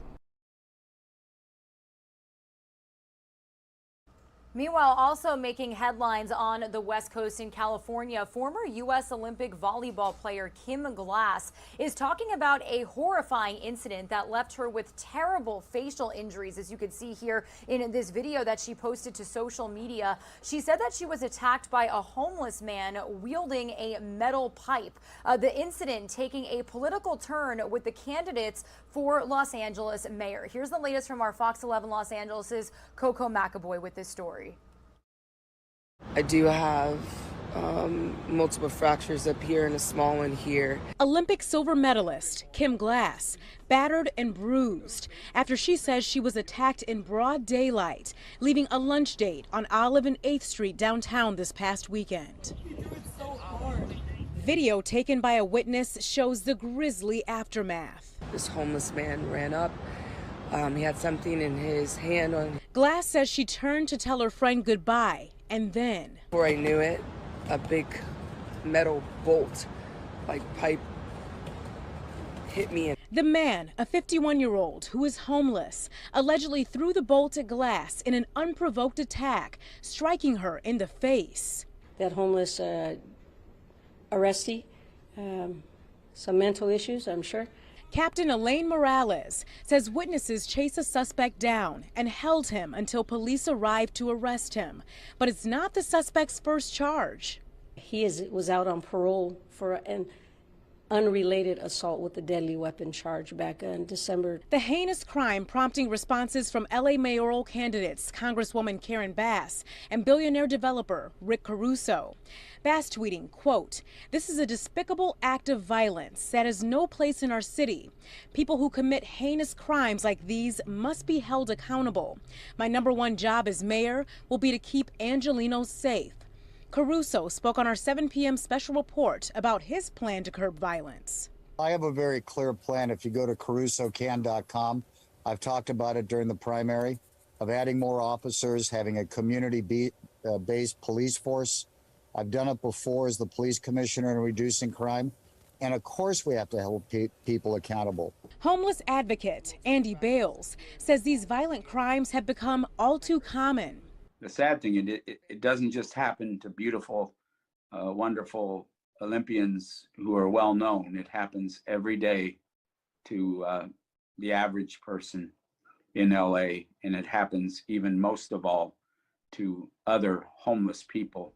And he says solving the problem must include a mental health approach along with affordable housing. All of us need to realize that our city has become dangerous because of the way that we have not responded to the needs of people on the streets.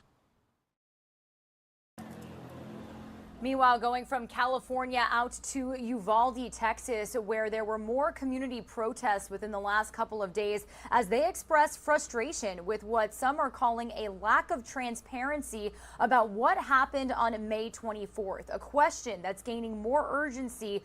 Should 77 minutes of surveillance footage from inside of Robb Elementary School during the shooting that killed 19 students and teachers become public? A growing number of Texas officials say yes. Governor Greg Abbott was in Dallas yesterday for a convention. He called for the footage to be released with the understanding that images of victims will not be shown. Our Fox 4 Dallas team has the latest on this story, plus what families and parents also have to say.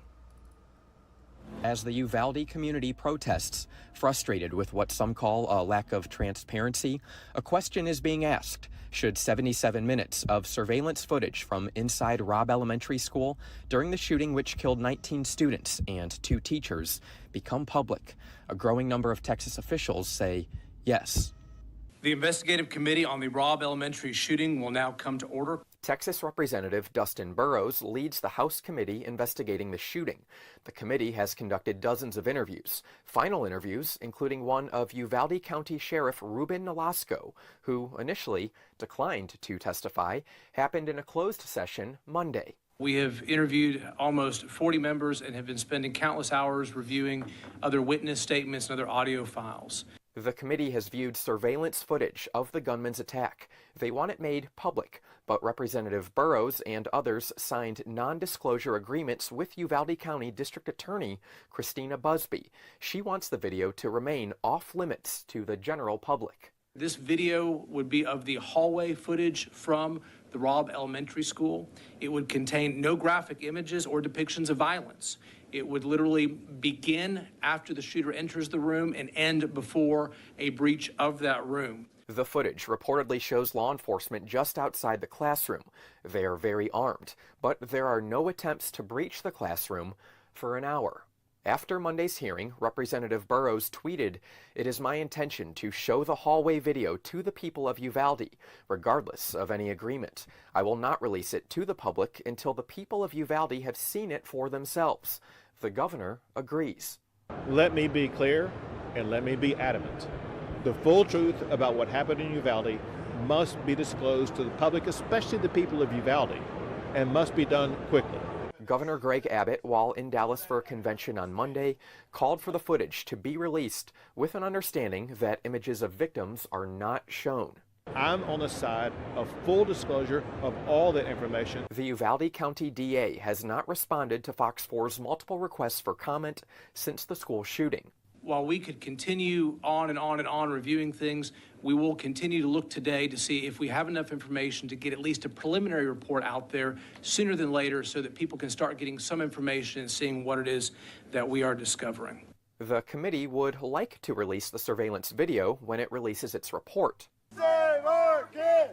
But it's unclear how soon it will be released. All right, good morning, everybody. It is Tuesday, July 12th. You're here with Regina Gonzalez on Live Now from Fox. We are continuing to bring you all of the major top stories and headlines, both internationally and here in the United States, to get you started. So as always, we do like to bring you this full shot of what we've got going on here. So you can see a live look to the left-hand side of your screen of the White House in our nation's capital. You've also got the Capitol building right down the road. And then we're actually getting this international feed coming from Jerusalem, which is the capital of Israel. So why do we have all of this going on? Well, first off, we can let you know, starting to the bottom right-hand side of your screen, that first of all, at the Capitol building, not only are we going to have the January 6th public hearing, the 7th one taking place today at 1 p.m. Eastern time, but earlier, in just a little less than 2 hours at 10 a.m. Eastern time, the Senate Judiciary Committee is going to hold a hearing examining the legal concerns in states across the country after a recent Supreme Court decision which overturned Roe v. Wade, that 1973 landmark decision that legalized abortion. We've seen legal repercussions in states all across the nation since that decision came down. So they are going to hold a hearing on that. And then, as you can see, we are going to bring you live, raw, and unfiltered feeds of the 7th January 6th investigation hearing that is going to be happening today. Today's focus is going to be on the role of extremist groups. Did they follow former President Donald Trump's calls to go to the Capitol building on January 6th? Did they have any ties to congressional leaders or anybody that worked for the then president? So we will be streaming that for you here in just a couple of hours this afternoon. And then you've got to look at the White House there. First off, President Biden is going to host the Mexican President Andrés Manuel López Obrador. Their discussion is supposed to tackle border security, illegal immigration, and ways to stop the wave of fentanyl and other illegal drugs that have come into the United States. So if we get any feeds of that meeting, we'll certainly bring it to you here on Live Now from Fox. And we are also in Jerusalem, too, because President Biden is expected to depart tonight on his first trip to the Middle East since taking office. He is going to first head to Israel for a series of meetings there and in the West Bank before heading to Saudi Arabia. So this is all coming just a day after. And if you've been with us for the last couple of minutes, we've been focusing on crime across America, on gun legislation. Yesterday, President Biden did hold an event alongside Vice President Kamala Harris at the White House, talking about about the gun legislation, the bipartisan gun legislation that was passed just a couple of weeks ago. Some of what it does is enhance background checks, red flag laws, and it actually got a little bit heated. You had one of the family members from a victim of one of these mass shootings interrupt the president, calling on him to do more about the mass shootings that have happened in the United States. So we are going to listen in raw and unfiltered here on the show. This is about 30 minutes long. My co-host Gabrielle Amato will be joining you with the latest top stories very shortly.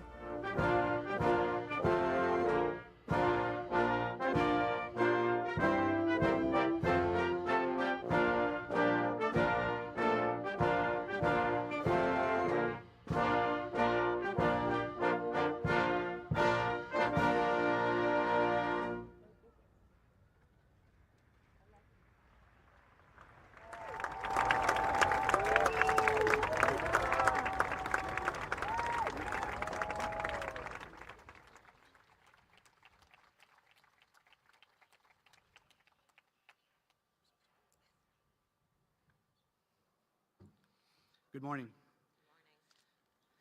My name is Dr. Roy A. Guerrero. I'm a pediatrician, and most importantly, I'm a born and raised Uvaldian. It is an honor to be here and celebrate the first major gun legislation in 30 years.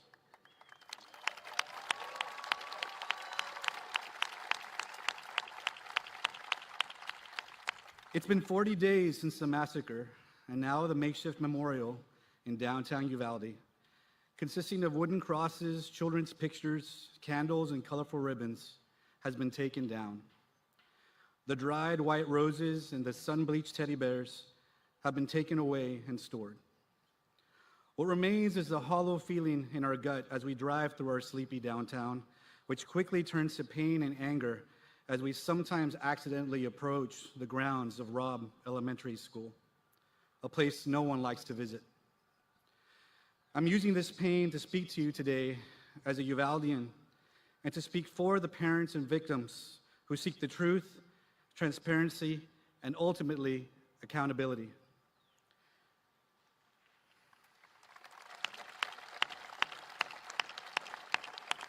These parents seek a safe and secure environment for their children. It's been tough being a pediatrician in a community where children do not want to return to school and parents don't want to send them there with the fear of a future attack.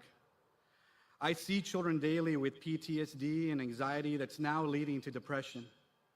I spend half my days convincing kids that no one is coming for them and that they are safe knowing, and that they are safe. But how do I say that knowing that the very weapons used in the attack are still freely available? Let this only be the start of the movement towards the banning of assault weapons.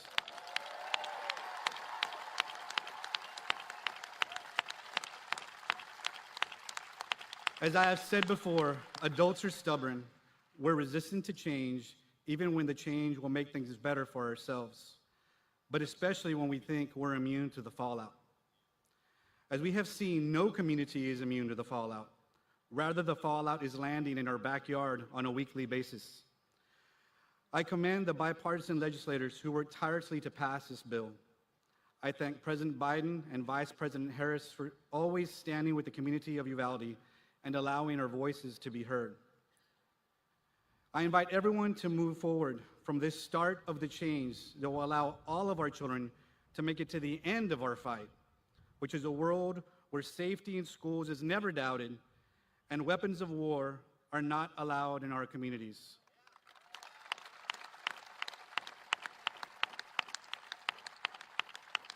The Uvalde community thanks you for your love and support, and I'm honored to introduce our great champion, the Vice President of the United States, Kamala Harris.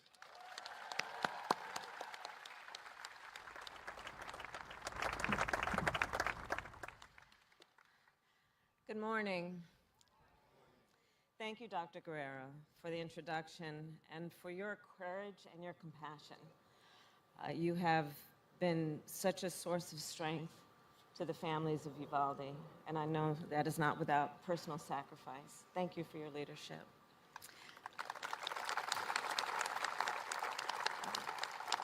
To our President, Joe Biden, members of Congress, members of our administration, friends and fellow Americans.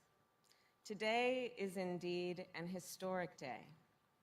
For 30 years, our nation has failed to pass meaningful gun violence legislation. Again and again, the American people have called for common sense action to protect our communities. Last month, their call was finally answered when President Joe Biden signed the bipartisan Safer Communities Act.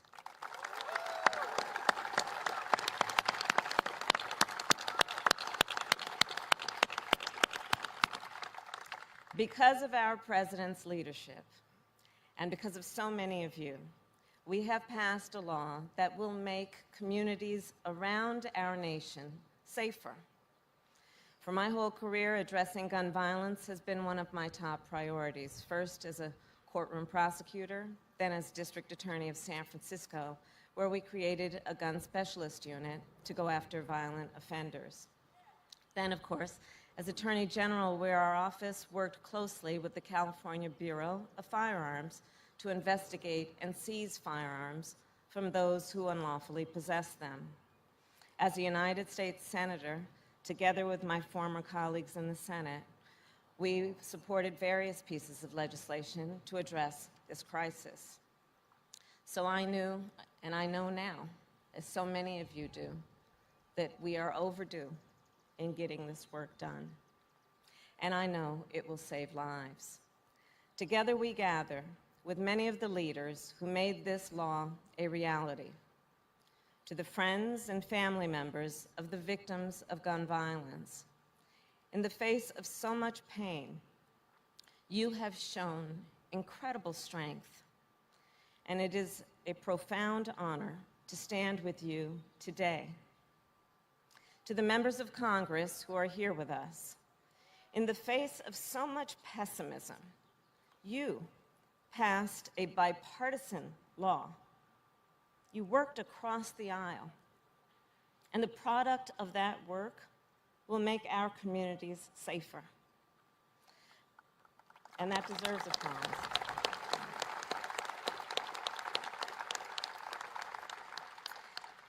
But as all of us know, gathered here today, we would not be here were it not for the vision, the courage, the unwavering determination of one particular individual, Joe Biden.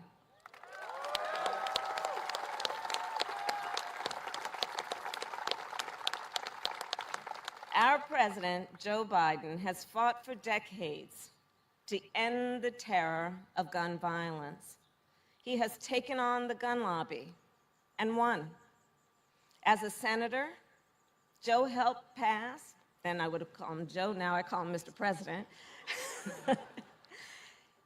the Brady Handgun Violence Prevention Act.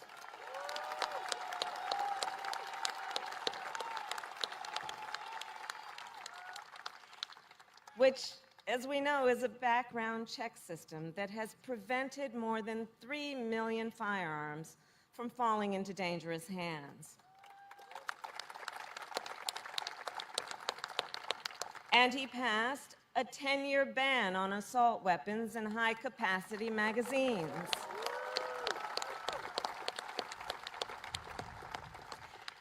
As Vice President, Joe Biden led the Obama-Biden administration's efforts to reduce gun violence. President Joe Biden knows the tremendous pain of gun violence. He has seen it up close. He has held hands with parents who lost children, and with children who lost parents. President Biden knows the urgency of this fight, and he will continue to do all in his power to protect the people of our nation. And now, it is my honor to welcome Garnell Whitfield, Jr., who I spent time with and his family mourning the loss of his beloved mother. Mr. Whitfield.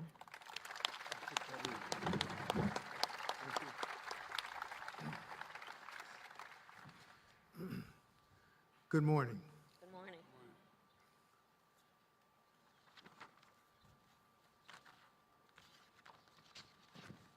At the wrong place. Madam Vice President, thank you for your kind introduction, but more importantly, on behalf of my sibling Robin, Angela, Raymond, our father Garnell Sr., and our entire family, many of them whom are here today, but on behalf especially my mom, we are eternally grateful and comforted by you and the second gentleman's sincere expression of compassion and love shown by your attendance at our mother's memorial service. As we shared with you then, she was a big supporter of you, and we are certain that she is still dancing around heaven all day just knowing that you were there. My name is Garnell Whitfield Jr., and I'd like to begin my remarks by saying the names of the victims of the Buffalo Massacre. Roberta Drury, Celestine Cheney, Andre McNeil, Hayward Patterson, Catherine Massey, Margus D. Morrison, Aaron Salter, Geraldine Talley, Pearl Young, and Mrs. Ruth E. Whitfield, our 86-year-old mother, all of whom went to the only supermarket in their community on May 14th to pick up groceries, believing that they were safe. But they were not. The devastating reality is that an individual armed with a weapon of war walked in with cameras rolling and massacred them in the name of a hateful ideology. My family, our families, and our community are devastated, but their intent to divide us and to promulgate further violence within our community has failed miserably. For we have instead chosen to love over hate, to speak out rather than stay silent, and to stand with those courageous enough to lead us to the signing of the most impactful gun legislation in over 30 years. We're truly grateful for this day, but we know that this is only the first step. This new law will undoubtedly help and in some cases prevent future tragedies, but there is much more to do. We must address white supremacy and direct domestic terrorism.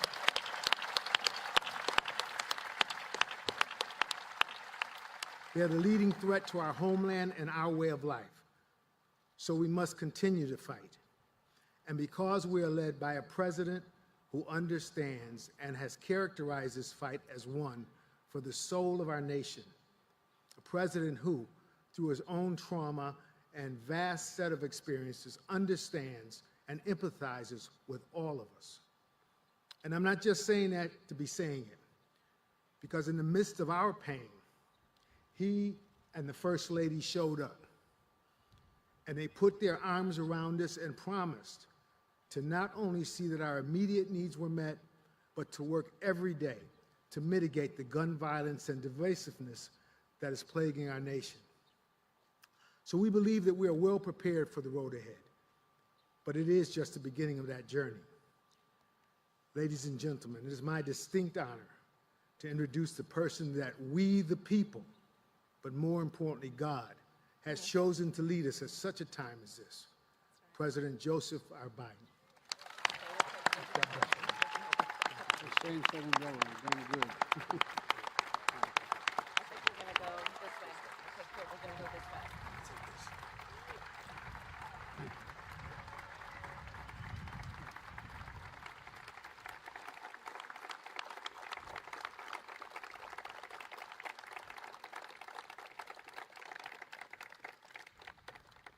Good morning, everyone. Doc, thank you. Your heroism in treating wounded children at Uvalde, many of whom you've known their whole lives, and treated them with normal child problems as a pediatrician. It's something we'll never forget.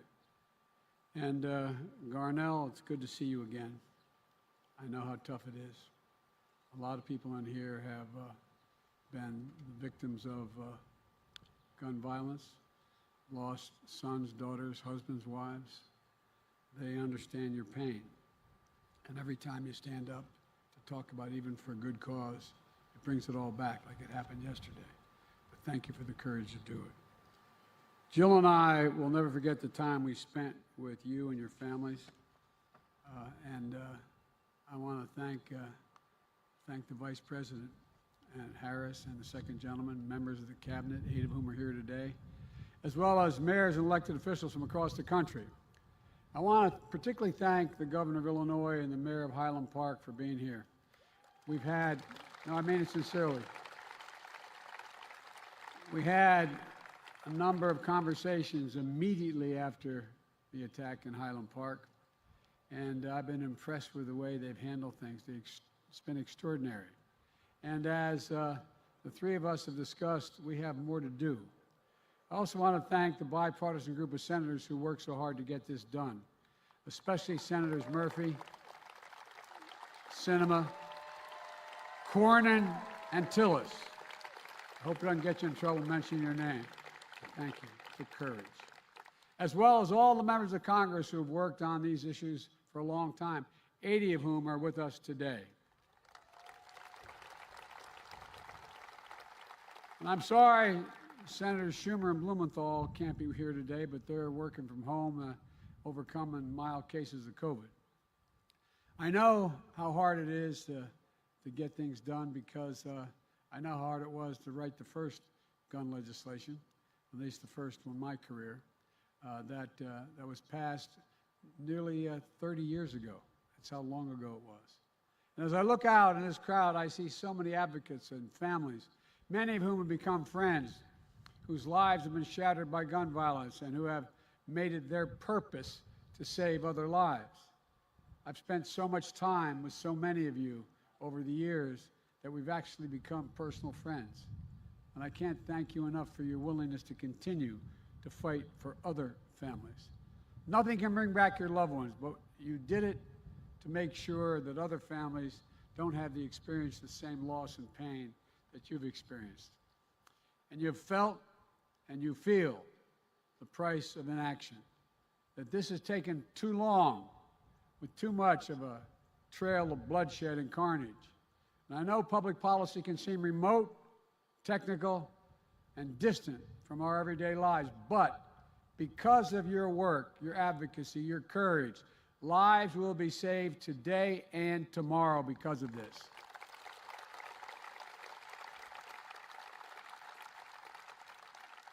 What we're doing here today is real, it's vivid, it's relevant. The action we take today is a step designed to make our nation the kind of nation we should be. It's about the most fundamental of things, the lives of our children, of our loved ones. We face literally a moral choice in this country, moral choice with profound real-world implications. Will we take wise steps to fulfill the responsibility to protect the innocent and while keeping faith with the constitutional rights? Will we match thoughts and prayers with action? I say yes, and that's what we're doing here today. Today is many things. It's proof that despite the naysayers, we can make meaningful progress on dealing with gun violence. Because make no mistake, sit down, you'll hear what I have to say. If you think you...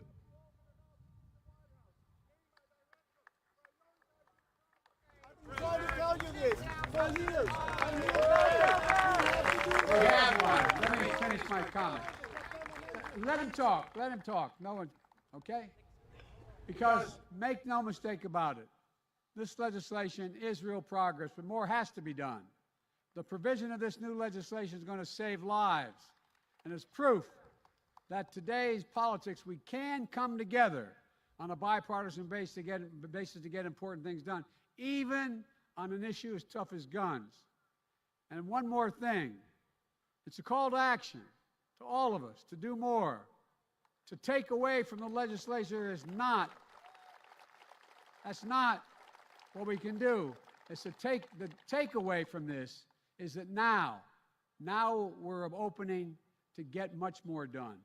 Senator Murphy has said, when you look at the biggest social issues America has faced throughout our history, quote, success begets success. And that's when you, quote, finally move that mountain. You can ignite a movement when you do that for more progress to follow.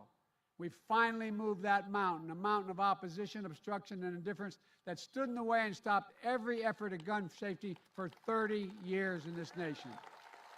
Now's the time to galvanize this movement, because that's our duty to the people of this nation. That's what we owe those families in Buffalo, where a grocery store became a killing field. It's what we owe those families in Uvalde, where an elementary school became a killing field. That's what those families in Highland Park, where on July 4th a parade became a killing field. That's what we owe all of those families represented here today and all over this country the past many years across our schools, places of worship, workplaces, stores, music festivals, nightclubs, and so many other everyday places that have turned into killing fields. And that's what we owe the families all across this nation, where every day tragic killings that don't make the headlines are more than passing mention, little more than passing mention in the local news. Neighborhoods and streets have been turned into killing fields as well. Today's legislation is an important start. And here are the key things that it does. It provides $750 million in crisis intervention and red flag laws so the parent, a teacher, a counselor can flag for the court that a child, a student, a patient is exhibiting violent tendencies, threatening classmates, or experiencing suicidal thoughts that makes them a danger to themselves and to others. Fort Hood, Texas, 2009, 13 dead, 30 more injured. Marjorie Stoneman Douglas High School in Parkland, Florida, 1918, 17 dead, 17 injured. In both places, countless others suffering with invisible wounds. In both places, red flag laws could have stopped both those shooters. You know, this new law requires young people under 21 to go enhanced background checks before purchasing a gun. How many more mass shootings do we have to see where a shooter is 17, 18 years old and able to get his hands on a weapon and go on a killing spree? You know, it closes a so-called boyfriend loophole. If you're convicted of assault against your girlfriend or boy, you can buy a gun. You can't do it. According to a recent study, over 50% of mass shootings, the shooter shot a family member or a partner. So if we keep guns out of the hands of domestic abusers, we can save the lives of their partners. And we can also stop more mass shootings. One, this law includes the first ever federal law that makes gun trafficking and straw purchase explicit federal crimes. It clarifies who needs to register as a federal licensed gun dealer and run background checks before selling a single weapon. It invests in anti-violence programs and work directly with the communities most at risk for gun crimes. And this law also provides funding vital for funding to address the youth mental health crisis in this country, including the trauma experienced by the survivors of gun violence. Will not save every life from the epidemic of gun violence, but if this law had been in place years ago, even this last year, lives would have been saved. It matters. It matters. But it's not enough, and we all know that. In preparation for today's signing, I asked to send me their story, people to send me their stories about their experience with gun violence. I received over 2,500 responses in 24 hours. Didn't get to read them all, but I read some. A 17-year-old wrote me saying, quote, "A school shooting sophomore year had shattered every sense of normalcy I've ever felt. Almost 3 years later, I still have nightmares." 24-year-old wrote about growing up in what was, quote, "seemingly endless era of gun violence." A 40-year-old wrote me about two friends shot and killed by abusive partners and former partners. Someone else wrote me about a 6-year-old child who, sitting near his father's coffin, was asking, quote, "Why is Daddy in that scary box? Wake up, Daddy. Wake up, Daddy." His father had been gunned down. I read these stories and so many others. So many others. And you know, I see the statistics. Over 40,000 people died from gunshot wounds last year in the United States. 25,000 by suicide. I think, can this really be the United States of America? Why has it come to this? We all know a lot of the reasons. Gun lobby, gun manufacturers, special interest money, the rise of hyper-partisan tribal politics in the country, where we don't debate issues on the merits, but we just rather turn on each other from our corners and attack the other side. Regardless, we're living in a country awash in weapons of war. Weapons that were designed to hunt are not being used. The weapons designed that they're purchasing are designed as weapons of war to take out an enemy. What is the rationale for these weapons outside war zones? Some people claim it's for sport or to hunt. But let's look at the facts. Most common rounds fired from an AR-15 move almost twice as fast as that from a handgun. A couple of smaller, lighter bullets. These weapons maximize the damage done, coupled with those bullets.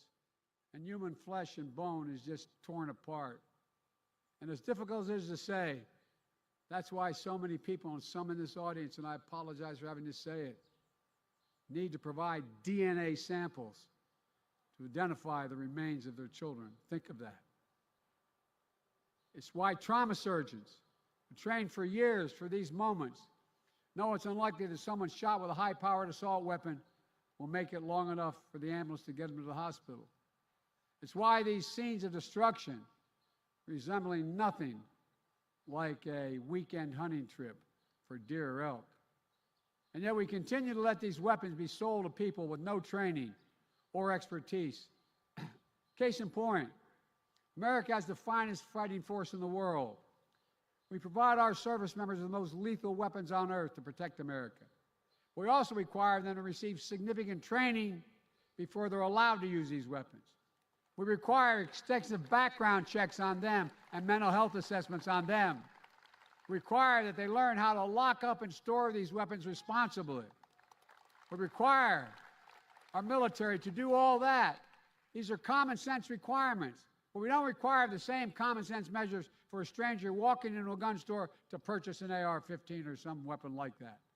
It makes no sense. Assault weapons need to be banned. They were banned.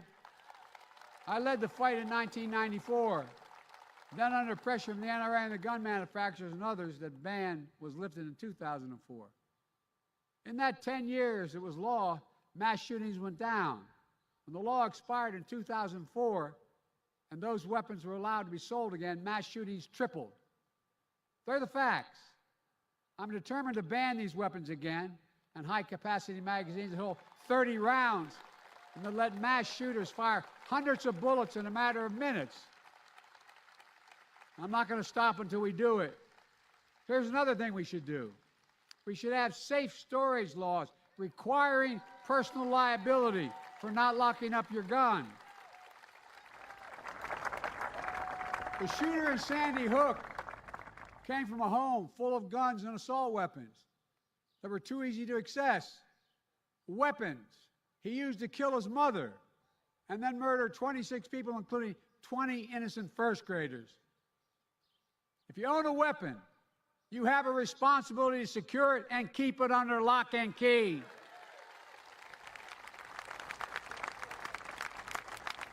Responsible gun owners agree. No one else should have access to it, so lock it up. Have trigger locks. And if you don't, and something bad happens, you should be held responsible.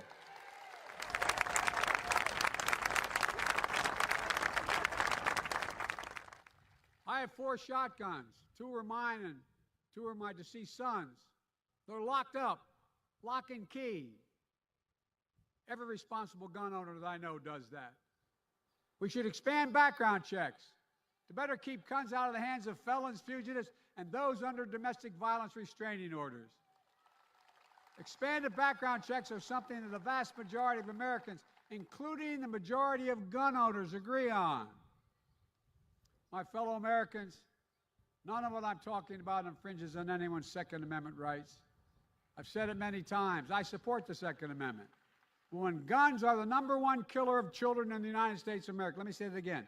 Guns are the #1 killer of children in the United States. More than car accidents, more than cancer. And over the last 2 decades, more high school children have died from gunshots than on-duty police officers and active-duty military combined. Think of that. Then we can't just stand by. We can't let it happen any longer. With rights come responsibilities. Yes, there's a right to bear arms, but we also have a right to live freely, without fear for our lives, in a grocery store, in a classroom, in a playground, at a house of worship, in a store, at a workplace, a nightclub, a festival, in our neighborhoods, in our streets. The right to bear arms is not an absolute right that dominates all others. The perennial price for living in a community with others is being neighbors, of being fellow citizens, is that we obey the laws and customs that ensure that what the framers call domestic tranquility. That's what civilization is. That's what we have been at our best. That's what America must always be. A place where we preserve the rights but fulfill our responsibilities. I know this, there can be no greater responsibility than to do all we can to ensure the safety of our families, our children, and our fellow Americans. When I spoke to the nation after Uvalde, I shared how a grandmother who had lost her granddaughter gave me and Jill a handwritten letter. We spent 4 hours, almost 5 hours with them. And I read it. It reads, quote, "Erase the invisible line that is dividing our nation, to come up with a solution and fix what is broken, and to make the changes that are necessary to prevent this from happening again," end of quote. That's why we're here. That's why we're here. Today, I want to thank those in Congress, both Democrat and Republicans, who erased that invisible line dividing our nation and moved us forward on gun safety. It's an important step, but now we must look forward. We have so much more work to do. And I might add, there's $75 million in there for mental health reasons, a whole range of other things I'm not going to take time to go into today, but it's important. May God bless all of us with the strength to finish the work left undone. And on behalf of the lives we've lost and the lives we can save, may God bless you all, and may God protect our troops. Thank you.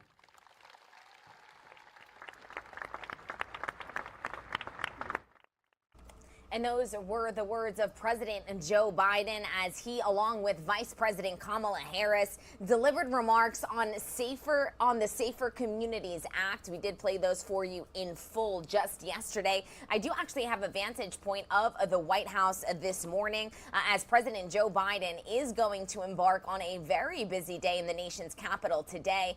He is going to host Mexican president to talk not only about border security, but about a slew of issues, including but not limited to the drug situation, inflation, migration, and of course security as well. This does come after the president of Mexico snubbed the United States at last month's Summit of the Americas in Los Angeles. He did not attend, and so they will have a face-to-face meeting at the White House today. As soon as we have an update on any of the remarks made or any information that comes out of this meeting, we'll be sure to bring that to you live, raw, and unfiltered here on the show. After that meeting with the president of Mexico, the president of the United States is going to be headed to the Middle East in the first visit of his presidency to that portion of the world.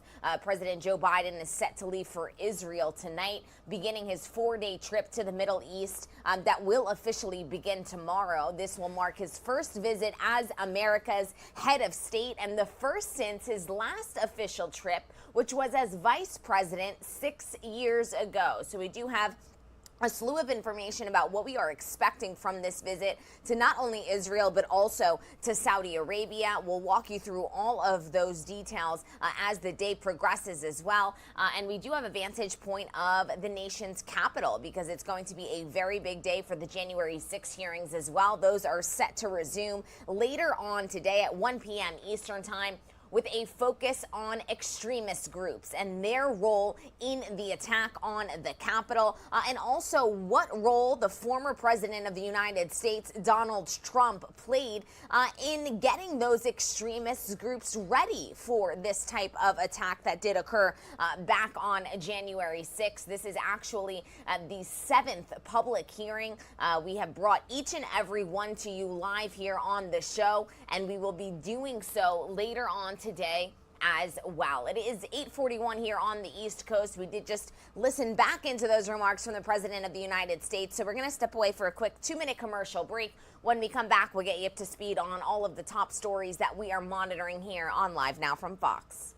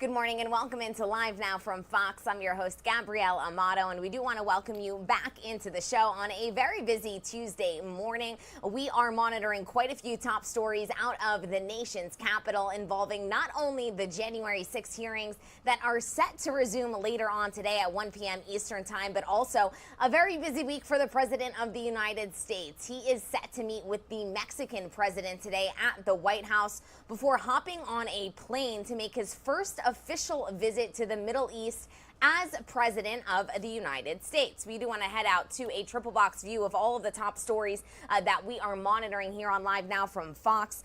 First and foremost, at 10 a.m. Eastern Time, we are expecting the Senate Judiciary Committee to examine the legal concerns of a post-Roe versus Wade world in the United States. We will bring you that meeting and all of those remarks live here on the show, as we do with everything surrounding what this country is going to look like after the Supreme Court overturned that historic and landmark 1973 ruling. We also want to let you know, as I just mentioned, that the President of the United States is hosting the Mexican president today. Amongst the topics that are going to be discussed is, of course, border security, but the two will also discuss the latest economic situation in North America, in addition to the latest on the fight against drugs, and, of course, migration migration and security as well. This meeting will take place before the President of the United States does hop on a plane to visit both Israel and Saudi Arabia. He is going to land there and officially begin his visit tomorrow with a trip to Israel, followed by a very controversial visit to Saudi Arabia. We will be bringing you and following the president along on this trip over the course of the next 4 days, so stay tuned for all of that coverage. Coming up at 1 p.m. Eastern Time, the January 6 hearings are set to resume today with a focus on extremist groups. This will be the 7th public hearing that is occurring. We have covered each and every one here live on LiveNOW from Fox, and the January 6th committee is preparing to highlight the way violent far-right extremists answered Donald Trump's siren call of sorts to come to Washington, to come to the nation's capital and riot the Capitol building. So we are going to get you up to speed on all of this information, beginning, of course, with the latest in the January 6 hearings. We do have our reporters on the ground covering this story for us, and we will also be speaking with a specialist in just about half an hour's time to get you all of the details on who we are expecting to hear from today, what this testimony will ultimately prove, and what we are expecting to see as these public hearings do come to a close. Now, it is worth noting that there was expected to be a second one on Thursday that has since been postponed. So we'll give you all of the details that we know. And if you do have any questions, be sure to tweet us and we will get those to our specialist as well. So that interview is coming up in just a moment. We do also want to get you up to speed on President Joe Biden's first trip to the Middle East as President of the United States. He is set to depart later today, hoping to bring gas prices down and his poll numbers up. Our Doug Lazader has more this morning from Washington. Gas prices are already trending down, and that is certainly welcome news for the White House, but there is also some dissension in the ranks. An invited guest at a White House event on new gun control legislation yesterday became a heckler. More pressure on the president from the left, as a new poll shows that most Democrats don't want him to seek re-election. One progressive group is even floating the hashtag Don't Run Joe as part of a new national campaign. There's going to be many polls. They're going to go up or they're going to go down. This is not the thing that we are solely focused on. Maybe not, but they are focused on gas prices, which have dropped about 35 cents since hitting a national average of just over $5 a gallon last month. The president heads to the Middle East today with stops in Israel and Saudi Arabia, and the administration is hoping to convince the Saudis to produce more oil.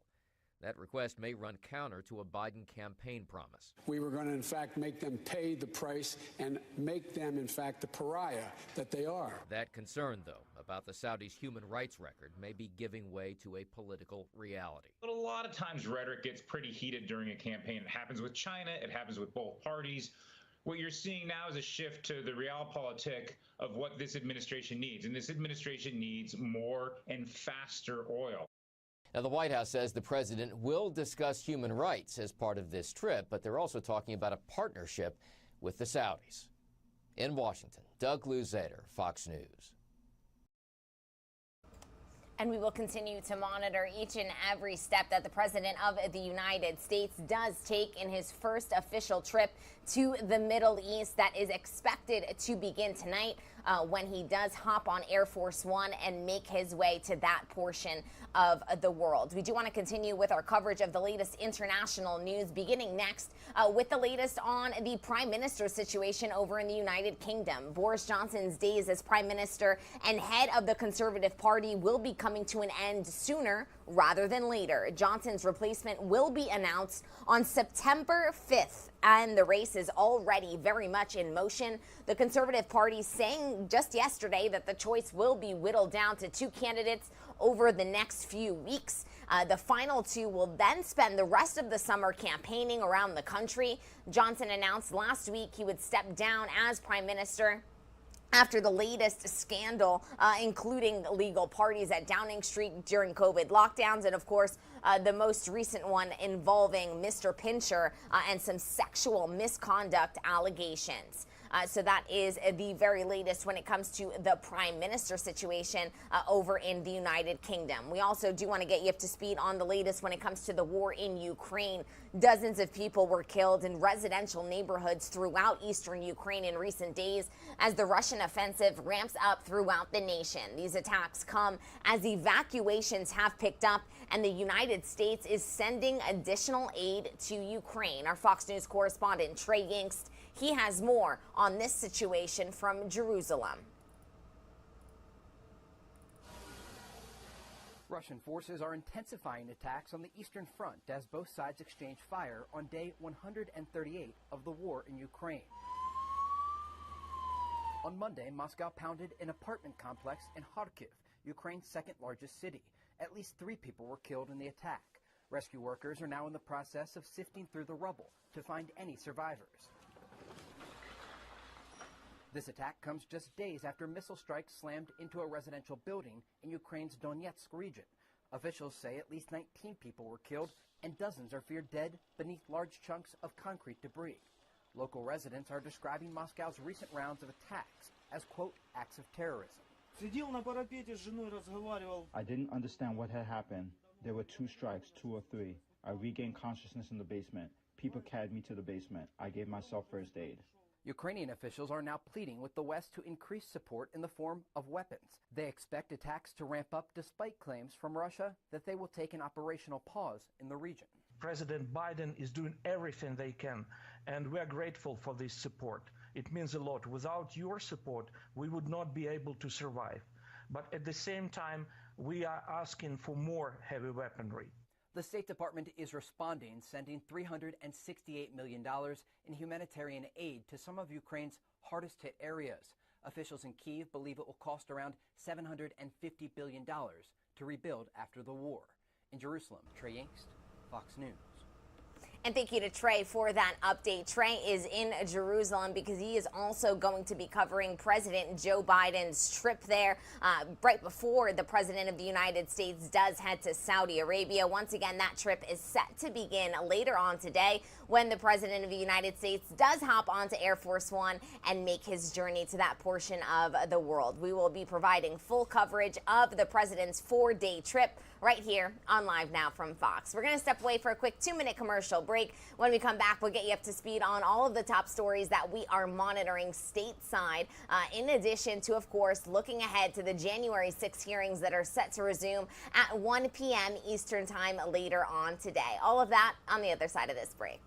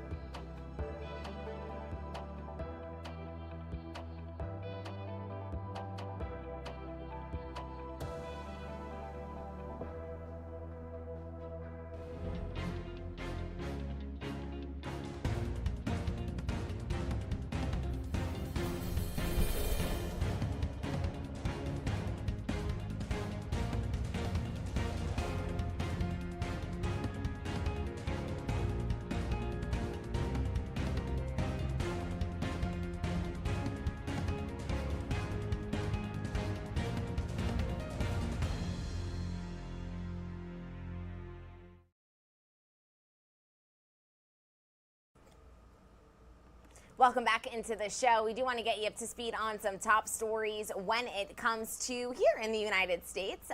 It was a historic day just yesterday for NASA. We actually want to show you these amazing images that were captured by the James Webb Space Telescope. The image, which is very detailed, showing some of the most distant galaxies. Scientists say it showcases the power of the telescope and serves as a preview of what is expected to be even more awe-inspiring images of the universe. Our Fox News correspondent Lauren Blanchard has a closer look at what these images show from Washington. This infrared photo of galaxies and stars, the result of decades of hard work. You're seeing just a small little portion of the universe. The telescope almost acting as a time machine, showing us light from 13 billion years ago, nearly as long ago as the Big Bang.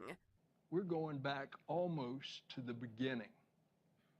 That is the discovery that we are making with this. The $10 billion James Webb Space Telescope took off for its mission back in December. Since then, it's traveled 1 million miles. It is the largest telescope ever sent into space, with a mirror diameter of 21 feet. Compare that to the Hubble telescope's mirror diameter, just shy of 8 feet. Stunning clarity. It will enhance what we know about the origins of our universe, our solar system, and possibly life itself. The color image the White House released Monday is the clearest and highest resolution infrared glimpse into space we have ever seen in history. These images are going to remind the world that America can do big things, and they remind the American people, especially our children, that there's nothing beyond our capacity. On Tuesday, NASA will release 4 more photos the telescope has taken. In Washington, Lauren Blanchard, Fox News.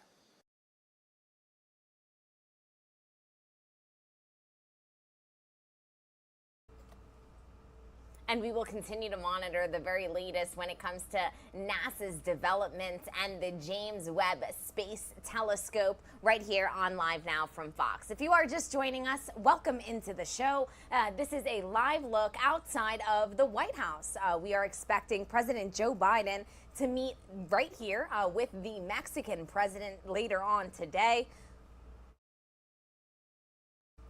This, of course, just before the President of the United States is going to be heading to the Middle East in his very first official visit to that portion of the world as President of the United States. But we do want to continue with our coverage of the latest top stories here on Live Now from Fox, including the very latest when it comes to hospitals and how they must provide abortions in case of an emergency. That is the latest message from the President of the United States when it comes to all of the fallout after the Supreme Court overturned that landmark Roe versus Wade, obviously ruling back in 1973. A pregnant woman in North Texas is actually fighting a traffic ticket due to the recent Supreme Court decision on abortion to do it. Brandy Batoni is a 34-week-old pregnant woman who an officer actually pulled over and slapped her with a $215 ticket for driving in the high occupancy or HOV lane. 2 people are supposed to be in the car, but Batoni argued that with the overturning of Roe versus Wade, her unborn baby should then count as a second person. Her court date is July 20th, around the same time she's due to give birth. Daytona Everett actually spoke with a lawyer to see what kind of case she really has. Let's listen back in. Today, we'll be getting back into some of the rising crime across the country, but we want to start off the top of this hour with this story that now has gone viral. A pregnant woman in Texas is fighting a traffic ticket she says that she doesn't deserve. She's using the recent Supreme Court decision on abortion to make her case. Brandy Batoni is 34 weeks pregnant. An officer pulled her over and gave her a $215 ticket for driving in the high occupancy or HOV lane. At least 2 people are supposed to be in the car to drive in that lane. Most of us know that. But Bottone argues that with the overturning of Roe v. Wade, her unborn baby should then count as a second person. She's planning to fight the ticket in court, and kind of funny enough, that court date is around the same time as her due date. But what kind of case does she have? Legal analyst Randy Zellin joining us live now. Randy, thanks for talking to us. A lot of people are talking about this. With Roe v. Wade in the headlines, this is an interesting case that some say might be changing. She might have a pretty decent case in court. What do you think?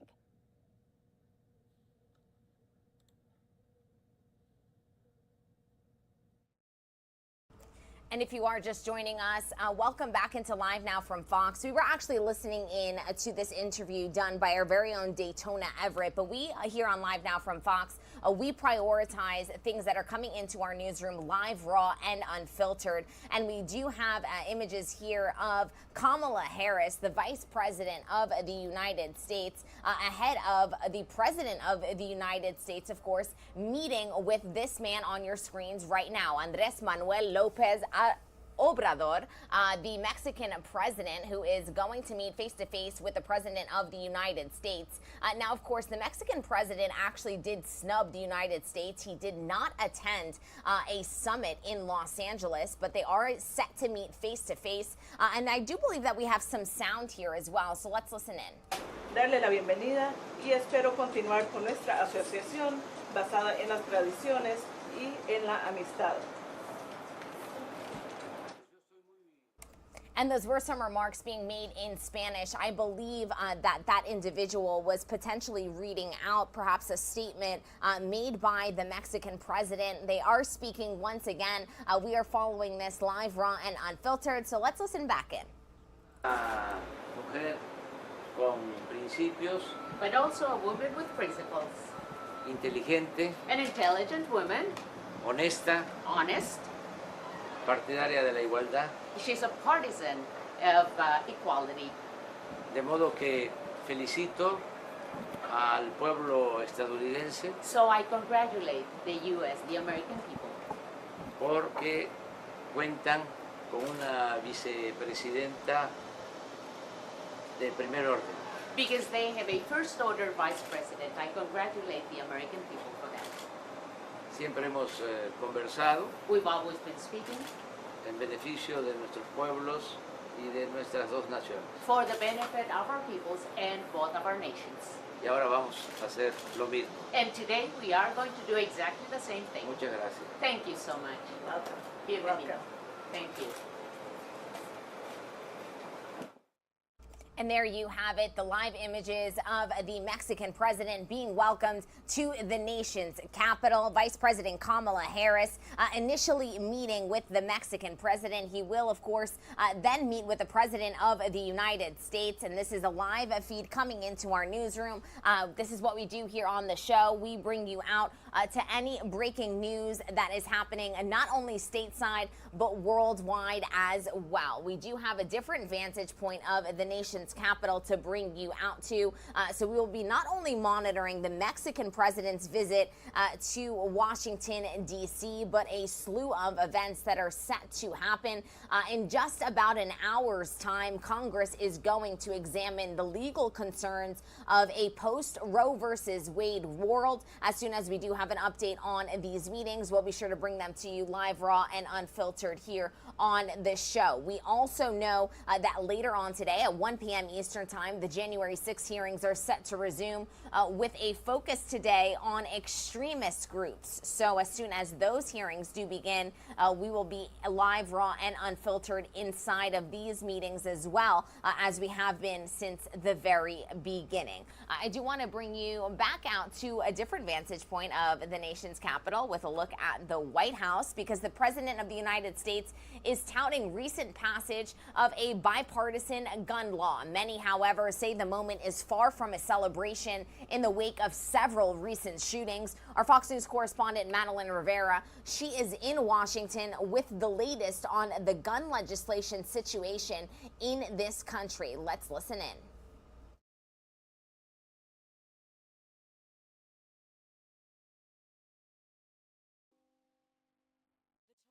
church bell, followed by a moment of silence, marked exactly 7 days since a gunman opened fire from a rooftop in Highland Park, Illinois. The mass shooting that killed 7 people at a 4th of July celebration has reignited another debate about gun control, even as President Biden celebrates the passage of the country's most significant gun legislation in 30 years.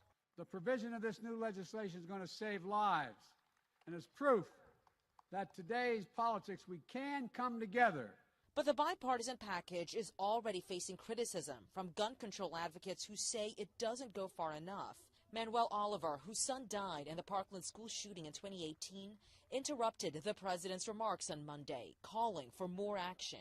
Today's many things is proof that despite the naysayers, we can make meaningful progress on dealing with gun violence. Oliver was escorted away.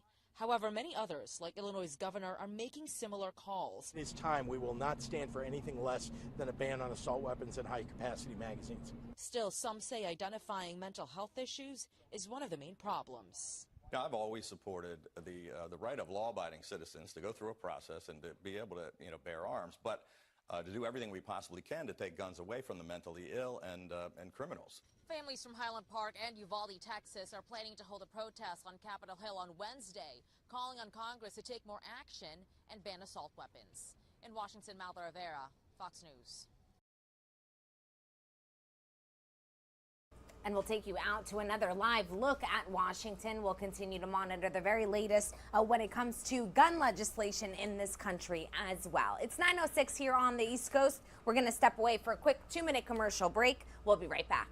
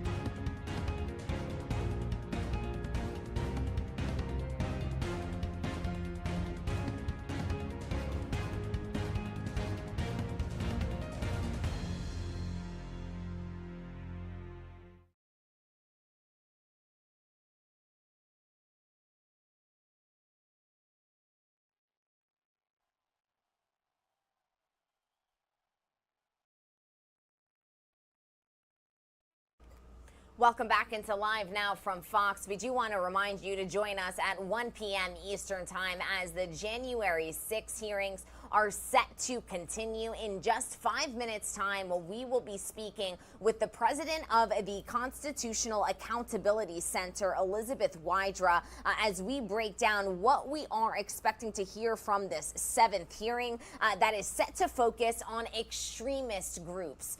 So if you do have a question, be sure to tweet at us at Live Now Fox, and we will be sure to bring those questions to our specialists as we do want to prepare you for today's today's hearings that are just a matter of hours away. We do also want to bring you these images that came into our newsroom just moments ago. Vice President Kamala Harris meeting with the Mexican president ahead of a meeting today that is set to occur between the president of Mexico and the president of the United States. President Biden will receive Mexican President Andrés Manuel López Obrador at the White House on Tuesday, today, in a meeting likely to cover topics such as drugs, inflation, migration, and of course, security as well. It is worth noting that this meeting is of particular interest because the Mexican president did snub the United States at last month's Summit of the Americas in Los Angeles. He did not attend,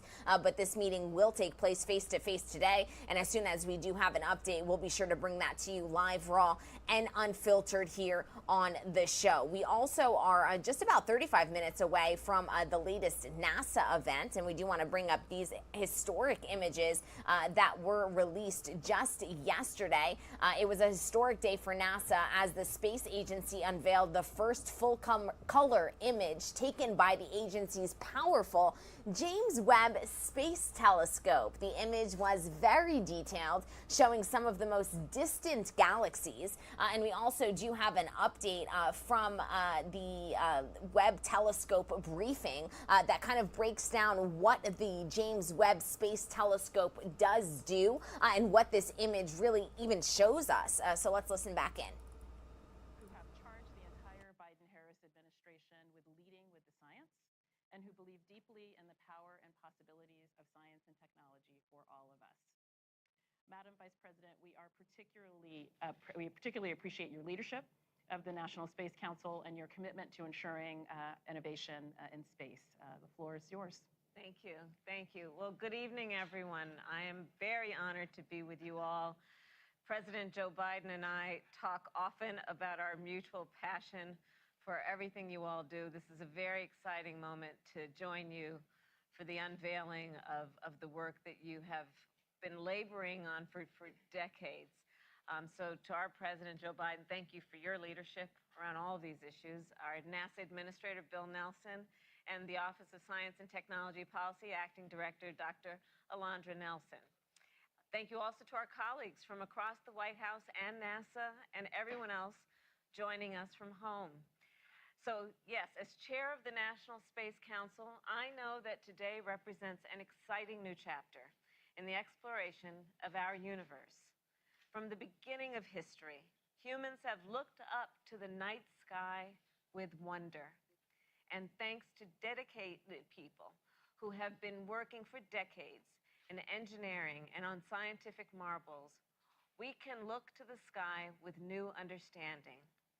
When NASA launched the Hubble Space Telescope in 1990, we were able to see the stars unobstructed by the Earth's atmosphere and understand the universe in ways we could have never imagined even a few decades earlier. And now we enter a new phase of scientific discovery.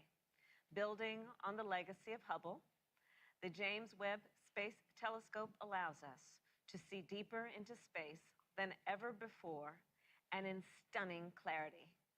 It will enhance what we know about the origins of our universe, our solar system, and possibly life itself. This was made possible by partnership among nations, and it is an example of how the scientific endeavor can build upon the international rules and norms that govern our cooperation in space. This telescope is one of humanity's great engineering achievements. And the images we will see today are a testament to the amazing work done by the thousands of workers across our nation who dedicated years to this project. They embarked on this complex endeavor for the benefit of humankind, and in the process accelerated American innovation, strengthened partnerships with our allies, and will undoubtedly inspire generations to look to the heavens with excitement and ambition. With that, it is my great honor to introduce a leader who has always believed in the power of American innovation and international cooperation to achieve the remarkable, our president, the President of the United States, Joe Biden. Well, it's great to be with you all. And I was going to say good afternoon, but we're starting this meeting late because I was engaged in preparing for a trip to the Middle East. But today is a historic day. And thank you, Vice President Harris, Chair of the National Space Council. And thank you, my dear friend and our outstanding NASA administrator and the only guy here that's been in space, Bill Nelson. Bill, you're a good friend. Thank you very much for what you're doing. And Dr. Nelson, you're doing a great job leading this Office of Science and Technology and Policy. It really is a matter. It really is amazing.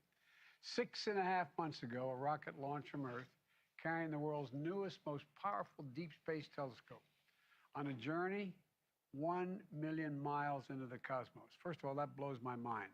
1 million miles into the cosmos. Along the way, unfolding itself, deploying a mirror 21 feet wide, a sun shield the size of a tennis court, and 250,000 tiny shutters, each one smaller than a grain of sand. Put together, it's a new window into the history of our universe. And today we're going to get a glimpse of the first light to shine through that window. Light from other worlds, orbiting stars, far beyond our own. It's astounding to me when I read this and saw the first. I mean, it really is. Anyway, I don't want to, I'll see what they think when we see this. But light where stars were born and from where they die. Light from the oldest galaxies, the oldest documented light in the history of the universe, from over 13 billion, let me say that again, 13 billion years ago. It's hard to even fathom. Tomorrow, when this image is shared with the world, it'll be a historic moment for science and technology, for astronomy and space exploration, for America and all of humanity. You know, as an international collaboration, this telescope embodies how America leads the world, not by the example of our power, but the power of our example. A partnership with others.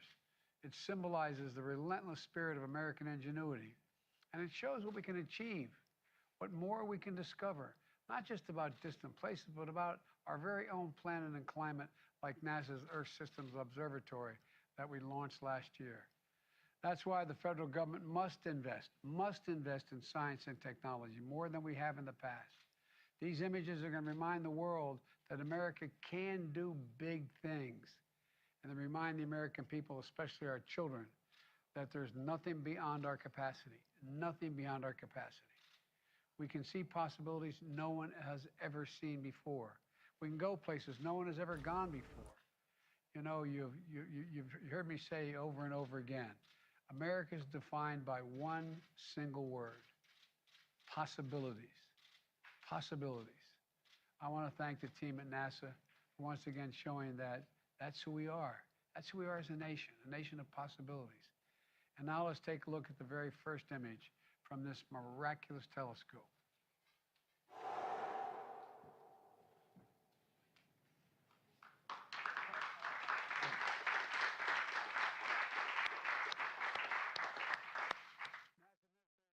And those were some remarks made by the leaders of the United States on the latest discoveries made by NASA. Of course, we did bring up the image, the first ever image taken of these distant galaxies taken by the James Webb Space Telescope. We'll continue to monitor all of these discoveries made by NASA on the insight provided to all of us about the distant worlds that we are now discovering and learning more about each and every day. It is 9:18 here on the East Coast. We're going to step away for a quick 2-minute commercial break, and when we come back, we're going to get you up to speed on all of the latest out of the nation's capital, as we are just hours away from the latest edition of the January 6 hearings. We are going to break down what you can expect to hear today, and also what we are looking forward to in the future, as these hearings are expected to come to a close, as today officially does mark the 7th 7th public hearing. As we have done since the very beginning, we bring you coverage of these hearings from a 360-degree angle here on Live Now from Fox, and today will be no different. So all of the details right after this quick 2-minute commercial break.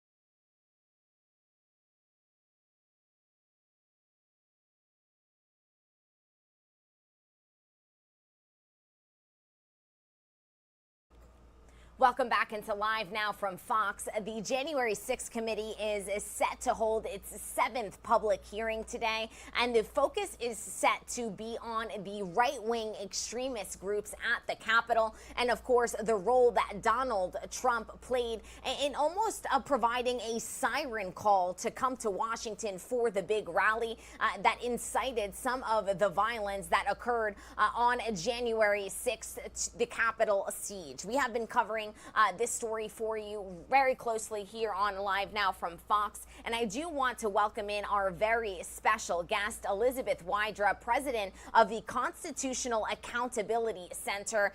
Elizabeth, welcome into the show. Thank you so much for taking the time to join us here on Live Now from Fox. And I guess the first question is, today's focus is set to be on these extremist groups. So what are you anticipating that the public will hear?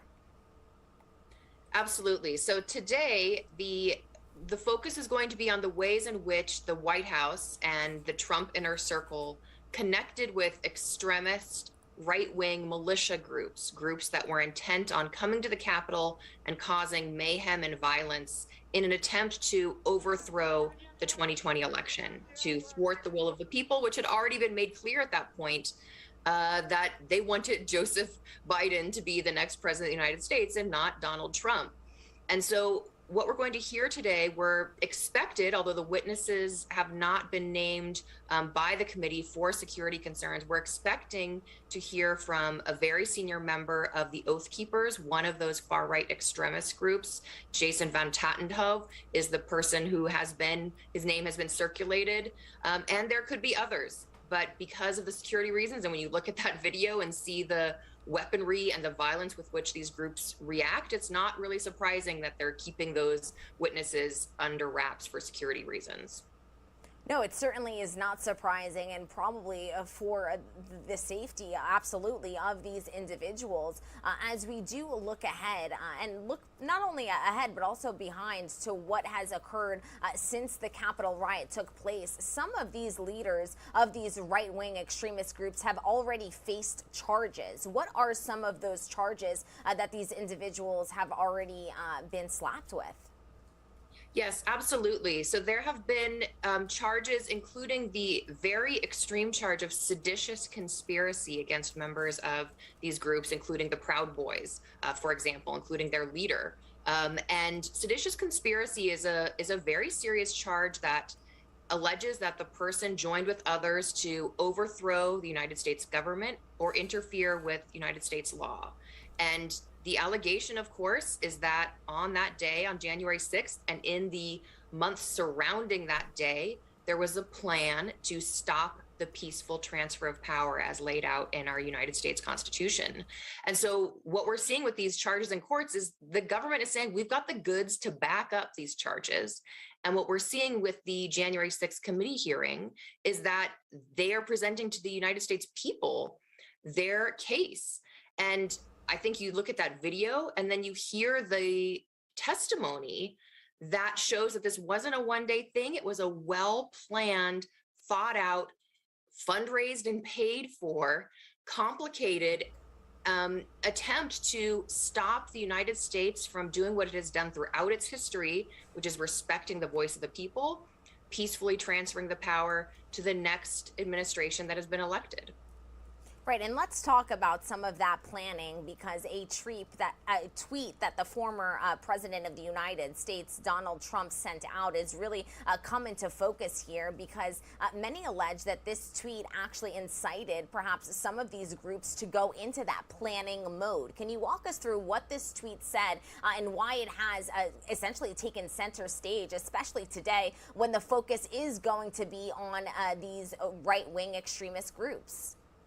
Yes. So then President Trump tweeted out after the counting of electoral votes, when we were in this period leading up to January 6th, that if they came on January 6th, there was going to be a quote, wild, it was going to be wild. And I think what we're going to hear a lot about today is what was going on and what the Trump team and Trump himself knew about what these extremist groups were planning and how they were paying attention to his words, how they were being inspired by Trump's words, and how they understood that call that he made over Twitter as really a call to arms, a call to action. And so when you take his public statements, including that, it's going to be a wild tweet, with what I assume we're going to hear today about what they knew these extremist groups were up to, possibly including their potential plans for violence and being armed, then we're going to see those words take on new meaning, I believe, based on what we're going to see today. And speaking of the former president of the United States, Donald Trump, one of his closest allies, his strategist, Steve Bannon, was actually subpoenaed for not appearing and testifying. But now, in a big reversal, he has announced just days ago that he is now willing to testify. Can you walk us through kind of what has happened here and why you think that there's been this 360 turn of his opinion now to indeed testify?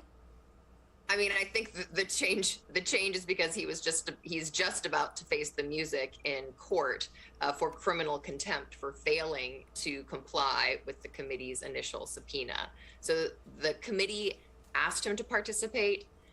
Then when he wouldn't participate willingly, they put out a subpoena. And then when he wouldn't comply with the subpoena, they referred him for criminal prosecution to the Department of Justice, which indicted him on criminal contempt. And they are in court this week. And clearly this is a last-ditch attempt to try to get out of criminal consequences, but it actually doesn't really have anything, any bearing on that prior criminal indictment. But I think the real point here is that, Steve Bannon had not been a member of the White House team for a long time by the time January 6th rolled around. There's no reason why anything he discussed with the president would be subject to executive privilege because he wasn't a member of his White House team. It's not even clear Donald Trump actually said he couldn't testify because of executive privilege. And even if he did say that, as the court proceedings and other aspects of this committee process have shown, President Trump doesn't have blanket executive privilege over this information because it generally sits with the current president. President Biden has said he is not going to issue executive privilege over this information related to January 6th. So the whole thing is just kind of smoke and mirrors. Yeah, and that's why it's been so confusing to follow all of these ins and outs, because just as you outlined it, it doesn't really all make sense. Back to Steve Bannon, if you're confused, it's understandable because it's confusing because it's all made up. So totally understandable. Elizabeth, thank you for walking us through that. Back to Steve Bannon, what kind of insight could he provide? Why is his testimony so key and been even such a focal point here? Why are we even talking about Steve Bannon and the insight that he has for our audience that perhaps hasn't been following this story since the beginning? Well, I think Steve Bannon could potentially be an important link to these outside groups because obviously he spoke to this type of audience. And he also spoke to the president. So it could be an important link from the Trump team to these extremist groups that were prepared for violence, were prepared to reverse the will of the people from the 2020 election through violence, as we've seen in these harrowing videos. But I think in addition to Steve Bannon, what we will likely see today is some of the taped deposition testimony of Pat Cipollone, who was the White House counsel at this time. And he will give us key insights, I'm expecting, into what President Trump knew, what they were doing around the time of January 6th, and potentially key to any criminal referrals or charges later, what Trump's state of mind was regarding this period and whether he knew that what they were doing was unlawful. Right, and these are just some of the many questions that we have and that we're hoping to get answers from in these public hearings. As we do look ahead, and like you said, and like we've been saying throughout the morning, this is the 7th hearing. There was supposed to be another one scheduled for Thursday, actually, Elizabeth, but that one has been postponed. Not the first time that we've seen some scheduling changes. What are you expecting us to see from here moving forward? And when could our audience potentially kind of aim for this, all of these hearings essentially to be over, for those closing arguments to be made? Well, it's really interesting in some ways because of the success of the January 6th committee hearings and the compelling narrative that they are laying out for the American people. There have been more and more people coming forward, like just Pat Cipollone just sat for his deposition last Friday, his taped deposition. And so, they are working in real time to take in this avalanche of evidence. They've already spent about a year painstakingly with their bipartisan team going through all the evidence, interviewing people. But what we're seeing is that more people are coming forward, being willing to testify to these key and crucial events. And so they're kind of thinking on their feet. And I think that's what we're seeing with some of these postponements and delays. Also, as we talked about a little bit earlier, there are very real security concerns for the witnesses. But I think what we're likely to see is, maybe 1 or 2 more hearings. They've said before they're not totally opposed to going into August, but I would imagine that, we'll maybe see something again next week. But what I think is really interesting is, we saw another statement from Trump this morning on his own social media channel, again saying that the election was rigged. And so in some ways, Trump is making their case for them that this is an ongoing threat. This wasn't something that was a one and done January 6th day. This is an ongoing threat to democracy. That's the story that they've been putting out there, and that January 6th was the culmination of some of these conspiracies that we've seen so far, but that more could be coming. And Trump is really just playing into their hands with his statement this morning, again, repeating these lies about the election being rigged, which, as we've seen in these hearings, he and his team all knew was not true. Right, and essentially the lies that did cause this entire Capitol riot, the insurrection, to occur. Elizabeth Wydra, thank you so much for the time and for the insight, breaking down what has become a very complex situation. I'm sure we'll be touching base as the hearings do continue, and certainly as we look ahead to those closing arguments. Thank you again for the time, and we hope you have a great day. Thanks, you too. And we do want to take you out to a look at the nation's capital. Just hours away from the latest edition of the January 6th hearings. Elizabeth Wydra helping us break it all down there. Some really great insight into what you can expect to hear today. Also, what we can look forward to as these hearings are expected to come to a close. We have been reporting this is the 7th public hearing, and we have been covering them live, raw, and unfiltered since the very beginning. We are going to step away for a quick 2-minute commercial break. We'll be right back.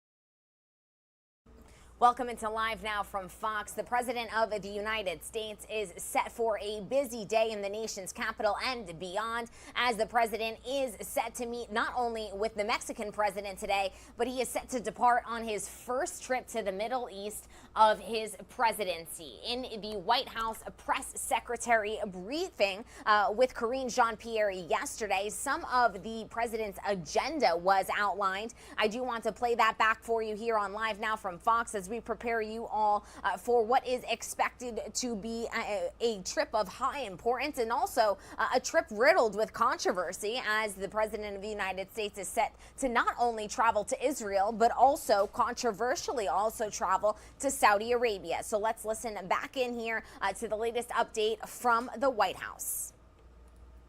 Trip to the Middle East, where he will build on a new and more promising chapter of America's engagement in the region. And I'm going to let Jake take it away, and also he'll take some questions afterwards. Jake, it's all yours. Thank you, Karine, and thanks everybody. I'm going to lay out a little bit of the context for this trip, make a couple of comments on tomorrow's bilateral meeting with President López Obrador of Mexico, and then I'll be happy to take your questions. But I appreciate you bearing with me as I try to lay out some of the elements of the president's thinking as we head into this very important trip. Tomorrow, President Biden will depart on a trip to Israel, the West Bank, and Saudi Arabia, where he will attend a major Middle Eastern summit. This trip will reinforce a vital American role in a strategically consequential region. And also, it will reinforce that our role is different today than it was 20 years ago on the eve of the war in Iraq. This trip comes after a series of engagements with Indo-Pacific leaders in May, with Latin American leaders at the Summit of the Americas in early June, and with European leaders at the G7 and NATO summits in late June. It is his first trip to the Middle East as president. It is precisely because the world is becoming more geopolitically competitive, especially in the Indo-Pacific and Europe, that we need to remain intensively engaged in the Middle East. The Middle East is deeply interwoven with the rest of the world.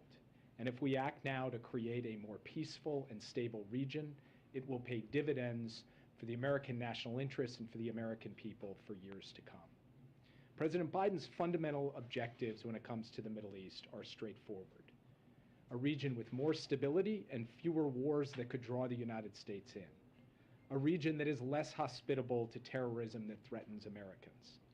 A region that is helping address global energy security at a moment when Russia's war against Ukraine is roiling global energy markets.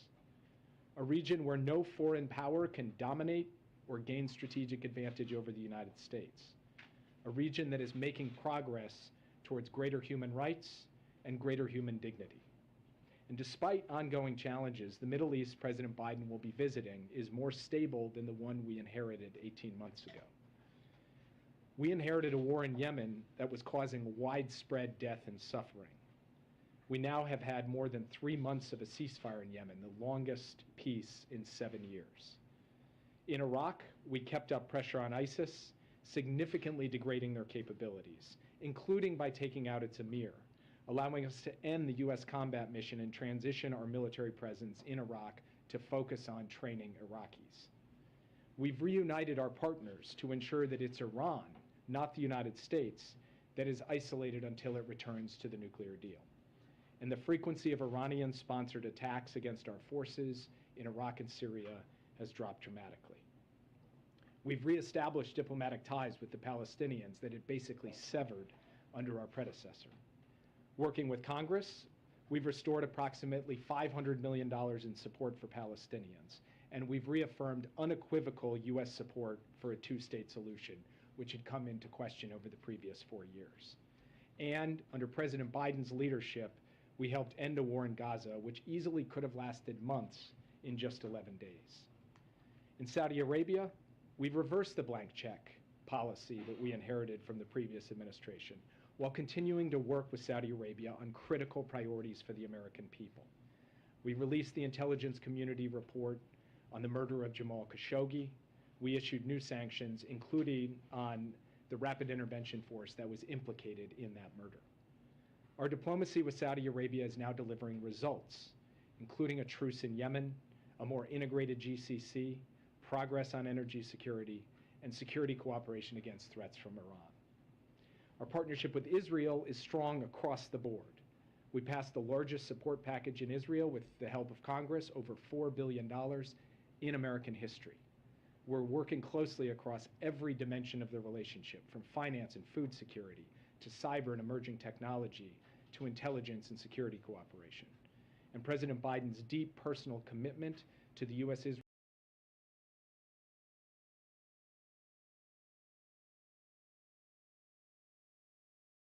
All right, everybody, if you were just joining us here on Live Now from Fox, we were listening in to the latest update from the White House. So we do actually have another live feed coming into our desk at this very moment.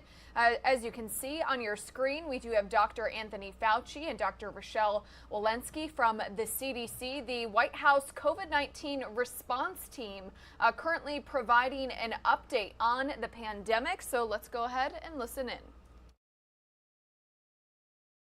To visit covid.gov to find their level of COVID-19 in their community and to find places where masking is available or masks are available. And we continue to encourage Americans to follow the CDC recommendations for their community. And finally, I want to take a minute to talk about ventilation. We know that improving indoor air quality by improving ventilation, putting in indoor air purifiers, they can make an enormous difference in reducing infections and spread. So if you are a business or a school or any kind of institution that brings people together indoors, please work to improve the quality of that indoor air. Let me close with this. We are closely monitoring BA.5 and its impact. We're encouraged that serious illness, hospitalizations, and deaths have remained relatively low based on the level of infections. That's not by coincidence, by the way. It's not random. It's in large part due to our successful vaccination program, our efforts to get people boosted, and our incredibly focused effort on making sure that treatments and testing are widely available. But let me make another really important point. we are experiencing about 300 to 350 deaths a day. That is unacceptable. It's too high. And we will continue to use the infrastructure we have built and the tools we have to lower suffering and death as we manage BA5. And it is clear that with every American doing their part, we can get through the BA5 infections together. So with that, let me turn it over to Dr. Walensky. Rochelle? Thank you, Dr. John. Good morning, everyone. It's great to be back again with you today. As always, I'm going to start by walking you through the latest data.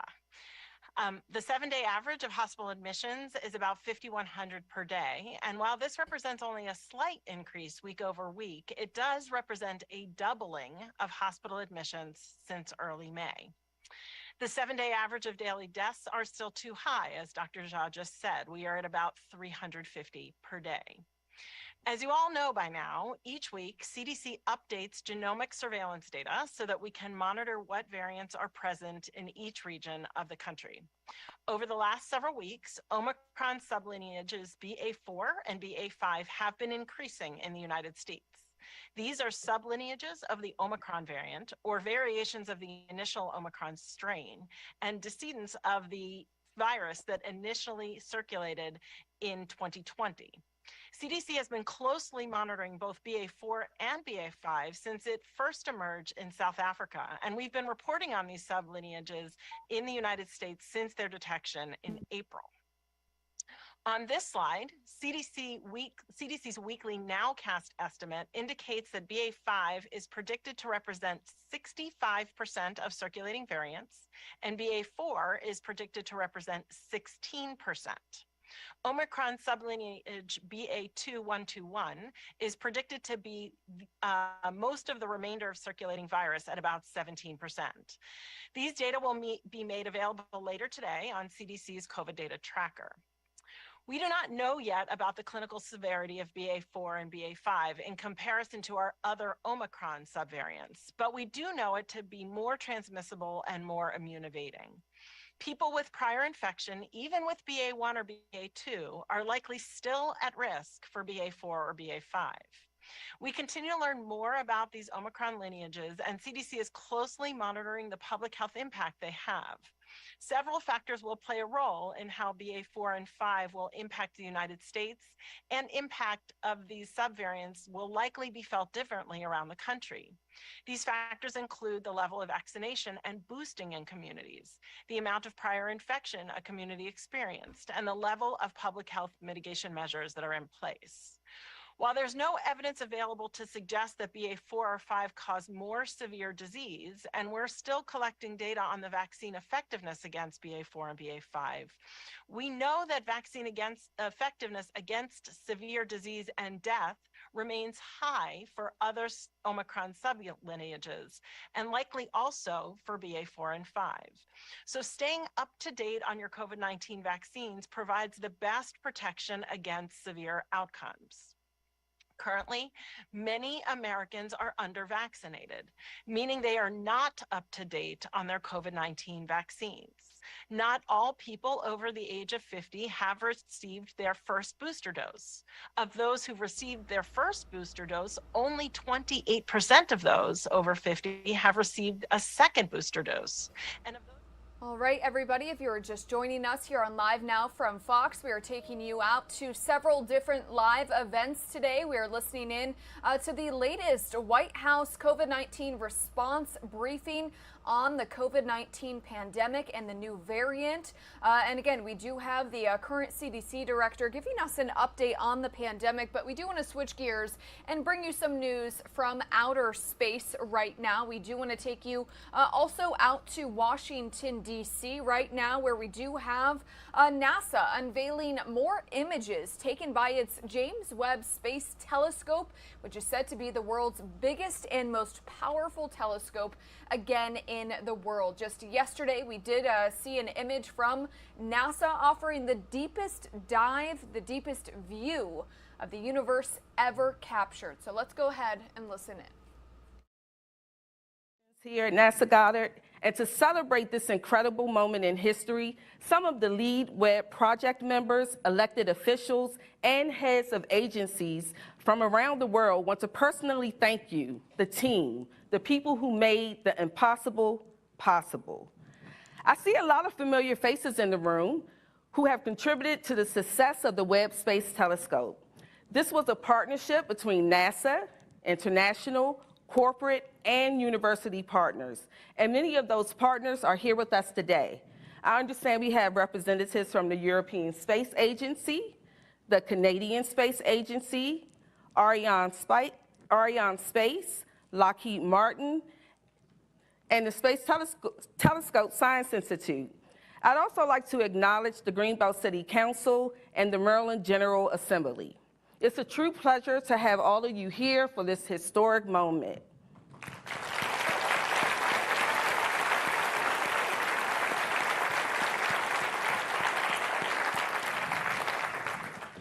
To start things off, we have my boss, Goddard Center Director Dennis Andrusic, who presided during the final years and all the way through launch. Dennis, come on up.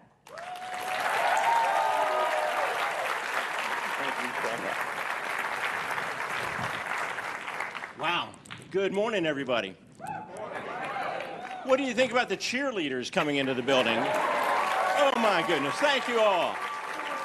That was just absolutely awesome. You know, before I get into some of the prepared remarks, I just want to mention that, you know, there's an old proverb that says, may you live in interesting times. And I'll tell you what, my friends, these are interesting times. The images you're about to see today will blow you away. They are just so spectacular. Things that I had never even dreamed that we'd be able to see are here before us. And I'll tell you what, it has just been a fantastic, fantastic journey that's gotten us to where we are today. By the way, if you're seeing my name in writing, it looks so much worse than it is in reality. The last name is pronounced like the boy's name Andrew, who is sick. You run it together, you have Andrusic. It's that simple. It looks so much worse when you see the spelling. So anyway, I want to thank everyone for joining us today, whether it's in person, on NASA TV, or in any other media outlet that you've chosen to be able to view today's events. And speaking of viewing the events of today, we had the distinct honor of Administrator Nelson, Jane Rigby, Thomas Zurbuchen, Greg Robinson, Nancy Levison. Where's Thomas? I know he's here. There he is, Thomas. To present some of the images last night. The president and the vice president were so excited with the great news and what they were seeing that the president actually took the opportunity to thank Jane Rigby, the scientist we'll be hearing from at 10:30, by calling her mother and leaving a voicemail message about what a great deal her daughter was doing to improve our knowledge of the universe. And that was such a touching thing. It really meant a lot to me. It meant a lot to Jane. And I think that talks about what the administration feels about NASA, that he was willing to take that time. And I know I'm about out of time. So let me get back into the program. Again, pleased that we have not just some of the dignitaries that Michelle mentioned. We also have Northrop Grumman, Scott Willoughby's here. So thank you all for coming. We also have the Webb family in the audience. Jim and Barb Webb are right over here. Raise your hands.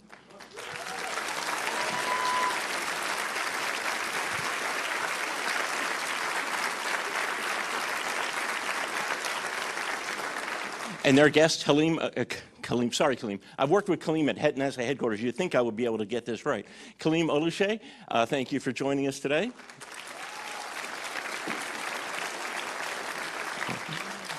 Well, the entire NASA James Webb Space Telescope has been 2.5 decades in the making. And as the director of this fabulous NASA center, I'm extremely proud of all of the employees, as this entire project has been one of the largest collective efforts in our center's history. And I'd like to assure you that it has been truly a collective success. We've had many engineers and scientists supporting the James Webb Space Telescope. And it is also becoming just a scientific, it's been an engineering marvel, it's about to become a scientific marvel. But we haven't done it alone. As Michelle mentioned, we've been doing it with partners, and it's those partners that have helped make Webb successful.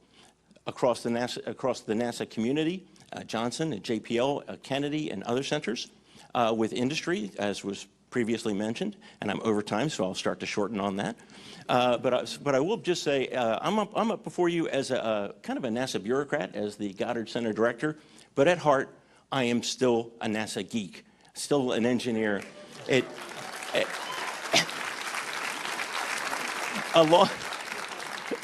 A launch never gets old, and this science gets even better with each passing mission. Thank you all for coming, and let's get on to the next presenters. Thank you, Dennis. A great project like Webb takes great leadership, and today we have someone who knows what it means to be a leader. Not only was he a United States Senator, he was also a payload specialist on the Space Shuttle Mission 61C in 1986. Everyone, please put your hands together for NASA Administrator Bill Nelson.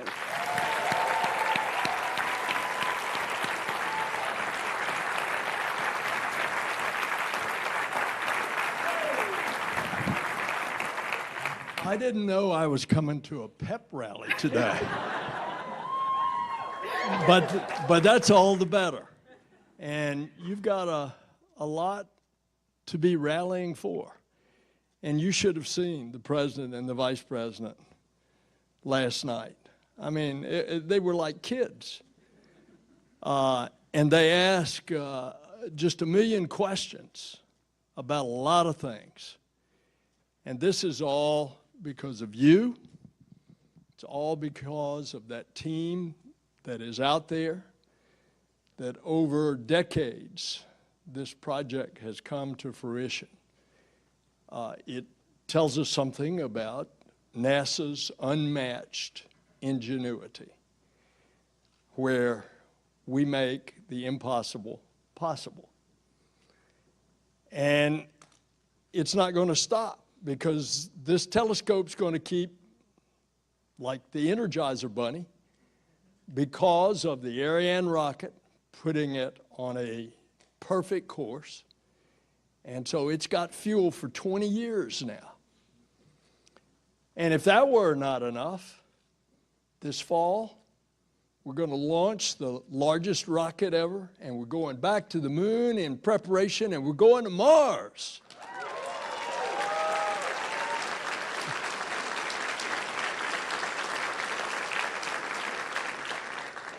Now, this morning, folks across this planet are going to see the images captured by this telescope. And every image is a new discovery, and each will give humanity a view of the universe that we've never seen before. You're going to see the formation of stars. You're going to see devouring black holes. It's going to reveal all of this. This telescope, because of infrared, is going to be able to penetrate through the dust clouds, and it's going to see light from faraway corners of this universe.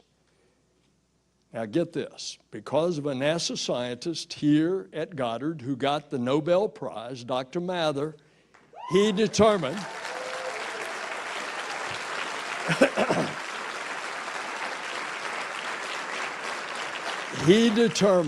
that the universe was 13.8 billion years. Okay, this telescope, the images you're going to see today, exceed looking back 13 billion years. And then we will look back to as far as 13.5 billion years. Think about that. The speed of light is 186,000 miles per second. And that light has been traveling for 13.5 billion years, only about a few 100 million years after the beginning. That's the threshold that we are crossing. And it's an example of what NASA can achieve. But we don't do it alone. We do it with industry. We do it internationally. In this specific case, our partners, the European Space Agency and the Canadian Space Agency. And by the way, we are now going to be determining things that we don't even know what the questions are that we ought to ask. And so it's one of these great engineering feats, not just for us, but for humanity, for planet Earth, for the citizens of planet Earth. And so there have been setbacks along the way, but because of the perseverance, here we are today. And it's these engineers and scientists and innovators that have poured their life's passion into this work. This meeting of the Senate Judiciary Committee will come to order. And I it's usually defer to the like President. This that drives us forward, and it gives us inspiration. All right, everybody, if you are just joining us here on Live Now from Fox, it is 10 o'clock in the morning here on the East Coast, 7 o'clock if you are joining us on the West Coast. We do have several live events happening right now. NASA unveiling more images from the James Webb Space Telescope, giving us really the deepest, most in-depth view of the universe ever captured. So if you can see that little sort of timeline there on your screen, we are 30 minutes away from seeing some of those additional photos. We also have a Senate hearing on abortion rights. That is happening right now in Washington, D.C. Of course, the Senate Judiciary Committee having a meeting right now. We do have Chair Senator Dick Durbin there speaking right now. They're set to discuss the impacts of the Supreme Court's decision to overturn Roe versus Wade. So again, this is the Senate Judiciary Committee meeting right now in Washington, D.C. We know that they, of course, are going to talk about the impacts of overturning Roe versus Wade and taking away the federal right to abortion. We will hear from several witnesses as well, including Planned Parenthood of St. Louis and also several pro-life groups, specifically the director of the Center for Life Alliance Defending Freedom, again, here in Washington, D.C. So let's go ahead and listen in. Prison. We already have seen examples of this. Pregnant people being criminalized for pregnancy outcomes, miscarriages, and or self-managed abortion. Data collected from fertility apps and Google searches could be used to prosecute abortion. Black women and other women of color are disproportionately criminalized. Some of the bans do have civil and criminal penalties. They are difficult to interpret in terms of how they will be enforced. We send patients with prescriptions for ibuprofen for pain control during medication abortion, and the pharmacies refusing to fill it. Every kind of woman gets abortions.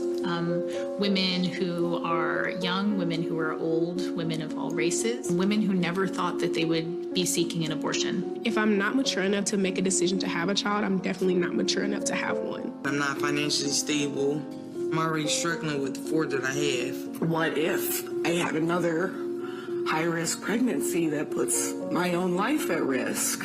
I do want another baby, and now I'm scared to. I no longer have those rights that we always looked at Western countries and Western women as having. You see efforts to punish women and efforts to turn neighbors into bounty hunters of sort. We end up having more abortions because of a lack of access to reproductive health of choices, including contraception. This law is not just about abortion, it's about reproductive health. Women are going to die as a result of this. There will be doctors who hesitate to act because they're worried about breaking the law and going to jail, and women will suffer and they will die.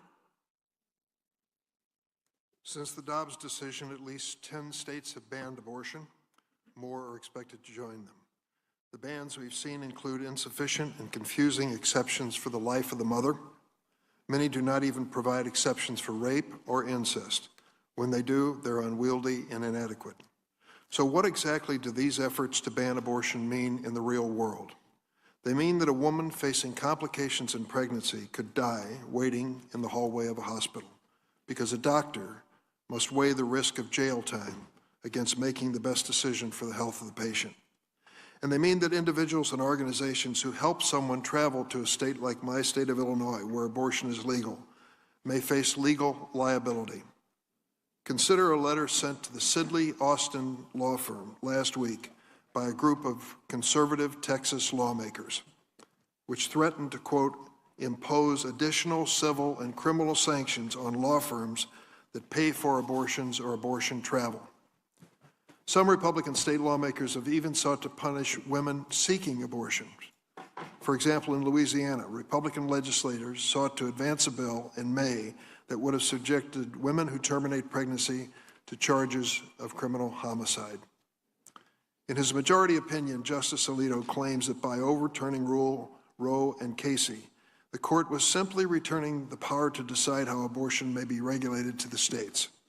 But Dobbs raises many questions with no answers, leaving healthcare providers and patients to navigate new restrictions that will likely and rightfully face further constitutional challenge. For example, in his concurring opinion, Justice Kavanaugh insists that a state cannot infringe on the, quote, constitutional right to interstate travel, close quote. Well, it seems some state Republican lawmakers didn't get the message. They are proposing bills that will turn their state borders into checkpoint Charlies for patients seeking abortions out of state. In a post-Roe America, it is not only abortion rights that are in peril. Other constitutional rights are under threat. And that's not my conclusion. It's Justice Clarence Thomas's conclusion. According to him, your constitutional right to privacy is a fiction. In his concurring opinion, Justice Thomas declares that a court should, quote, eliminate the constitutional rights to birth control, marriage equality, and consensual relationships between LGBTQ people, close quote. This radical, regressive vision for America is eroding the court's institutional integrity. This comes in the aftermath of Republican leader McConnell's blocking President Obama's right to fill the Supreme Court vacancy. President Donald Trump pledged to appoint nominees who would overturn Roe versus Wade. That was the box each one of them had to check with the Federalist Society before they could appear before this committee. Today, 3 in 4 Americans say they've lost faith in the Supreme Court, a record low. It's easy to see why. Families are living in fear that some of their most cherished rights are now on the conservative chopping block. So what are we going to do to protect these rights? What are we going to do to defend women who have already had their rights revoked? We know the Republican plan. Win control of Congress and impose a federal ban on abortion. The Republican leader said as much. Democrats have a different plan. Protect your rights by entering a federal statutory right to an abortion. In fact, that's exactly what the vast majority of Americans support, keeping access to abortion legal. A woman's choice to get an abortion is her choice alone. Politicians have no business sitting in the waiting room with the doctor. And with that, I'll turn to Ranking Member Grassley for his opening statement. Thank you, Mr. Chairman. This is a very important hearing. I cast my first pro-life vote February 1972.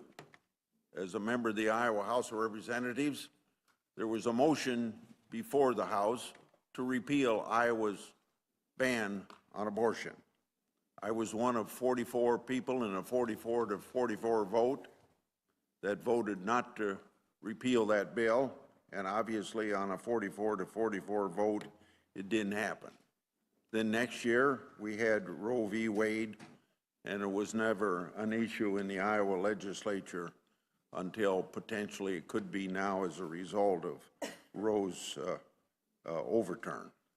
We're here today because the Supreme Court has corrected a wrong that has impacted millions of lives since 1973. We're here because the Supreme Court, in a meticulous and well-reasoned opinion, returned the decision of abortion back to the states. For many Americans, this decision is about far more than correcting a flawed legal analysis in Roe. It means protecting the rights of the unborn. This ruling doesn't ban the practice of abortion, but instead empowers the people through their accounted elected representatives to make common sense policy decisions.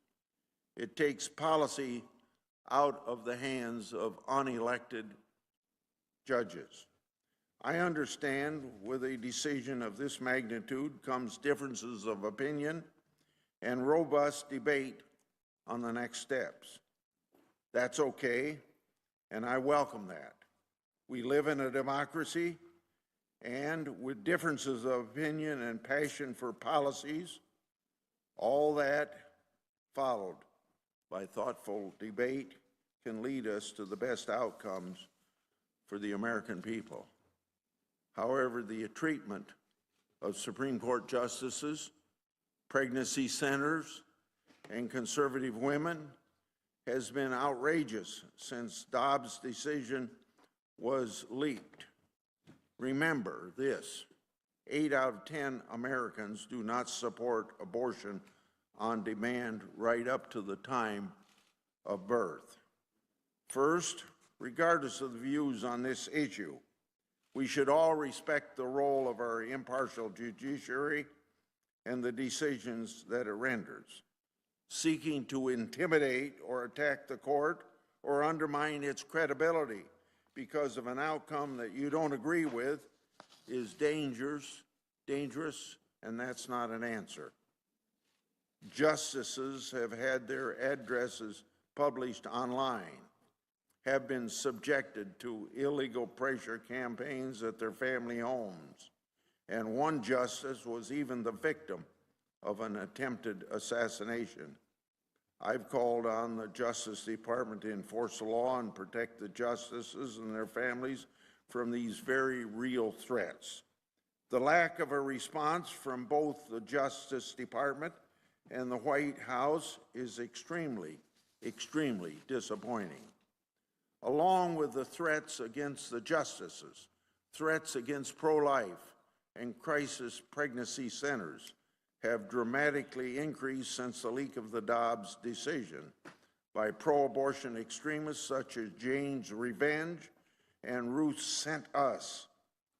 They've been at least 40 violent attacks on crisis pregnancy centers, religious institutions, and other pro-life entities since the Dobbs leak and before the court even issued its final opinion. The first pictures I have with me is a crisis pregnancy center in North Carolina that was vandalized with pro-abortion and pro-Antifa graffiti. That is in the corner. In the corner is the Antifa sign. Another one in Oregon was set on fire, causing significant damage, as you can see behind me. I pray for these centers and the thousands of patients they serve every day. I encourage all of my colleagues, as well as myself, to condemn the violence and vandalism. I want to ensure that these violent attacks are recognized by the FBI and are being properly investigated for what they are, cases of abortion-related violent extremism. Let me be clear, very clear. Threats and violence are not the answer. I also want to bring your attention to the incredible group of women that we have here with us today. We know women have been the center of the pro-life movement and tirelessly advocating for the lives of the unborn and the well-being of mothers everywhere. I'd like to introduce to you a few of these women, in addition to our witnesses, who I'll introduce in a moment. We have here with us today Dr. Christina Francis. Dr. Francis is an OB-GYN in Indiana. She's chair of the board of the American Association of Pro-Life Obstetricians and Gynecologists and a board member of the Indiana Right to Life. Dr. Francis spent time working with orphans in Romania and Burma and working for 3 years as the only OB-GYN at a mission hospital in rural Kenya. She has dedicated her life, professionally and personally, to treating women, protecting the lives of the unborn, and educating people on the dangers of the abortion industry. We are also fortunate to have someone like her in the practice of medicine. Also, Dr.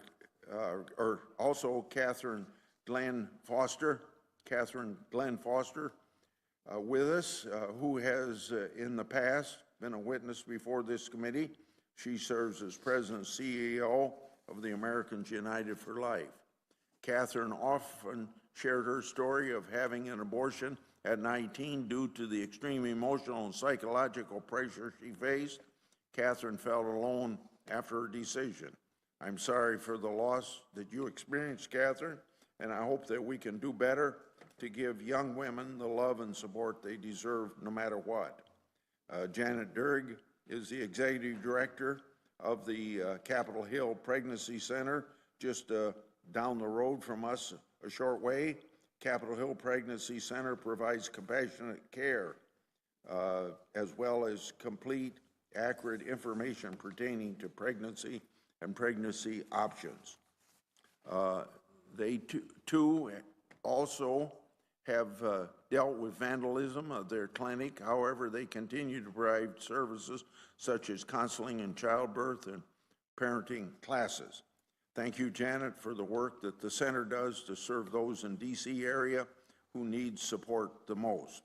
I also want to thank representatives of the incredible groups that we have here today: March for Life, Susan B. Anthony Liz, Concerned Women of America, Iowa Catholic Bishops, Family Research Council, to name a few.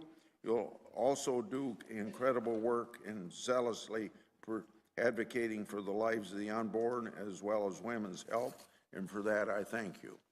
Let's have a productive discussion today on how we can best support women and families coming forward. But as I said before, threatening justices, pregnancy centers, and churches is not the answer. I hope the extreme rhetoric that gives rise to this violence won't be a part of our conversation today. So, Mr. Chairman, I'd like to request to enter into the record the statements from Live Action and the American Association of Pro-Life Obstetricians and Gynecologists. Thank you. Without objection, and let me start on a positive and bipartisan note in light of your opening statement, Senator Grassley. I have stated time and again, political violence in furtherance of any cause is unacceptable, period. No matter who commits it, no matter what ideology fuels it. I condemn all violence and threats of violence in the strongest possible terms, whether the targets are pregnancy counseling centers or abortion clinics, period. Violence is never an appropriate form of protest. This committee has passed legislation that will protect our judges, and I'm glad we did it. I'm sorry to say that one of the most important bills, the Daniel Anderl Judicial Security and Privacy Act, which would give the Supreme Court police greater discretion in protecting the justices and their families, among other provisions to protect judges, has been held up on the floor, and I can say the person holding it up is a junior senator, Republican senator from Kentucky. I think it's a serious mistake.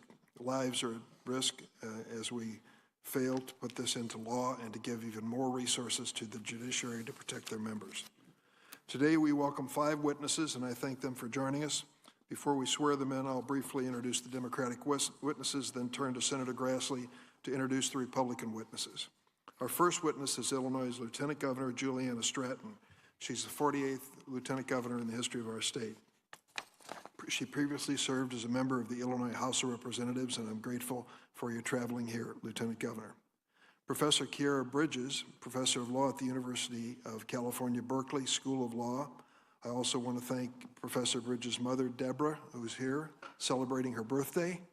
So I understand she's in the audience, and we welcome her. Dr. Colleen McNicholas is an OBGYN and the Chief Medical Officer of Planned Parenthood of the St. Louis region in Southwest Missouri. Thanks for joining us today, Dr. McNicholas. Now let me turn to Senator Grassley before I administer the oath for his introductions. My first person is Denise Harley. Ms. Harley serves as Senior Counsel, Alliance Defending Freedom, where she's Director of the Center for Life. In this role, Ms. Harley leads her team's litigation and advocacy effort to defend pro-life legislation around the country. She also networks with pro-life allies, speaks publicly on behalf of her organization and works to defend the First Amendment freedoms of pro-life health care professionals and pregnancy resource centers.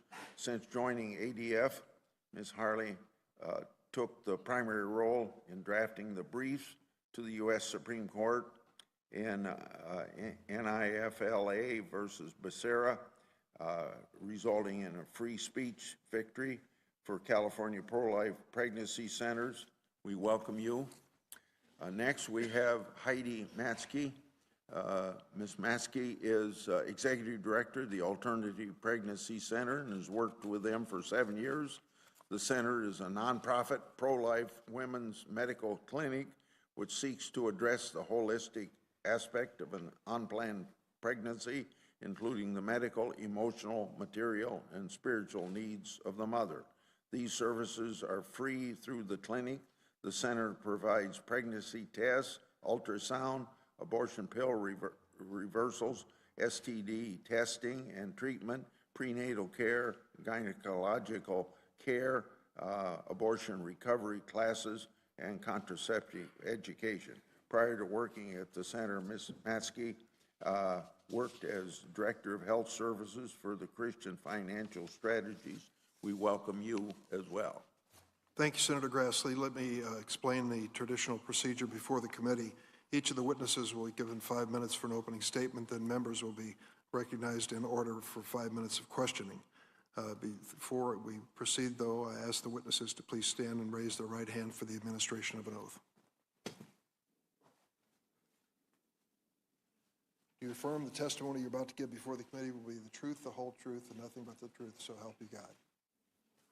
Let the record reflect that all 5 witnesses have answered in the affirmative.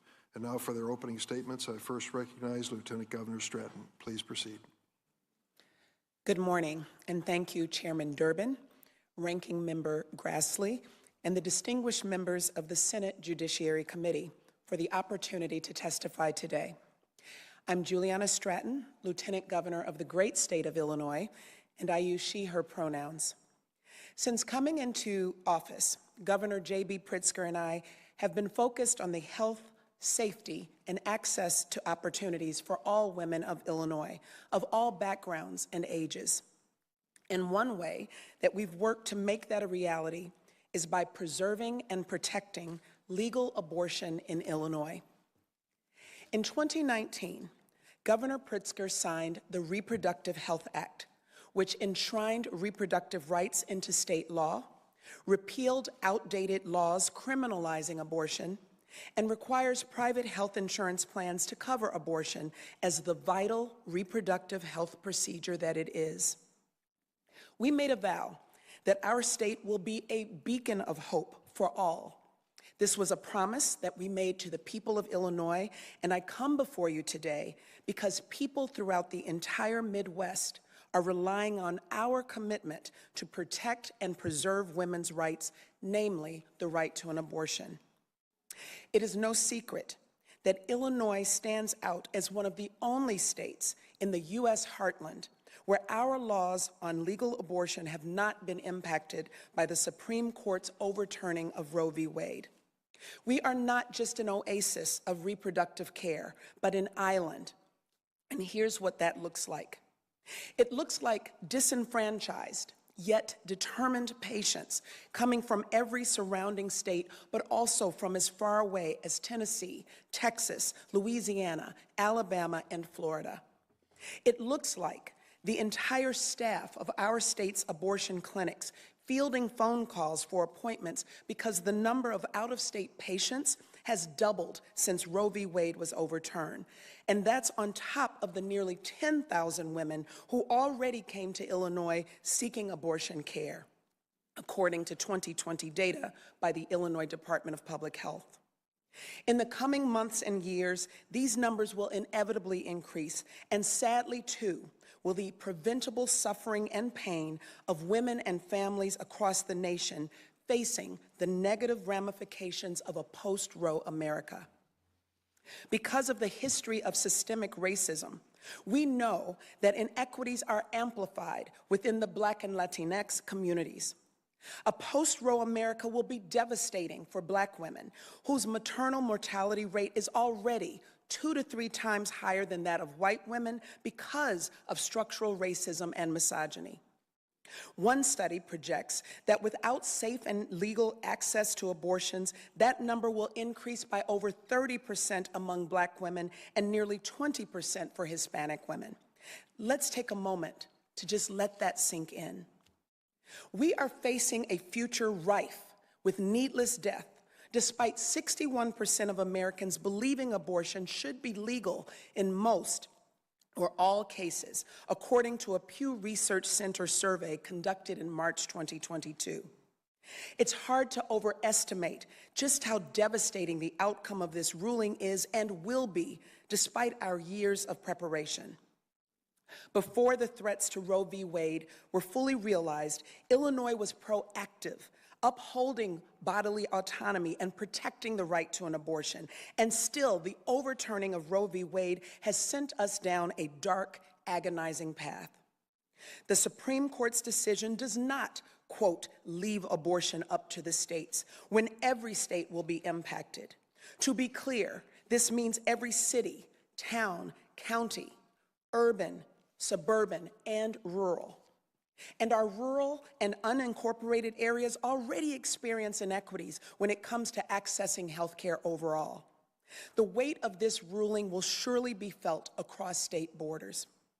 In Illinois and in states like ours, we are bracing for what is to come as these diverse communities across the nation turn to us. Governor Pritzker called on the president to move forward on key items that will address how states like ours will be affected, like creating a centralized hub for providers and patients to ease the burden on facility capacity amid higher demand. And most of all, Illinois and other states with legal abortion need more access to federal money to support demand. I commend President Biden for the steps he has taken to safeguard access to reproductive care through executive order on Friday, which included actions to expand access to contraceptives. This is a great start. In Illinois, all hands are on deck as we brace for what is coming, because we know we are the only lifeline for so many after so much has been taken away from women, from the American people. I say this not just as the Lieutenant Governor of Illinois, but as a mother of 4 daughters, my daughters who now have fewer rights than I had. In Illinois, and based on Justice Clarence Thomas's concurring opinion, it is likely this may not be the last rights that will be stripped from future generations, as access to contraceptives and the right to love and marry who you choose have already come under threat with the overturning of Roe v. Wade. In Illinois, we will not go back. We will not be silent or stand on the sidelines. And I thank Governor Pritzker, Illinois' legislative leaders, and our state's General Assembly, and all the community advocates who have joined forces to ensure just that. We already know how dangerous it is to turn back the clock of progress, and I ask each of you, as leaders, help us push forward before it's too late. Thank you. Thank you for your statement, Lieutenant Governor. We extended the period for your statement a little bit, and the same courtesy will be extended to all the witnesses. Ms. Harrell. If you are just joining us here on Live Now from Fox, we are listening in to the Senate Judiciary Committee hearing about the consequences and the widespread impact in a post-Roe America, focusing on the impact and legal consequences of the Supreme Court decision to overturn Roe versus Wade and hand power back to the states to decide abortion rights. We did just hear from the Lieutenant Governor of Illinois, Juliana Stratton. If you didn't know, Illinois is one of very few states in the Midwest that does still offer abortion protections. The Lieutenant Governor saying that abortions in Illinois following the SCOTUS decision, abortion patients have doubled just since we learned that news and that ruling from the Supreme Court, which again overturns Roe versus Wade. She went on to say that the state is bracing for what is to come as more women and girls in the Midwest and really around the country not only turn to Illinois, but turn to other so-called abortion-friendly states for those services. So again, we are listening in to the Senate Judiciary Committee hearing about the consequences and the impact of overturning Roe versus Wade. As the decision explains, nothing in our Constitution's text, history, or structure supports a so-called right to abortion. Even constitutional law scholars who are pro-abortion have admitted this. Harvard law professor Lawrence Tribe said Roe was a verbal smokescreen and that the substantive judgment on which it rests is nowhere to be found. The late pro-abortion icon Justice Ginsburg called Roe a heavy-handed judicial intervention that was difficult to justify. And legally, scientifically, morally, it is. Under the Roe regime, the United States became an extreme outlier in abortion law. 75% of nations around the world don't permit elective abortion at all, or at most limit it to 12 weeks. But under Roe, the United States joined a handful of countries, including human rights abusers, China and North Korea, to allow abortion on demand after 20 weeks of pregnancy. The Dobbs decision unshackled states from this judicial power grab in Roe that was based on falsehoods about history and science. Now we can apply scientific knowledge that we've gained since that infamous decision. Medical advancements in the past 50 years have made it crystal clear that states have a compelling interest in protecting unborn children at every stage of development. With the help of ultrasounds, we've learned that babies in the first 12 weeks develop heartbeats and brain waves. They move around and kick, they can hiccup, suck their thumbs, even taste what their mom eats. It's entirely reasonable and right for Americans to protect these tiny humans, and the American citizens are prepared to do so. In fact, reports that Americans supported Roe are extremely misleading. Roe allowed for abortion up to the moment of birth, but nearly 90% of Americans oppose abortion in the third trimester, let alone until birth. Now, for women who find themselves overwhelmed by the prospect of motherhood, there is hope, and it doesn't involve destroying the baby for a fee. We need to be pointing pregnant moms towards real help. Thousands of pregnancy resource centers around the nation stand ready to support women at no cost with tangible services both during and after a mother's pregnancy. Many states are also pouring resources into creative programs to ensure that every pregnant mom can access the critical support she needs. Churches, adoption agencies, and other civic organizations are redoubling their efforts. Dobbs marks a new day for our country, the opportunity to build a better society than the one the court forced upon us in 1973. A society that not only affirms that life is a human right, but that embraces motherhood by providing opportunities for women to thrive as moms. We as a nation can no longer use Roe as an excuse to treat pregnancy as a woman's problem that she alone must solve. It's time to implement innovative support systems and empower women to pursue full and flourishing lives for their families and themselves. The post-Roe legal landscape is changing as we speak, but I am so grateful that we're entering a new era where the American people have the opportunity to lead the world in upholding the dignity of women, of their children, and of human life. Thank you for your time. Thank you. Professor Bridges. Chairman Durbin, Ranking Member Grassley, and members of the Senate Committee on the Judiciary, thank you for the opportunity to testify before you today. My name is Kiara Bridges, and I am a professor of law at the University of California, Berkeley School of Law. I'm here today to explain how the U.S. Supreme Court's radical decision in Dobbs versus Jackson Women's Health Organization to take away constitutional protection for reproductive freedom harms people of color. In Dobbs, the court upheld Mississippi's ban on abortions after 15 weeks of pregnancy, and in the process, overturned Roe versus Wade. Dobbs declares that Roe erred when it interpreted the 14th Amendment's Due Process Clause to protect a right to terminate a pre-viability pregnancy, insofar as that clause only protects rights that are, quote, deeply rooted in the nation's history and tradition and implicit in the concept of ordered liberty, end quote. For the Dobbs majority, the country's laws in 1868, the year that the 14th Amendment was ratified, determine whether abortion rights can be so characterized.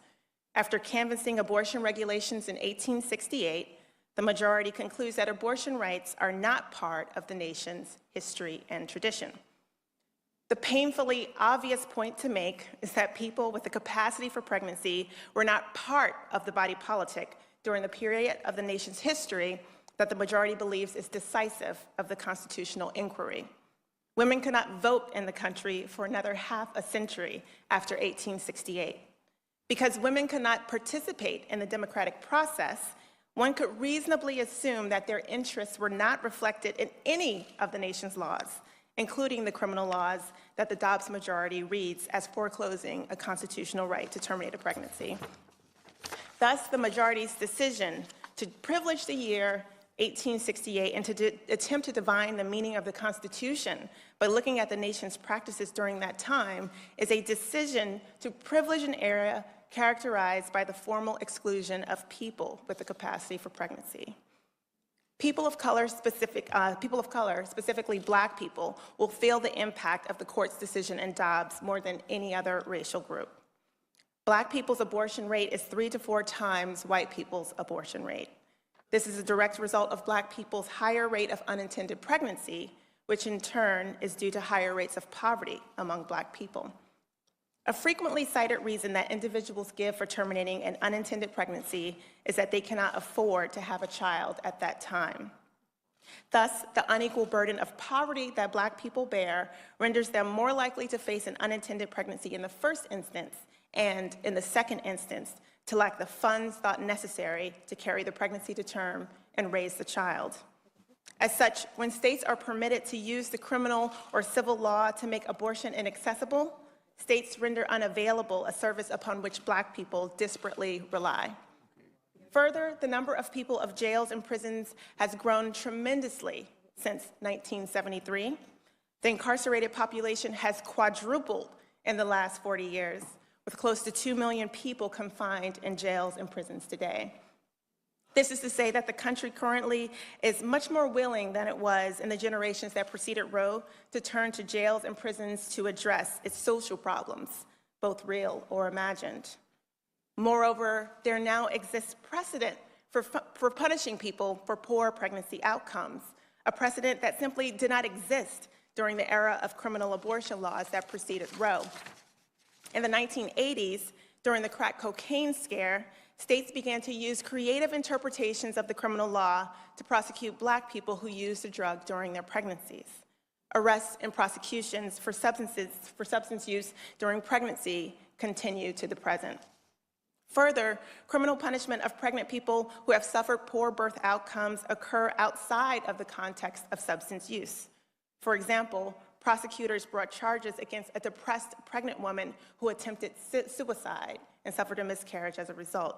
I could go on and on.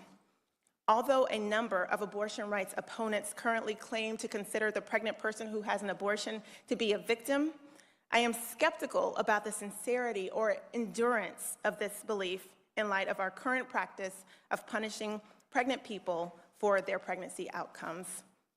Importantly, even if Black people attempted to self-manage abortion despite the threat of criminal punishment as frequently as people of other races, we should fully expect that Black people will be more frequently and more harshly punished for breaking the law. We should have this expectation because, as a general matter, Black people are more likely than their non-Black counterparts to be arrested, prosecuted, indicted, and convicted for the same conduct, and they serve longer sentences than their non-Black counterparts, even when controlling for relevant factors.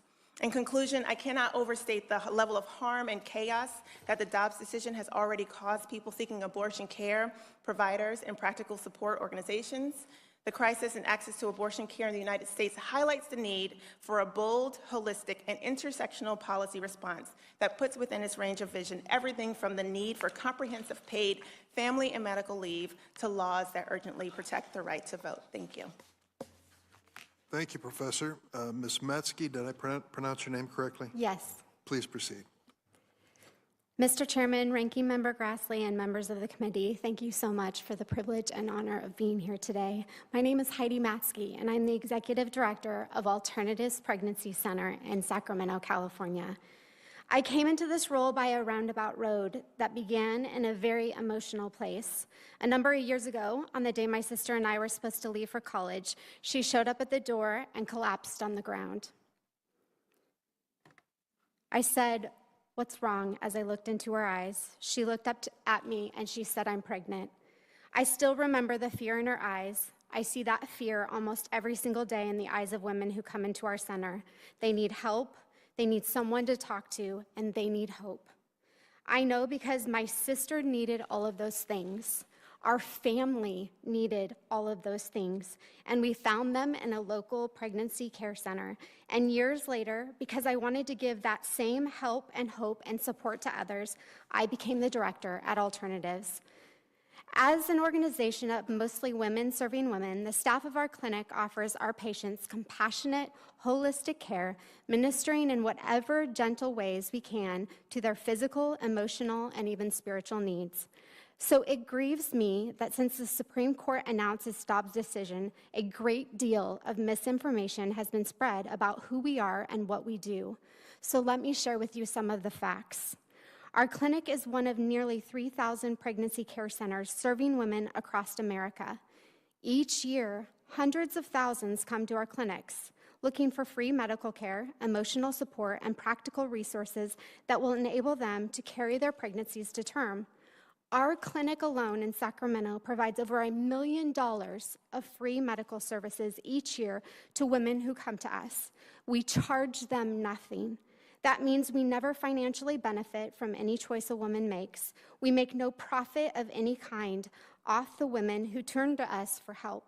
We offer pregnancy tests, ultrasounds, prenatal care up to 24 weeks, well woman visits. We test and treat for sexually transmitted diseases. We offer abortion pill reversal services, abortion recovery counseling, and parenting classes.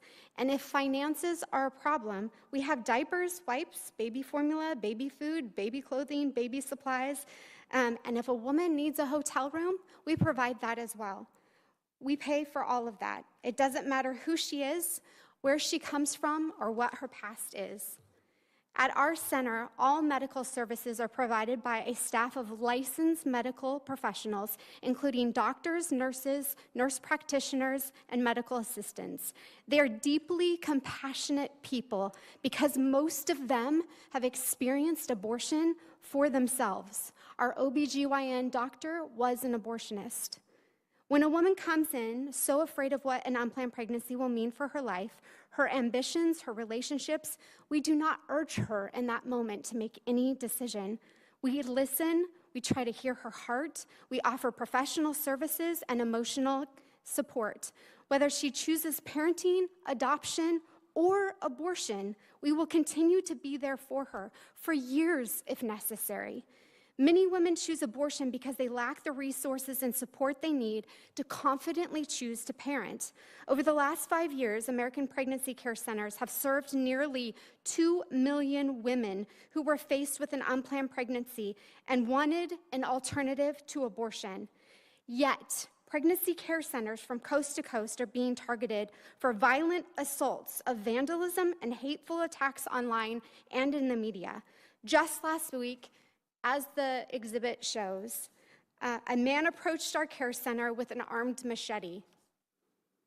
We have been forced to hire 24-hour on-site security. We've had to reinforce doors and bulletproof our walls. We've had to paint our building with anti-graffiti coating. We've added cameras, armed our staff with pepper spray, and stopped running our mobile clinic because of threats of violence. We have been forced to expend valuable resources for women of up to $150,000 just to protect ourselves. Why? Because we offer free care to women. What we do, though, is worth the risk. Every community needs a place for women facing unplanned pregnancies who are seeking dependable medical resources in a safe, caring environment during one of the most difficult times of their lives. You are pregnant. 3 of the most powerful words a woman will hear in her life. For some, the words bring incredible joy, and for others, incredible fear.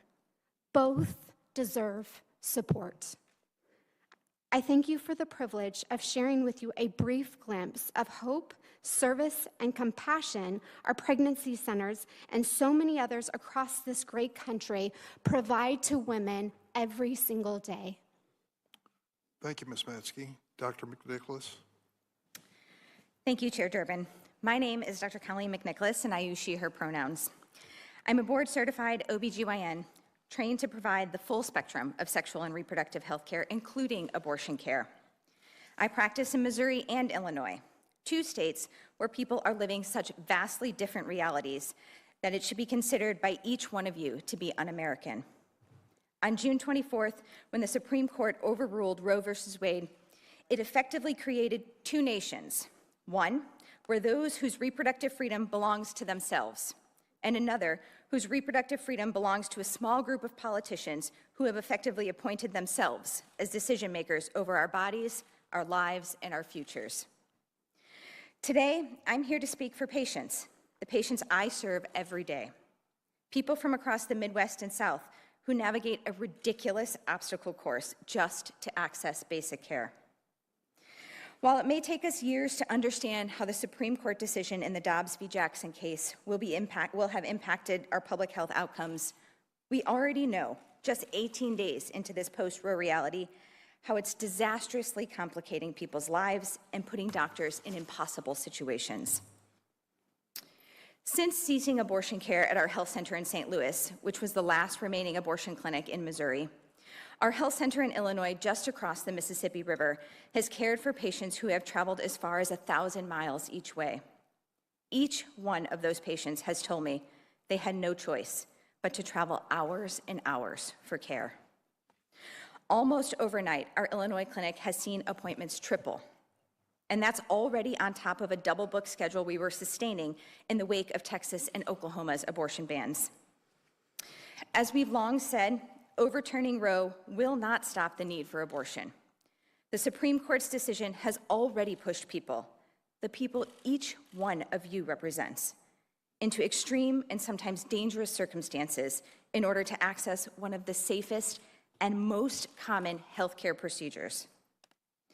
In Missouri and several other states, abortion is banned except in a medical emergency. In other words, in order for doctors to avoid prison time, instead of treating a patient before their health condition becomes life-threatening, doctors must now contemplate how sick is sick enough before providing life-saving abortion care. People will suffer unnecessary harm as doctors wait for permission from hospital lawyers to tell them that they can proceed. In some circumstances, the abortion care will come too late. Not only is this agenda unpopular, it is deeply anti-life. We already know that abortion care is inextricably linked to maternal health outcomes. And in Missouri, Black maternal mortality is 4 times higher than that for white women. Forcing people to continue pregnancies they do not want or cannot bear will cost lives. Forcing people into parenting without passing policies that address childcare costs, paid family leave, or a formula shortage will cost lives. The anti-abortion agenda is anti-life and hypocrisy at its worst. I have a plea for our allies, too. Those of you who have long stood with us and committed to protecting reproductive freedom. Listen to those of us who have been warning about this moment for years. Work with critical access states to ensure that abortion remains accessible. Use every bit of your power to do something. On June 24th, 1 hour before the Supreme Court dismantled abortion rights, I was sitting next to HHS Secretary Javier Becerra, along with partners and allies in Missouri, including the Congresswoman from the 1st District, Representative Cori Bush. In that meeting, we asked the Biden administration to declare a public health emergency to support the patients who will have to flee their home states for abortion care. As 36 million people of reproductive age now or soon will live in a state where abortion is banned. Senators, I come before you tired, frustrated, and angry. Those of us on the front lines, the abortion activists that President Biden's team just this weekend referred to as out of step, we are the ones who are holding back this public health crisis that's about to sweep the country. I speak on behalf of my colleagues, abortion providers and advocates. We deserve better. We need action, and we need it now. We're out of time. Thank you for inviting me to share about this moment in history, which I am certain will be a stain as we move forward. Abortion is normal. It is an act of love, and it is fundamentally health care. Thank you, Dr. McNicholas. We'll now go into 5-minute rounds for the members to ask questions, and I'll begin. Dr. McNicholas, you've already addressed this issue, but I want to return to it because I think it is critically important. There are some who say that those who support the abortion procedures are alarmist and exaggerating the danger that women face because of the Dobbs decision. I think you've alluded to this, and I want to make it a part of the record. The United States already has the highest maternal mortality rates of comparable nations. In other words, more women die in childbirth in this country than most other countries. We are one of only 13 countries where the maternal mortality rate is worse today than it was 25 years ago. Every year, 900 women nationwide die as a result of pregnancy-related complications. 70,000 suffer near-fatal outcomes. Women of color are 3 times more likely to die as a result of pregnancy than white women. And yet, it could get much worse. A recent study estimated that a nationwide ban on abortion would increase maternal mortality in the United States by 20%. Among black women, the estimate is an increase of 33%. By ending the constitutional right to abortion, the Supreme Court has ensured that maternal mortality in the United States will increase. In states, incidentally, with the most restrictive abortion laws already, there's a 7% higher maternal mortality rate than states with fewer restrictions. Tell me the practical side of this, the cases that you've run into as a practicing physician, as a doctor, where you had to make this decision, life or death decision, when it comes to the mother. Thank you, Senator Durbin. I first want to acknowledge the fact that you're right. This country has a disappointing and quite embarrassing maternal mortality rate already, and we are on the cusp of seeing that rate increase. The 6 states with the highest maternal mortality rate are 6 states that immediately moved to ban abortion, and that is not a coincidence.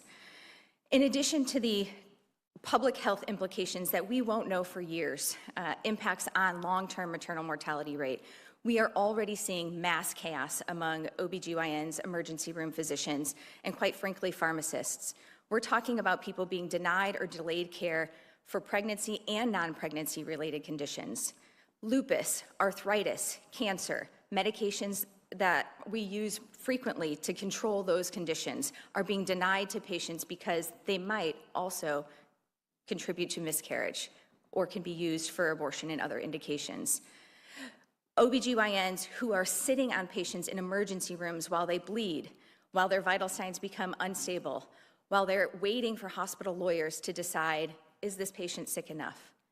When the consequence of violating a law is criminal, doctors are put in impossible positions where they know the right care, they know what to do to help somebody, but yet they have to wait, making folks sustain totally preventable harm. And it is quite embarrassing and should be shameful. Professor Bridges, you made a reference in your testimony to 1868, and you used as an example when Justice Alito referred to the historical precedents and went back to 1868, that at that moment in American history, women were not legally entitled to vote. I also note that at that moment, women could not own property or enter into a contract in the United States of America. And in 1868, not a single woman practiced law in the United States. And that was the historic basis that Justice Alito wanted to use for the Dobbs decision. Would you comment again on that particular aspect of this when we talk about historic precedent? Absolutely. Thank you for the question. It's a complete choice to elevate the year 1868 as the moment of constitutional significance in terms of constitutional interpretation. Again, it was a period of time in which women were simply not part of the body politic. It wasn't until social movements that occurred later in this country's history in the 1970s that we started to see movements for women's equality, and women could actually become something that we can call equal citizens. I also wanted to just give me time to just note the selectivity of Justice Alito's historical inquiry. He chooses to elevate 1868 in the context of abortion rights because it will lead to the result that he likes. In other cases, in other contexts, he doesn't engage in a historical inquiry at all. In his affirmative action jurisprudence, 1868 is also the relevant time that we should look for when interpreting the Equal Protection Clause.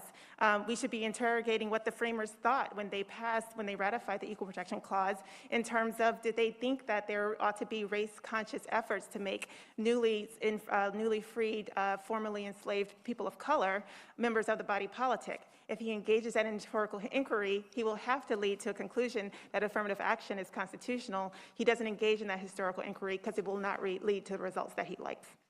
Thank you. Lieutenant Governor Stratton, I'm a little over my time, but I want to give you a chance to respond to efforts that are underway on the maternal mortality issue and protection of women. And I have to give you fair warning that your statement that Illinois is a unique Midwestern state on this subject is going to be challenged by a senator from Minnesota. Lieutenant Governor. So thank you for that question and just the ability to add what the witnesses have already stated. In addition to that, I would point out that this will not only just have a disproportionate impact on Black women. When we often talk about the issue of maternal mortality, then we raise the issue of how it disproportionately impacts Black women, but the issue of restricting abortion access, the abortion bans and other restrictions also will have a disproportionate impact on those women who are from lower income communities, on immigrant women, on young women, on women from rural communities, on our LGBTQ plus community. There are so many wide-ranging ramifications, and the bottom line is that everyone should be able to decide for themselves what is best for their own health care in conjunction with their physician. This is not something that should be decided with a political agenda. It is not something that should be a decision made by politicians. These are decisions that are very personal and should be made. And when they have health implications, as we're talking about maternal mortality, then this is an example of why it is not a politician's determination. It should be that individual's decision with their healthcare professional. Thank you, Lieutenant Governor. Senator Grassley. Ms. Maskey, I'm going to repeat some statistics you gave. According to the Charlotte Logier Institute, pro-life pregnancy centers performed 486,000 free ultrasounds, 731,000 free pregnancy tests last year. 291,000 clients attended parenting and prenatal education classes, and 2,500 locations offer material assistance that babies need when a family can't support it. So can you tell us how you help pregnant women? And even more importantly, would there be a disparate impact on these communities if your centers? If you are just joining us here on Live Now from Fox, we're listening in to the Senate Judiciary Committee hearing where we do have a ranking member, Senator Chuck Grassley, currently asking some questions. We do have a panel of several different people involved with abortions and, of course, pregnancy centers across the United States. We did hear from the Lieutenant Governor of Illinois. We also heard from a professor of law from UC Berkeley. And right now, we do have Denise Harrell speaking. She is the Senior Counsel and Director of the Center for Life Alliance Defending Freedom in Tallahassee, Florida. So really, we are hearing from not only leaders of abortion clinics at the Senate Judiciary hearing on abortion, on the Supreme Court decision to overturn Roe versus Wade, but we are also hearing from the other side. Again, the Center for Life and Pregnancy Centers discussing the consequences and the impact of overturning Roe versus Wade. So let's go ahead and listen in. Other than ibuprofen, and she testifies to physically going into labor on the floor, on the toilet, and in her bathroom. And at one point, she said she looked down, and what they told her was a clump of cells was a fully formed baby laying on the floor. Devastated, she claims she picked that baby up and carried it around, put it in a plastic bag, and several weeks later, took it to a memorial and buried it. This is not healthcare. A woman alone, by herself, in a bathroom, experiencing tremendous pain and seeing the effects of it. A young woman who has an abortion at an abortion clinic never has to drive by that abortion clinic ever again.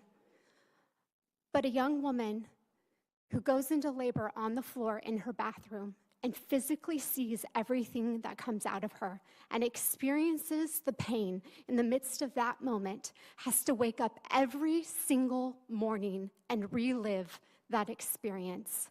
Again, this is not healthcare.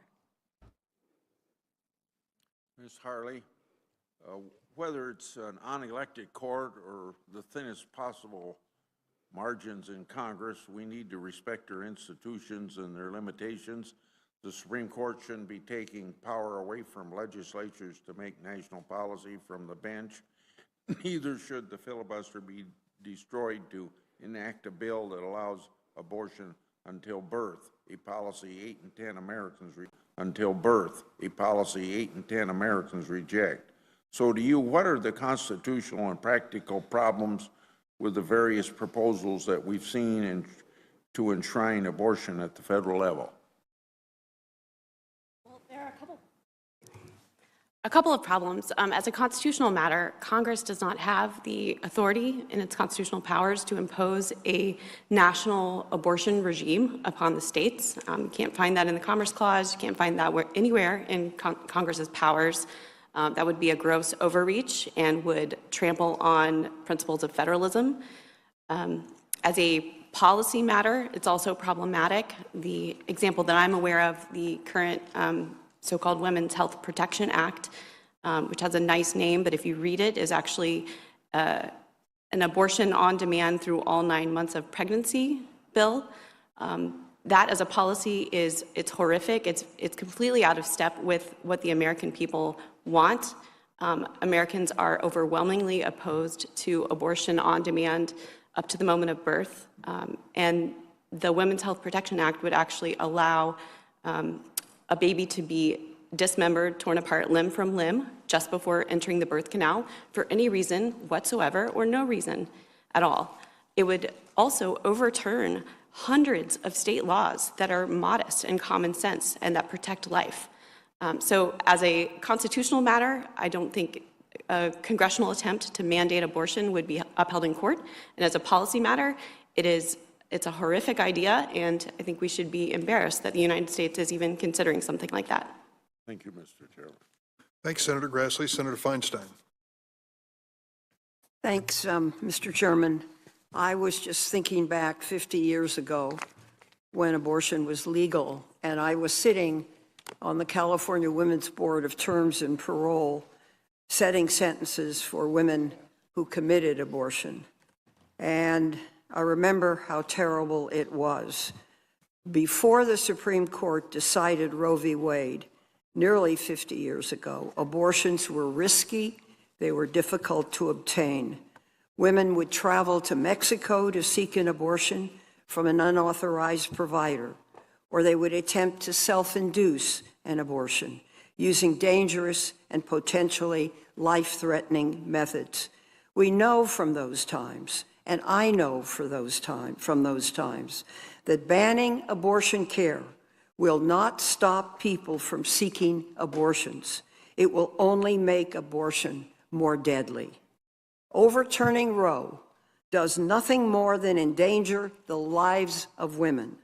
I'm really deeply concerned that state efforts to ban and criminalize abortion will once again emerge and will harm the ability of women to seek vital medical care. So, Dr. McNicholas, from your experience as a provider, what impact have you seen from these state abortion bans on women who are seeking reproductive health care? And Professor Bridges, what can Congress do to help protect people seeking an abortion? Thank you so much for the question, Senator Feinstein. I will start by saying and acknowledging and agreeing that the legalization of abortion has never been the driver of its necessity. That was true before Roe, and that will be true now post-Dobbs. Pre-decision, there were states like Missouri who had made it so difficult that the Roe decision was inadequate and pushed abortion out of access for many already. The reality is right now, in this moment, today, there are thousands, tens of thousands of people who are navigating which bill can go unpaid, how to find somebody to watch their kids, making sure their transportation can get them thousands of miles to the next clinic, all in search of basic health care. What we know is that abortion bans and restrictions alike disproportionately affect people who live in marginalized identities and are worst for people who exist in the intersections of oppression. We will see more people be harmed by these decisions, both as pregnancy outcomes as well as people who are being denied and delayed care outside of the abortion realm. As of this past weekend, 21 states either have an abortion ban in effect, are expected to implement a ban soon, or have severely restricted abortion access in the state. These bans are forcing women to leave their home states in order to seek safe and legal reproductive health care. Some states with abortion bans in place have begun discussing the potential next step of banning people from traveling to seek abortion care outside of their home state. My home state, California, recently passed legislation that would help protect abortion providers and individuals from other states who seek abortion care in California. Professor Bridges, if some states take this next step of banning travel to seek abortions, what legal protection should states hoping to protect abortion access put in place to prevent harm to patients visiting their states for care? Thank you for the question, Senator. We have a clearly established constitutional right to travel in Saines versus Roe in 1999. The Supreme Court interpreted the Constitution as protecting a right to travel, but that does not mean that that right is secure. We've seen in Dobbs that 50 years of precedent can be overturned just simply based on the membership of the court. I want to back up just a little bit in response to your question about what can Congress do in response to the reversal of Roe. Congress can and should repeal the Hyde Amendment. The Hyde Amendment prevents federal funds from being used on abortion care. It has made it impossible for low-income people to rely on their health insurance, Medicaid to cover the cost of abortion care. It also makes it impossible for people who rely on Indian health services, Native people, to turn to the clinics and the facilities that fulfill the federal government's obligation to Native people to provide health care.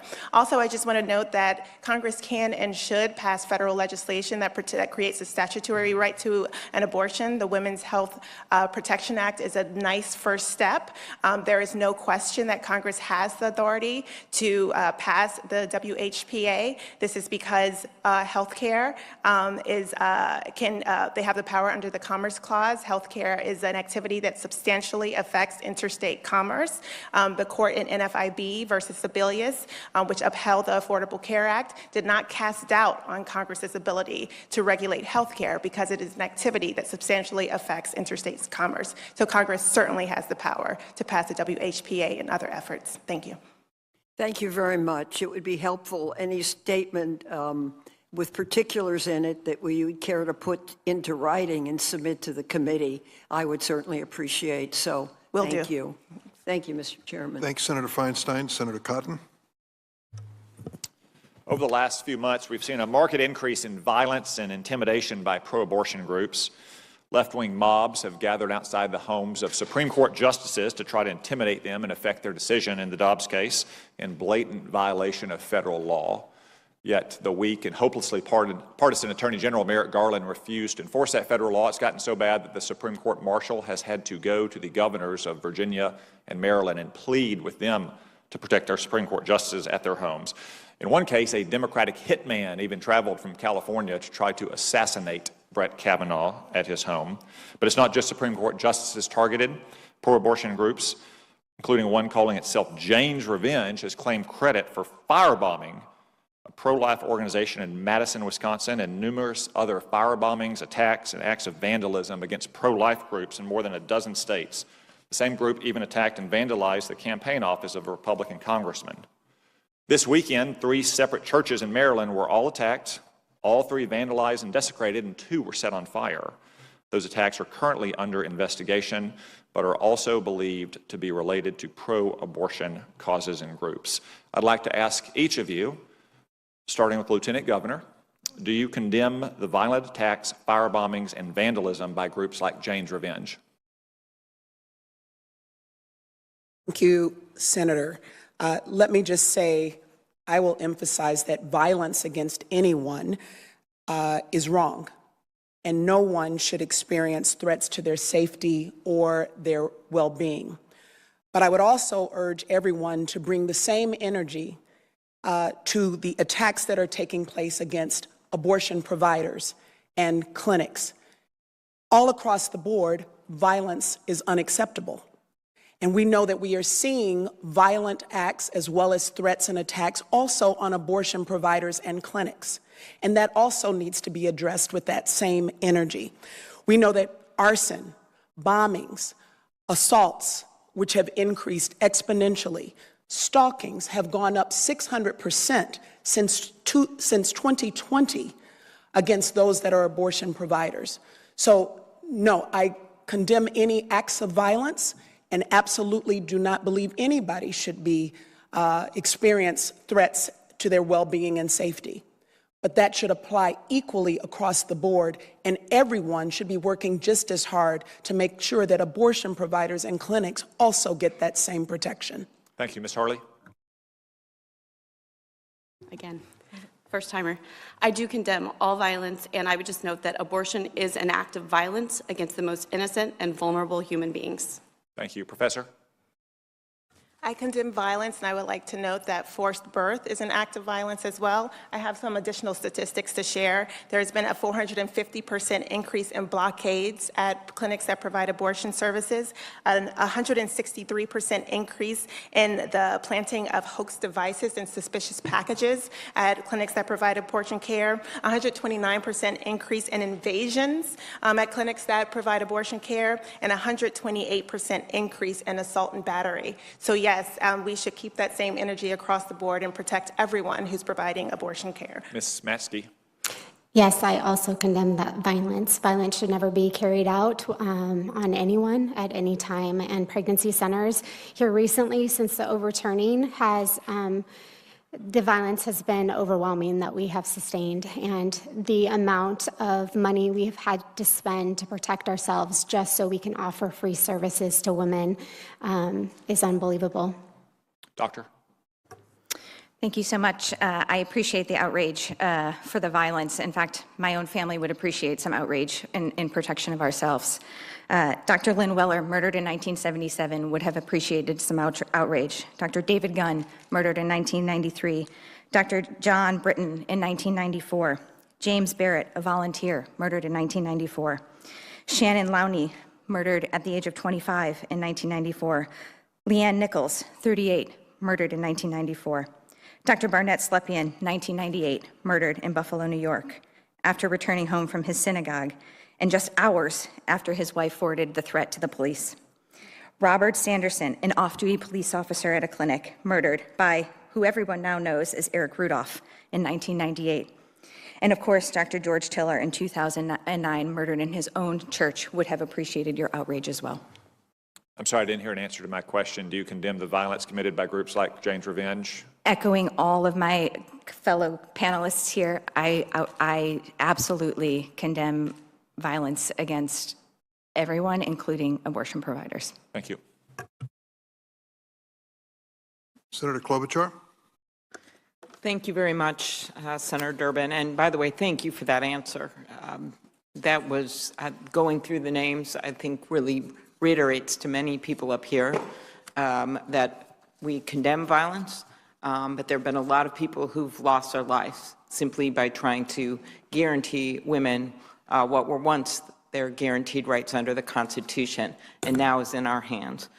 For nearly 50 years, Roe v. Wade protected a woman's right to make her own health care decisions, ensuring that women, their families, and their doctors were in charge of the most personal choices in their life, not politicians.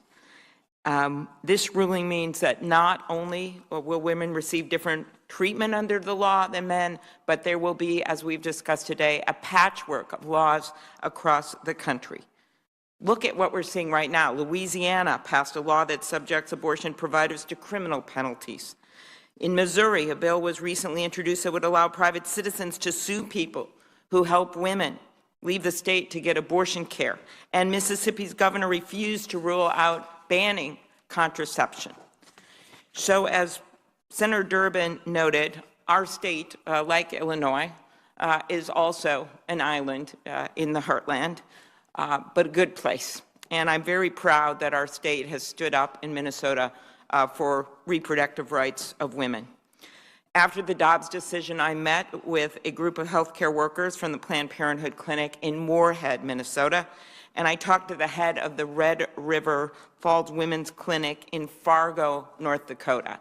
She has resorted to a GoFundMe page in order to make sure that she can keep providing services in the upper Midwest, and in fact is moving her clinic to Minnesota.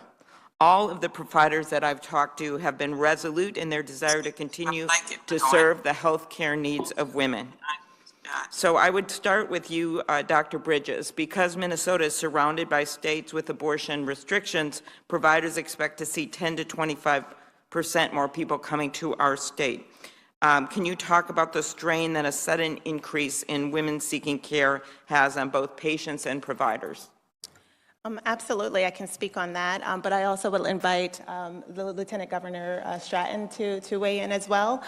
We saw that after Texas passed SB 8, effectively ending abortion in the state after 6 weeks of pregnancy before most people know that they are pregnant. There was an incredible influx of patients from Texas in clinics in the surrounding states, Oklahoma and Kansas. Some clinics reported an 1,000% increase in patients from Texas after SB 8 went into effect. Kansas, some clinics in Kansas provided information that 50% of their clients were now from Texas.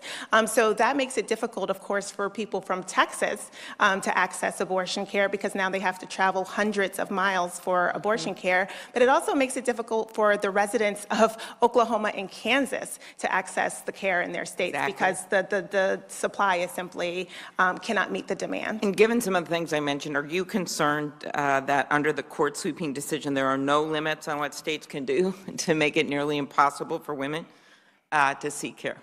So there are limits, right? I mentioned Sands versus Roe, which was decided in 1999, in which the Supreme Court held that there was a constitutional right to travel. However, we have seen that the Supreme Court cares very little for precedent. The Supreme Court doesn't feel bound by precedent. And so if that precedent leads to a result that it doesn't like, we can expect it to be reversed, just as we saw Roe reversed simply because of the membership of the court. Okay, one last question. I'm concerned of you that private health data could put providers and people seeking abortions at risk. One report showed that it only costs about $160 to buy a week's worth of location data on people who visited Planned Parenthood. That's why Senator Baldwin and I have partnered together to urge the FTC to regulate data brokers who are selling data about people seeking abortions. Yesterday, the FTC issued a statement committing to fully enforcing the law against illegal use of highly sensitive data. In the wake of the Dobbs decision, do you agree that it is important to protect data privacy, particularly in states that have outlawed abortion? It is essential that we protect data privacy. Whenever we're online, we leave a digital footprint. That footprint can now be used as incriminating evidence if prosecutors are interested in pressing criminal charges against people seeking basic health care. Okay, very, very good. Thank you. Just one last thing, Lieutenant Governor, if you wanted to add anything on the front of the states like Illinois and Minnesota and the impact on these states. I want to begin, Senator, by acknowledging the great leadership in the state of Minnesota. And I will also just add to your question regarding the protection of data and privacy issues.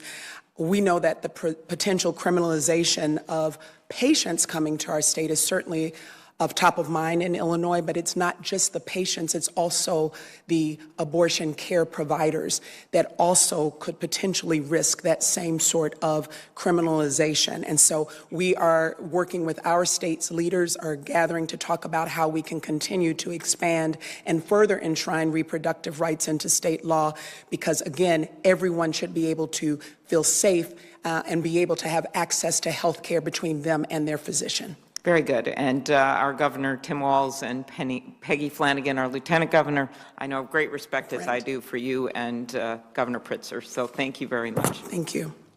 Thanks, Senator Klobuchar. Senator Lee? I'm sorry, I think maybe Senator Cornyn is first.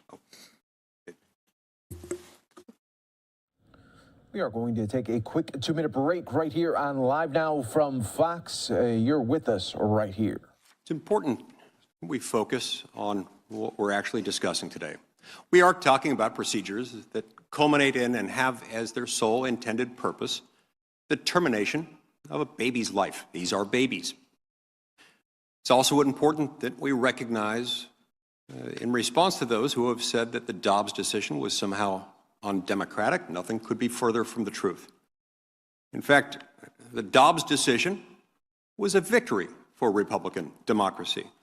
There really is no way to argue otherwise with any credibility. What the court did in Dobbs was to return this question of whether or in what circumstances abortion will be allowed, returning that back to the people and to their elected lawmakers. This is a decision that is not taken off the table by the Constitution. And because it's not taken off the table by the Constitution, it belongs to the people, who can exercise that decision through their elected lawmakers. The American people will now be able to say whether and in what circumstances and in what places abortion will be regulated. This is how Republican democracy in America works. This is how our republic was always intended and established to function. Justice Alito, my former boss, in his well-written majority opinion, explained this point well. He said, quote, "Our decision returns the issue of abortion to those legislative bodies, and it allows women on both sides of the abortion issue to seek to affect the legislative process by influencing public opinion, lobbying legislators, voting and running for office," close quote. That's at page 65 of the Dobbs majority opinion. Seems to me that the abortion industry and the left and those incumbent politicians whose campaigns are funded by the abortion industry have gone to great lengths to scare the American people, convincing them that Dobbs does something that it doesn't do. It saddens me that they're doing all of this for the cause of saying that it's okay, and in fact it's protected by the Constitution, to exterminate, to extinguish an unborn human life.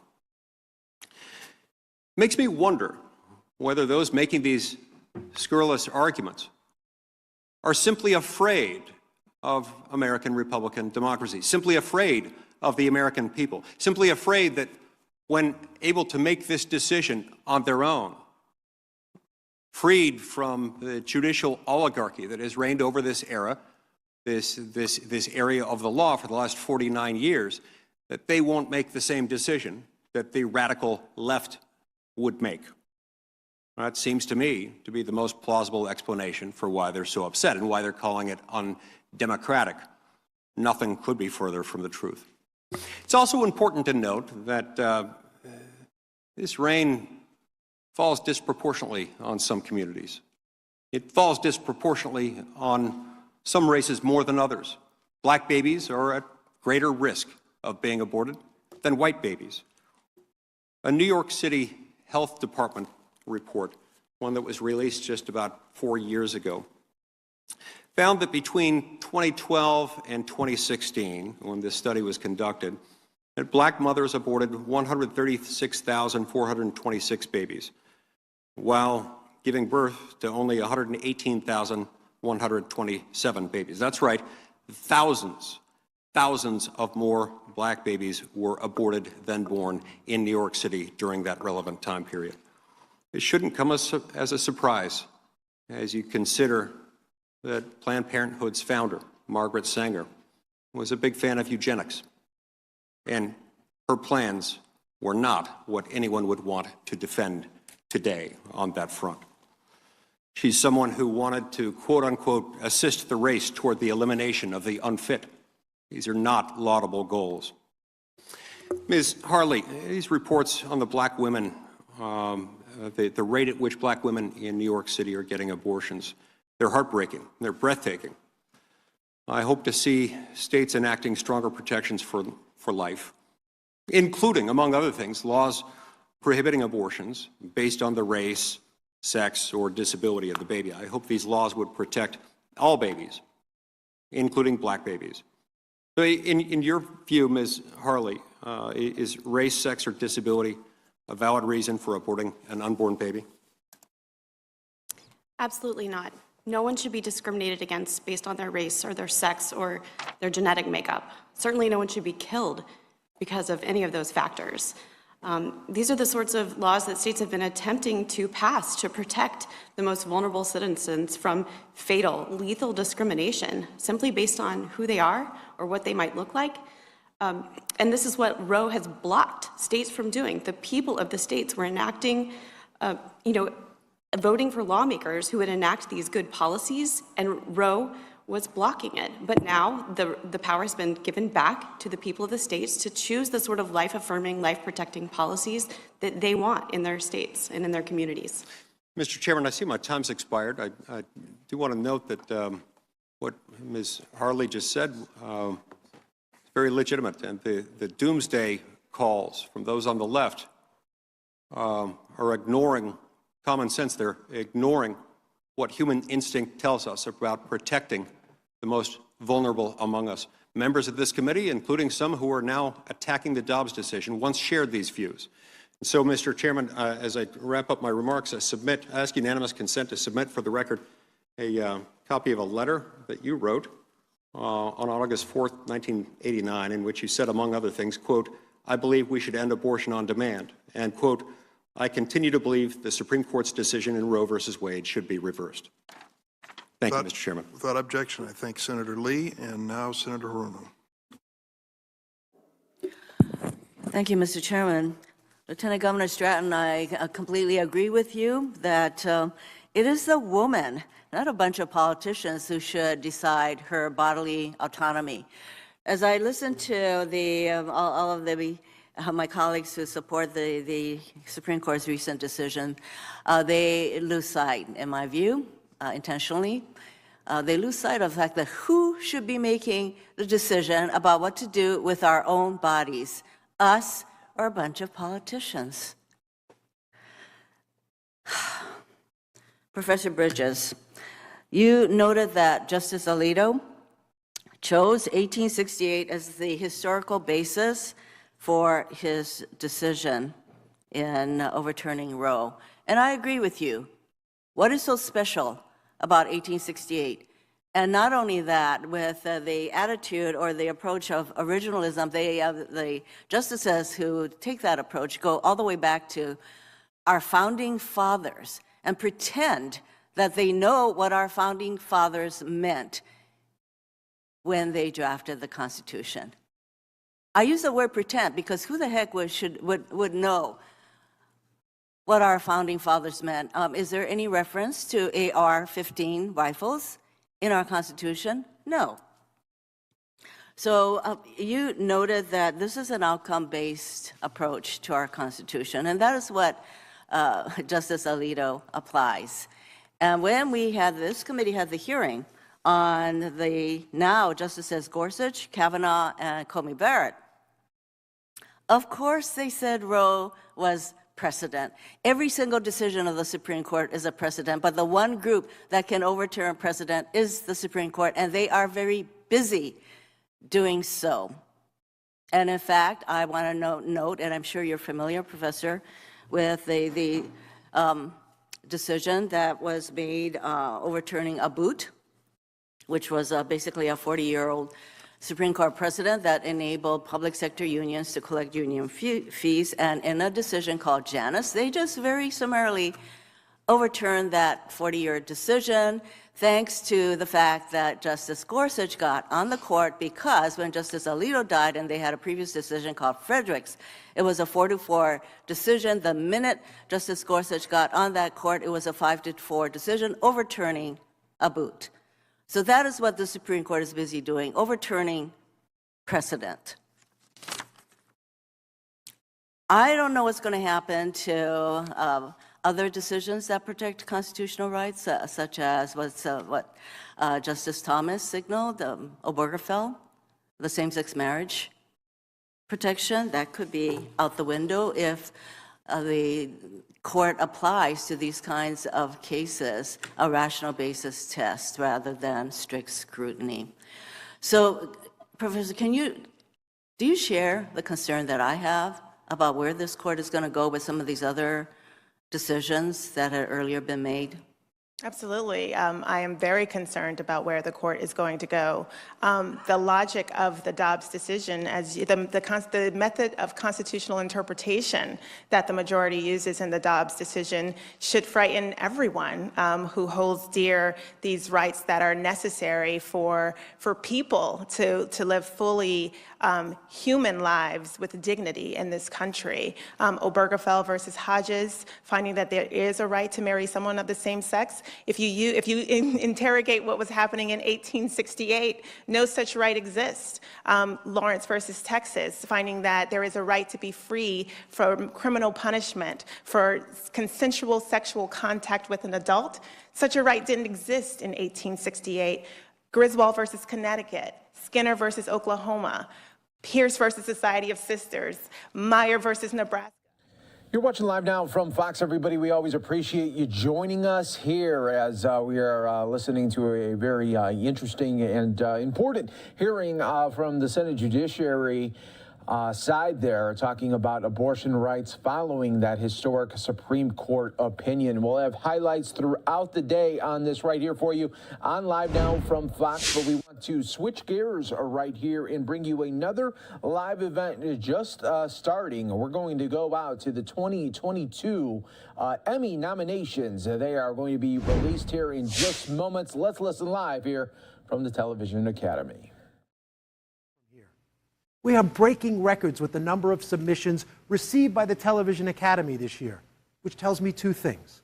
One, production is at an historic high, and two, the quality of the shows we are all watching is also at an all-time high. When we make our announcements in a few short minutes, it will reflect only a fraction of the incredible television being made right now. I couldn't be prouder of all the work being done in our industry, no matter where it is distributed.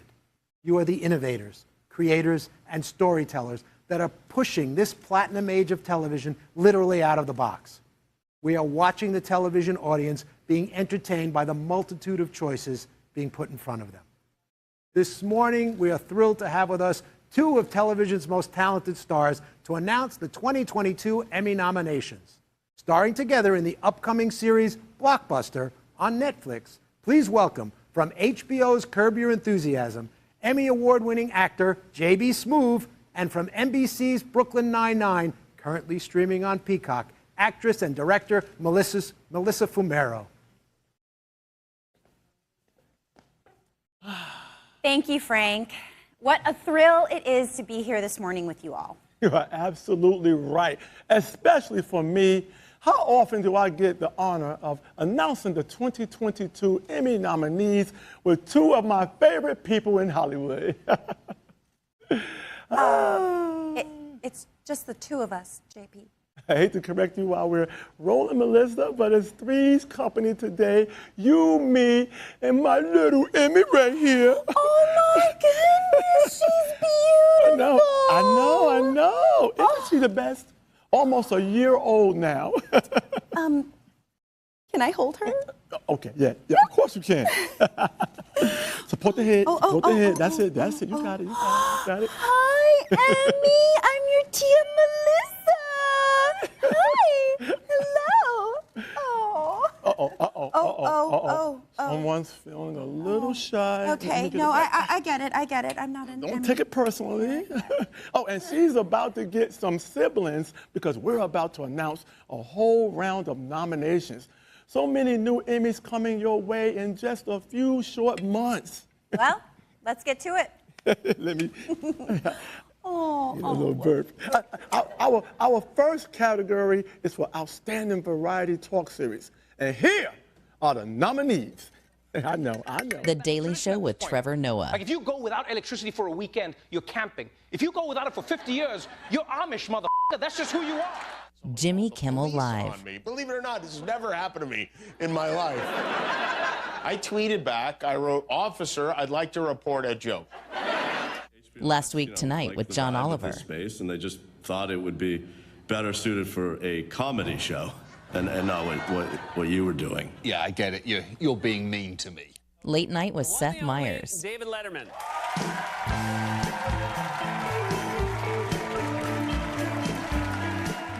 The Late Show with Stephen Colbert. In Europe since World War II, and the whole world is in shock. That's why today's Wordle was, Congratulations to the nominees for Outstanding Variety Talk Series. Our next category is for Outstanding Competition Program. Here are the nominees. The Amazing Race. Good luck. Travel safe. Go. Lizzo's Watch Out for the Big Girls. Dance for me. Okay. Yes, ma'am. Yes. I'm ready. Nailed it. You in danger, girl. Since today is all about Jacques, I keep telling myself, okay, I have to impress Jacques. RuPaul's Drag Race. Welcome to the main stage of RuPaul's Drag Race. Top Chef. Here I am, super worried about time. Are you gonna be okay? Yeah, I burned the whole case. The Voice. Speechless. You really did. I hope you can leave Kelly speechless. You know what? I'm a talker myself, girl. Thank you. Look, we have so much in common already. See, not as much as you and I have in common. Congratulations to the Outstanding Competition Program nominees. Who do we have next? Next, we have the nominees for Outstanding Lead Actress in a Comedy Series. And here they are. Rachel Bronson, The Marvelous Mrs. Maisel. Quinta Brunson, Abbott Elementary. Kaylee Coco, The Flight Attendant. Elle Fanning, The Great. Issa Rae, Insecure. Jane Smart, Hacks. These are the nominees for Outstanding Lead Actress in a Comedy Series. Congratulations. And now, here are the nominees for Outstanding Lead Actor in a Comedy Series. Donald Glover, Atlanta. Bill Hader, Barry. Nicholas Hoult, The Great. Steve Martin, Only Murders in the Building. Martin Short, Only Murders in the Building. Jason Sudeikis, Ted Lasso. These are the nominees for Outstanding Lead Actor in a Comedy Series.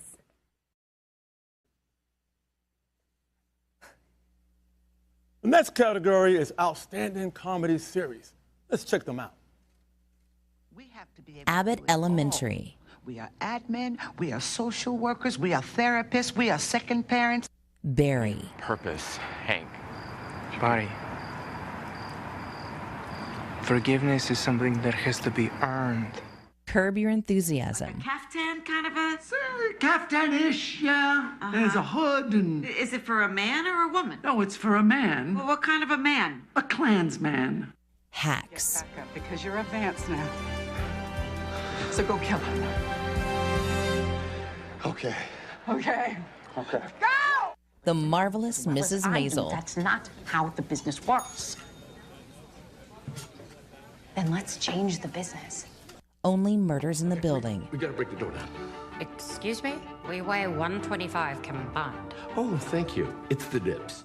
Ted Lasso. Okay, just huffing and puffing around the pitch. No, thank you. The only face I want to see from y'all is what, Coach? Game face, baby! What We Do in the Shadows.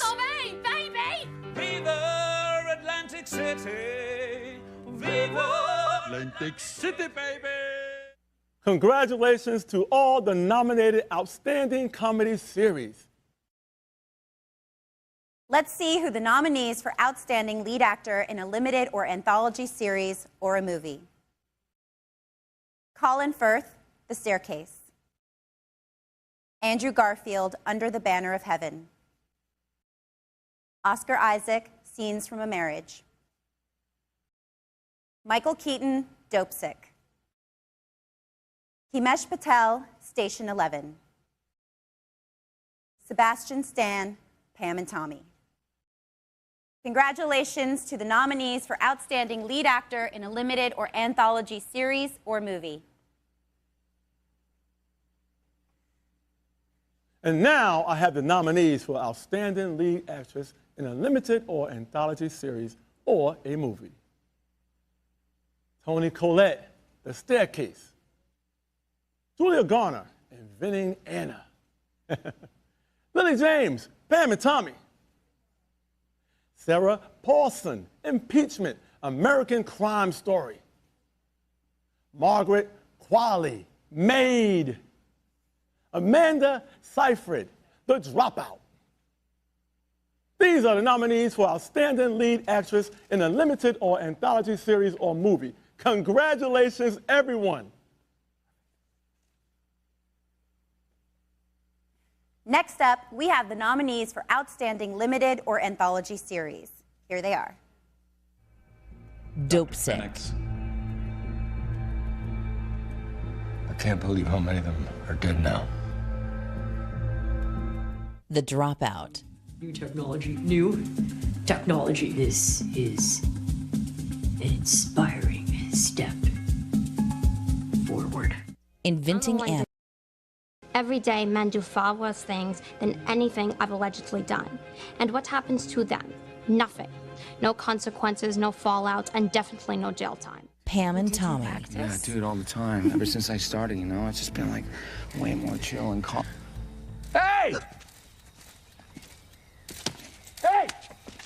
Get the out of here! The White Lotus. I just want to skip all the layers and just go straight to the crazy and just, like, you know, let the chips fall where they may and, you know, just show them the core of the onion.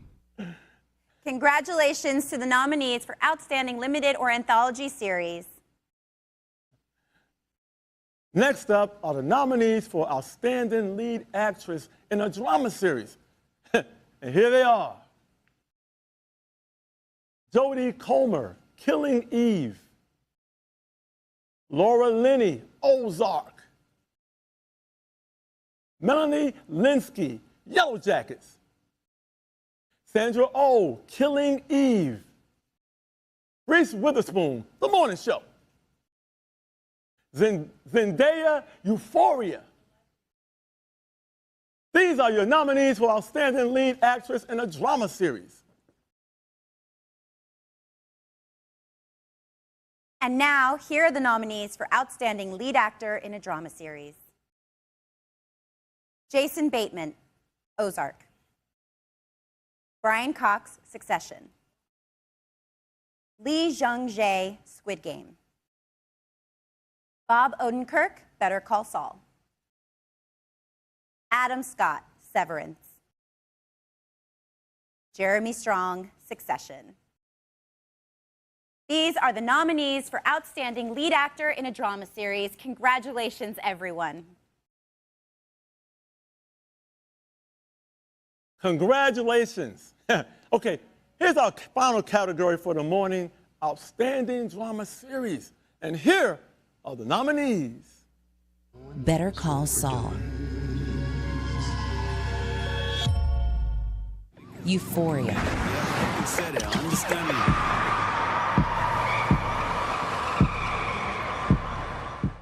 Ozark.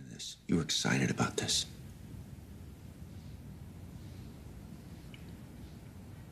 You were a good salesman.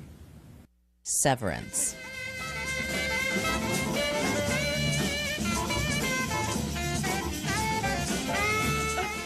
Squid Game.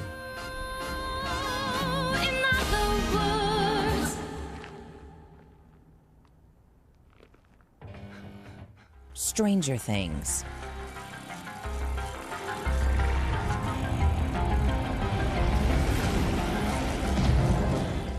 Succession. About love? You should have trusted me. Yellow Jackets.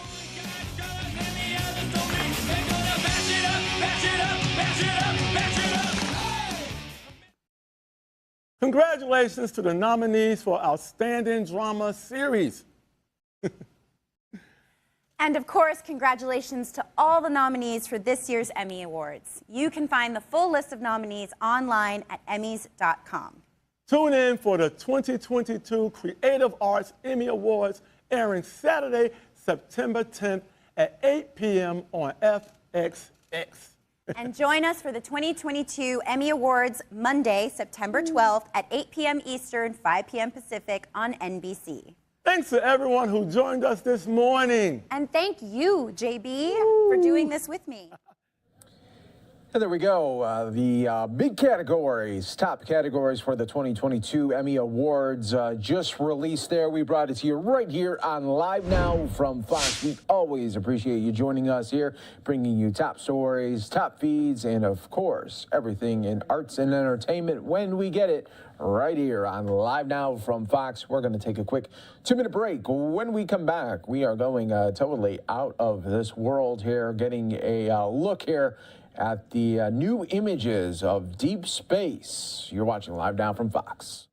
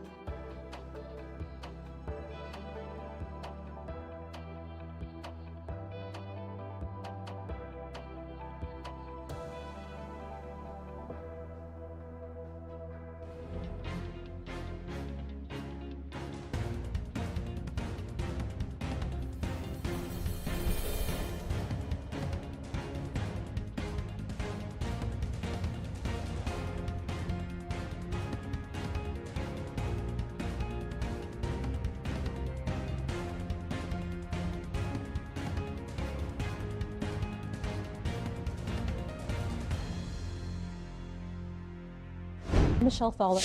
We are back for you on Live Now from Fox as we are taking you out to NASA as they are unveiling the Webb telescope delivering the deepest infrared images of our universe. Let's take a look right here on Live Now from Fox.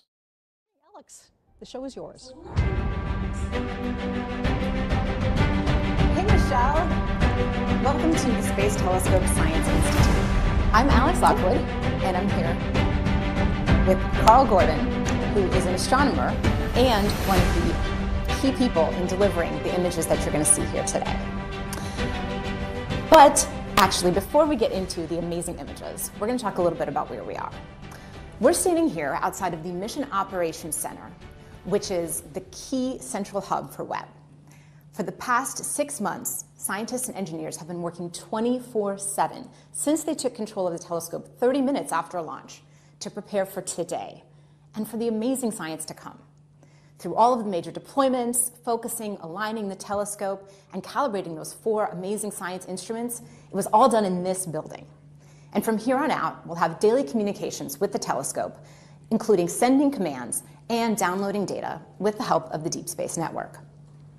In addition to mission operations, we are also the home of science operations. Well, what does that mean? Every year, we solicit proposals from astronomers across the country and the world for what they would like to look at with Webb. Then we hold a rigorous selection process to select the ideas that will best utilize Webb to study and understand our universe. When the data come down and astronomers analyze their results, we are the lucky ones who get to share that data and those amazing science results with you. And we knew that today was going to be so exciting with the first images, so we've actually been preparing for years. Here is Klaus Pontoppidan, project scientist for Webb and the technical lead for the first images, yeah, it's been a year to tell you about the process of the past few years of selecting the targets. My first email related to the first images was back from 2016. So back then, a committee was created, and this committee was charged with coming up with a long list of targets for the first images. And the reason for that is that the observatory can't see the entire sky at any given time. And this is because you want to avoid the mirror seeing direct sunlight to keep it cold. And it actually had to be quite a long list. We ended up with about 70 targets, from which we had to select only a handful. You know, what would create the most beautiful images, what would highlight the instruments, the different 4 science instruments for Webb, and what would highlight the 4 major science themes for Webb. And it's a celebration as well of the beginning of science observations. And we knew that selecting the images was just the beginning, that we would need a trained eye to take these exquisite data and pull out the beauty and the science potential. So here's Jody Pasquale and Elisa Pagan to tell you about how they processed these beautiful images.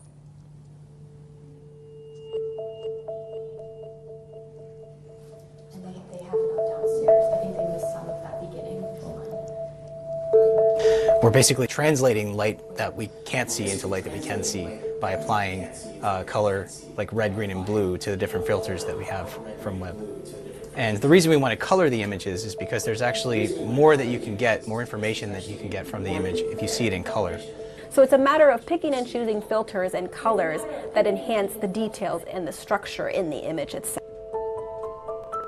The shortest wavelengths of infrared light and assign those blue colors, and then move our way down to green and red as we go to longer and longer wavelengths. And then we additively combine those together to get our full color image. But there is a lot of aesthetics that are involved in this. And painstakingly going through and cleaning these images up with an attention to detail, a level of detail like at the pixel level in every image. So when I'm working on the astronomical data, it is this sort of marriage between art and science. When you're choosing colors for the filters, you really are trying to show the different details and the processes that are happening in the astronomical images. But at the end of the day, you want it to be very compelling. You want it to be very beautiful because space is beautiful.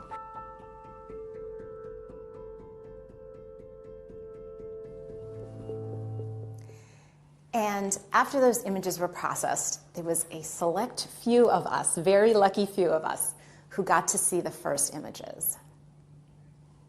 So it's downscaled by a factor of 4. Exactly. So just to make it a little more handy, so it's actually higher resolution. So we have a team of about 30 people who are producing these images, and we feel incredibly privileged to be the ones who are the first to see these science-like images. When we saw the first data come down of real targets, people were speechless and there were emotions because we could see how amazing this observatory will be. The detail, the sharpness, the depth.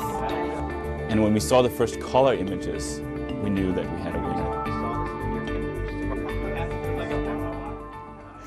And now, we are ready to see Webb's first image of a star dying, a planetary nebula called the Southern Ring. Let's do it. Oof. Wow, wow. This near-infrared image is, wow, the detail. Oh.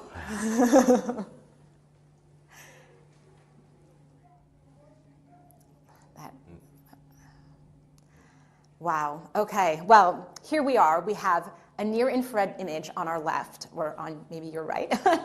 And here on the right, we have a near-infrared image. And so I'm here with Carl, our astronomer specialist. Can you tell us what we're looking at in these images? So this is a planetary nebula. It's caused by a dying star that has expelled a large fraction of its mass over in successive waves. Okay, so we actually see those waves in these images. Yes. Wow. And so there's a lot of structure. Can you tell us a little more detail about what we're looking? Maybe start with this one on the left. Yeah. So in the NIRCam image, you see this kind of bubbly, almost foamy appearance throughout the whole nebula with some very structured shells. And this foaminess is showing up in orange mainly, and this is due to the molecular hydrogen that's newly formed in the expansion, just lighting up the gas and dust of this nebula. And then as we move inward, you see this kind of very blue haze in the inner region. And this is actually due to very hot ionized gas that emits well in the blue that's heated by the core, the leftover very hot core of this star. And what about these like rays that I'm seeing in this image? Right there. So there's also rays in the outer regions that you can kind of see, and these are holes in the inner nebula that are actually allowing the central star's light to come out and kind of light it up like patchy clouds with the sun shining through. Wow. Oh, yeah, that's what it looks like. That's so cool. So you're actually a mid-infrared astronomer, which is different than near-infrared. And so what can you tell us about the details in this mid-infrared image? So it looks quite different in color, partly because we're seeing different kinds of physics going on here. So we're actually seeing in the blue, you see a lot of blue. The blue is actually due to hydrocarbon grains that are emitting very strongly in the blue for Miri. And they show the very similar structures to what we see in orange and NIRCam because the molecular hydrocarbon actually forms on the surface of dust grains. And so again, as we move inward, we see that the inner region is again hot ionized gas, but now it glows red because that's where it emits the strongest for Miri wavelengths. Okay. And then as we go into the center, we see kind of the surprise for us, which is we knew this was a binary star, but we effectively didn't really see much of the actual star that produced the nebula. But now in Miri, this star glows red because it has dust around it.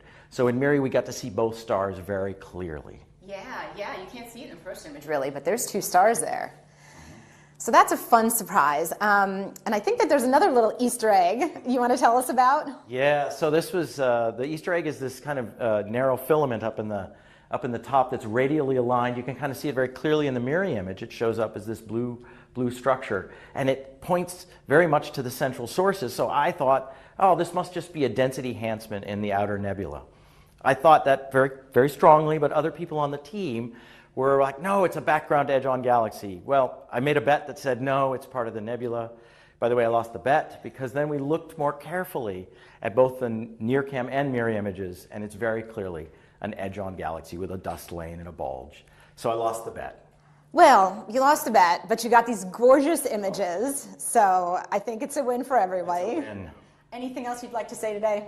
I can't wait to see where we go from here. Neither can I. All right. Thanks so much. Back to you, Michelle.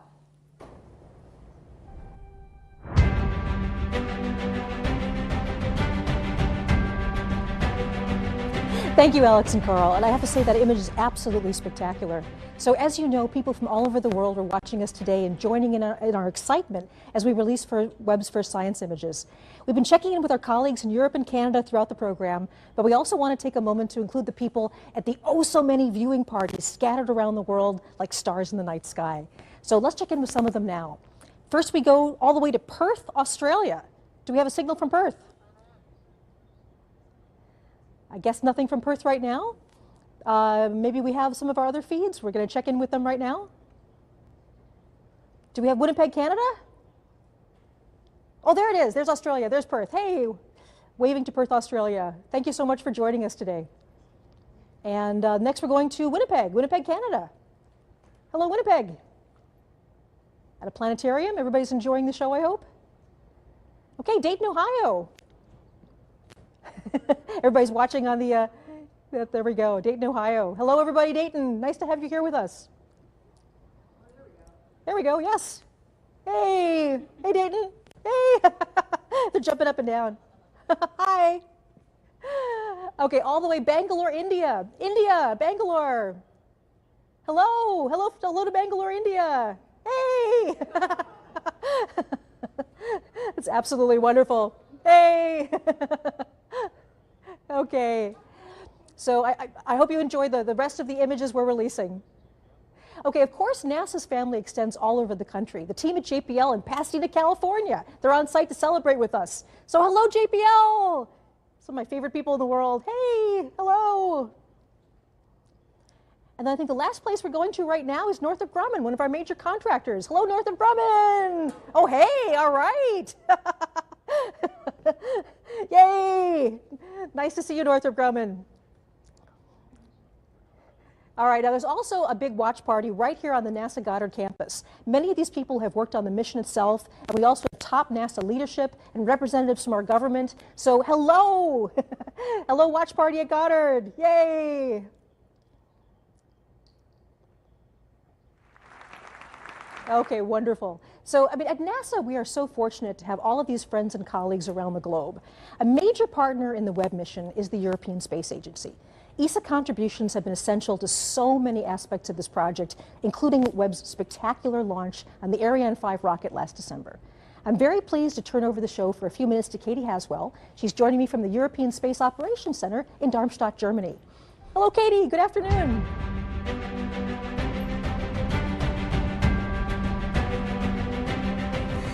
Thanks, Michelle. Thank you, Michelle, and welcome to Germany. We're at the European Space Agency. I'm still getting all kinds of IFB from lots of center. It's where the teams effectively fly the satellites. They're a little bit of a cross between air traffic controllers and pilots. We have lots of different control rooms here. This is the main control room, and as you can see today, it's not in use, so we've been lucky enough to move in here for today. I have two very special experts with me, both scientists from the European Space Agency. Giovanna Giardino is a near-spec scientist. Giovanna has been working on that for many years and lots to tell us about that. And Mark McCaughrean is a special advisor for space, for science and exploration. These two guys have been working on the Webb Space Telescope for a long time. So we're very grateful to have you with us. Thanks, folks. Pleasure. We are excited to reveal our image with you. But before we do that, we thought we'd give you a little bit of background, because we've come here today because these guys were the first ones to pick up the signal during the Webb launch, when Webb first launched. They run a system called S-Track, which is NASA's deep space tracking system, and they were listening out when Webb called home. And the controllers here have been looking after a whole very, very impressive list of missions since 1968. ESA has played a very, very important role during the Webb for the Webb Space Telescope. They provided the launch on board the awesome Ariane 5 launch vehicle from the Guiana Space Center. The atmosphere in the Mission Control Center was electric, I can tell you. I was there. They've also provided people. We have 15 ESA scientists working at Space Telescope in Baltimore, and also they have provided the infrared spectrograph, the near-infrared spectrograph, and also half of the MIRI instrument, which is the mid-infrared instrument. Let's take a look at those now. Webb's 4 scientific instruments include NIRSPEC, the near-infrared spectrograph, led by ESA. NIRSPEC splits near-infrared light from astronomical objects into its components. Like a barcode, this will help scientists understand the physics of the objects they're observing, from their temperature to atomic makeup. NIRSPEC can observe parts of an object or the sky using an image slicer and an array of microscopic shutters. Webb's integrated science instrument module, located behind the main mirror, also contains MIRI, a mid-infrared camera and spectrograph. Seen here during testing, MIRI's been developed by a partnership between Europe and the US. MIRI detects mid-infrared light from planets, stars and galaxies. It can analyse molecules to help us deduce... Really interesting stuff there, and seeing those new images, definitely really something out of this world there, as we are seeing a universe that we have not seen since, well, you see the Hubble telescope, and really just the difference in this infrared technology that you're able to see, and it's quite spectacular seeing that at this level here from the Webb telescope. We're going to take a quick 2-minute break here on Live Now from Fox, everyone. When we come back, we'll take you out live to New York, where we do have the governor there, Kathy Hochul, talking about abortion rights.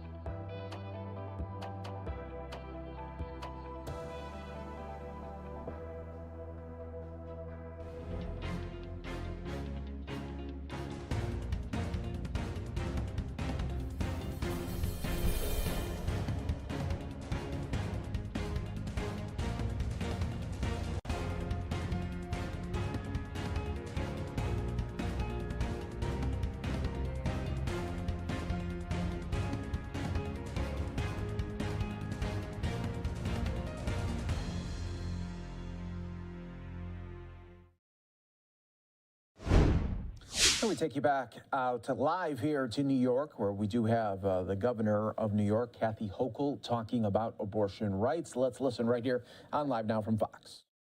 You don't like that idea, do something about it. And so we'll be talking about that as well. So companies that are enlightened, we encourage you to come here. Know that your employees have rights here that they may be not having in other rights. And so it is a frightening time, but it's in our DNA as New Yorkers to fight. We're hardwired to fight. We fight back hard.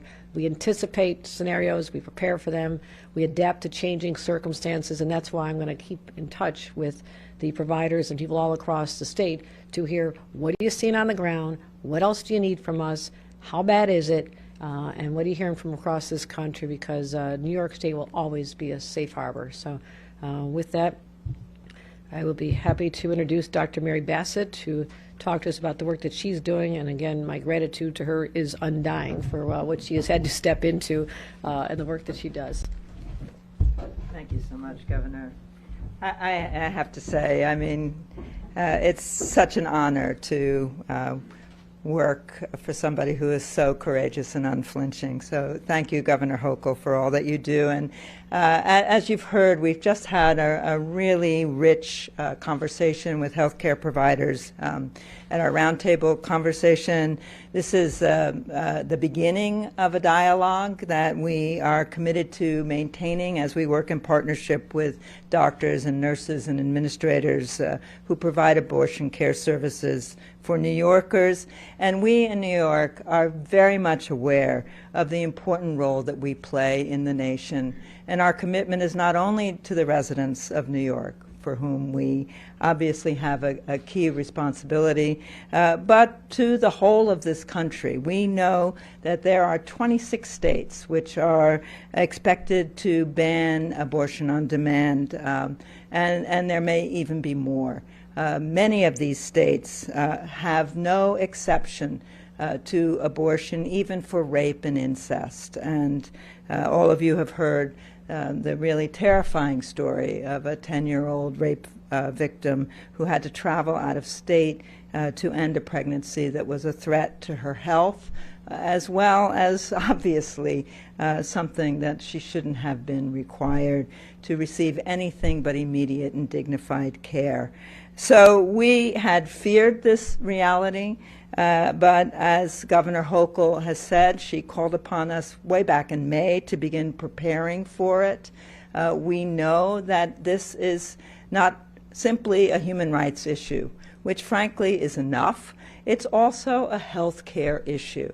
The data are compelling that as the United States has restricted its access to abortion, something that began way before ending Roe, which happened, hard to believe, just 2 weeks ago. But the restrictions began years ago and have occurred in parallel with the increase in maternal mortality. The United States has the unenviable position of having the highest maternal mortality rates of wealthy nations, and that has occurred in concert with the loss of abortion access.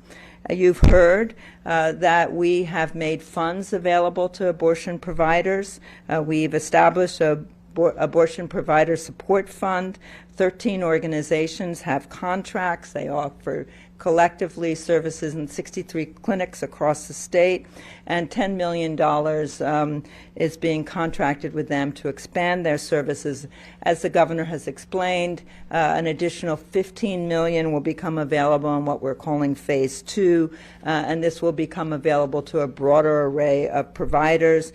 We expect the solicitation announcement to go out in the coming week.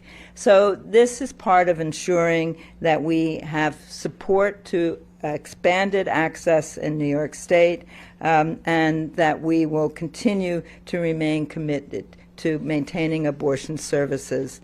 You know, I've often talked about the importance of health to human rights, but the right to bodily autonomy is absolutely key to health, as well as a key right for all women and for all people who become pregnant. So we must continue to ensure, and in collaboration with the providers with whom we've just been meeting, we will continue to pursue opportunities to expand those. We're talking about increasing access to contraception, which scarily the Supreme Court Justice indicated, Clarence Thomas indicated, might be in his sights and may be an additional effort that we have to undertake to protect contraceptive access. And we also need to make sure that we play our role nationally. You all know that I've talked about my personal experience with abortion.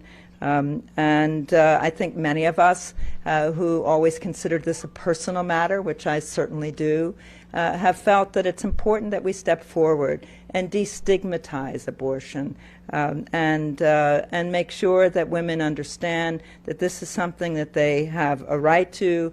Every person, every woman, every girl who comes to New York seeking an abortion should know that they continue to have these rights here. And with the support of our governor, we will continue to protect those in every way we have. We hope that other departments and states will join us in some of these efforts. And I want to thank again the many providers who've joined us today for all that they do every day on the front lines. So with that, let me introduce Caitlin Doyle, who is the Director of Women's Health Programs at the Long Island Jewish Medical Center. Caitlin, please join us for some brief remarks, and thanks.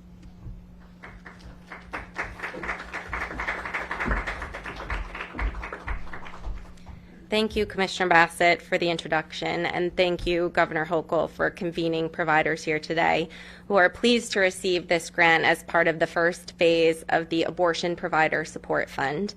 We are so humbled for the opportunity to share the emerging challenges for healthcare and the aftermath of the Dobbs decision. Although many in the field have been preparing for years, the consequences are expansive, complex, and will further exacerbate inequities facing our most vulnerable communities. Today's conversation with colleagues across the city, Westchester, Long Island, demonstrate our shared commitment to provide increased access and safety to individuals seeking comprehensive health care at this critical time while seeking innovations for the future. We deeply appreciate the governor's initiative to protect reproductive rights and abortion care in New York State. We will not go back. Thank you. Thank you, Governor Hochul.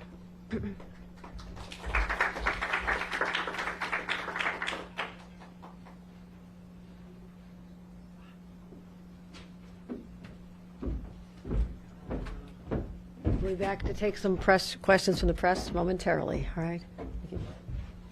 Any questions? Should I? Where should? Okay. Okay. We'll be back in a second. Okay.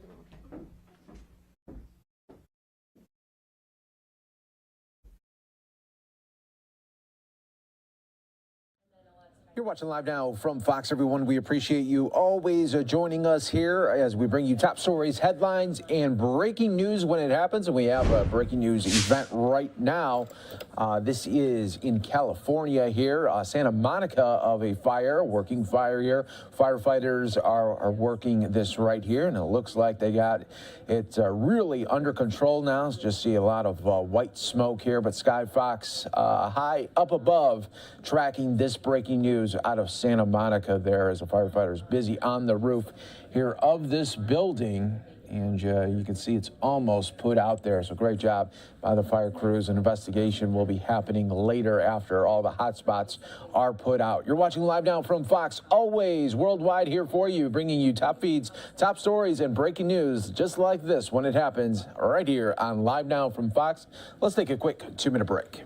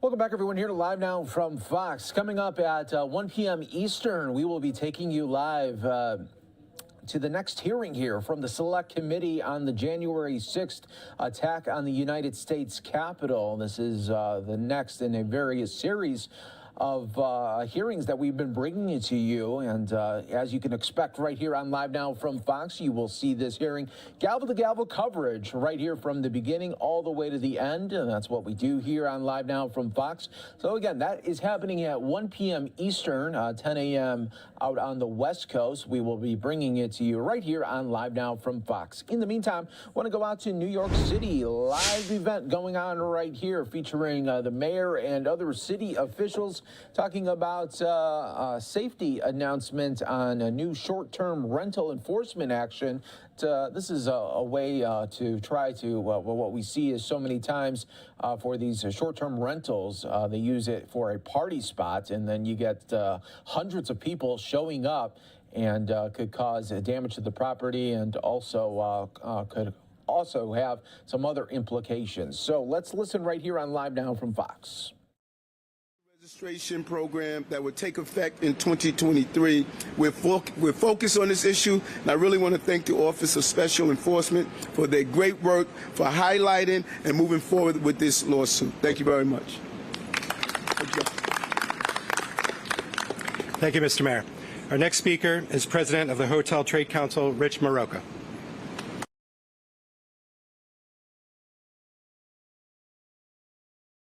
Neighborhood like this, where there's good schools, there's good transportation, close to Midtown, close to people's jobs, is actually going to use for New Yorkers, where they can actually live.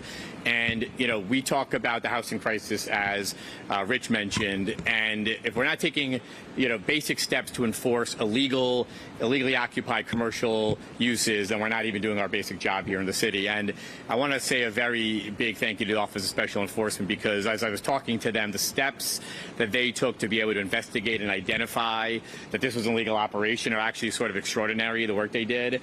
And it wasn't that easy, but they actually went out, and I have to say the work that they were describing to us is actually sort of remarkable, and they deserve a lot of credit. But well, look, more importantly, we've been fighting this fight for a long time in this city to make sure that housing is available for New Yorkers, but also for people who live on this block or live in the building or live around here, that their neighbors actually are here, are present, and are taking care of it. This building, as you heard from the mayor, I think it was astonishingly dirty or something like that. But in where I live, in Stuyvesant Town, Peter Cooper Village, we for years, a decade plus, have had this fight against folks who are illegally renting their operations, because there's people on their floor who are calling my office and complaining about transient neighbors who don't take care of the hallway that they live in, or making noise, or being bad neighbors, and there's no contractual agreement. There's nothing that's really binding them to be good neighbors. So we want people to be good neighbors. We want them to have good housing. We want people to follow the law, and that's what today is really about. So I want to thank the mayor for being out here. I want to thank all my colleagues, and I do want to, just before I end, give a very shout out to my colleague in the Assembly who's been fighting this fight for a long time, but is leaving us.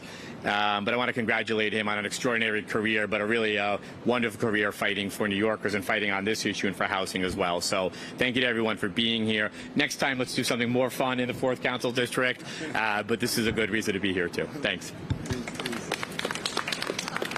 Thank you, Councilmember. Our next speaker is Councilmember Gail Brewer. Always my brother. The mayor and I were borough presidents together, so we call each other borough presidents. It's really an honor to be here with you, Mr. Mayor, and with housing conservation coordinators and HTC and my colleagues, and particularly, as you heard earlier, Assemblymember Dick Gottfried, because the mayor's office, the mayor's office of special enforcement, has been the go-to organization for years and years, and has been so responsive. We're now housing on 97th and Broadway individuals who were formerly incarcerated permanently with Fortune Society because of this amazing mayoral agency. And the fact of the matter is, when the people arrived from all over the world to stay here illegally, it was the mayor's office of special enforcement that worked with us in a windowless room at 250 Broadway, led by Dick Gottfried, where we all gathered for many, many decades, literally, to work on the state and the city level. So to be here today with all the power of the mayor's office behind us to say, if you're coming to New York, stay in a hotel, stay in a place that's legal, don't go to a place that is not legal. Now, I have my little story, which is, it was many years ago, I was on 95th Street and I saw people running down the street. And they had just been in an illegal hotel with lots of bugs, and their son was graduating from Columbia College. I said, what the hell is wrong with you? That you have a smart kid, but you obviously are not too smart, because you have found yourself in a very illegal housing situation in the city of New York. So we've been doing this for a long time. To be here today is a gift that we are giving to the people of New York, which is a wonderful agency that's paying attention to what New Yorkers really need. Thank you very much. Thank you, Councilmember. Our next speaker is Assemblymember Richard Gottfried. Hi there. Thank you. You know, it was around 2004 that a lot of us on the west side of Manhattan, elected officials, tenant groups, community groups, became aware of the issue of illegal hotels, short-term rentals, if you will. And it was clear from the start that these units are illegal. They are dangerous. It's dangerous to have strangers wandering in and out of your building with keys to the front door at all hours of the day and night. It's a building code danger.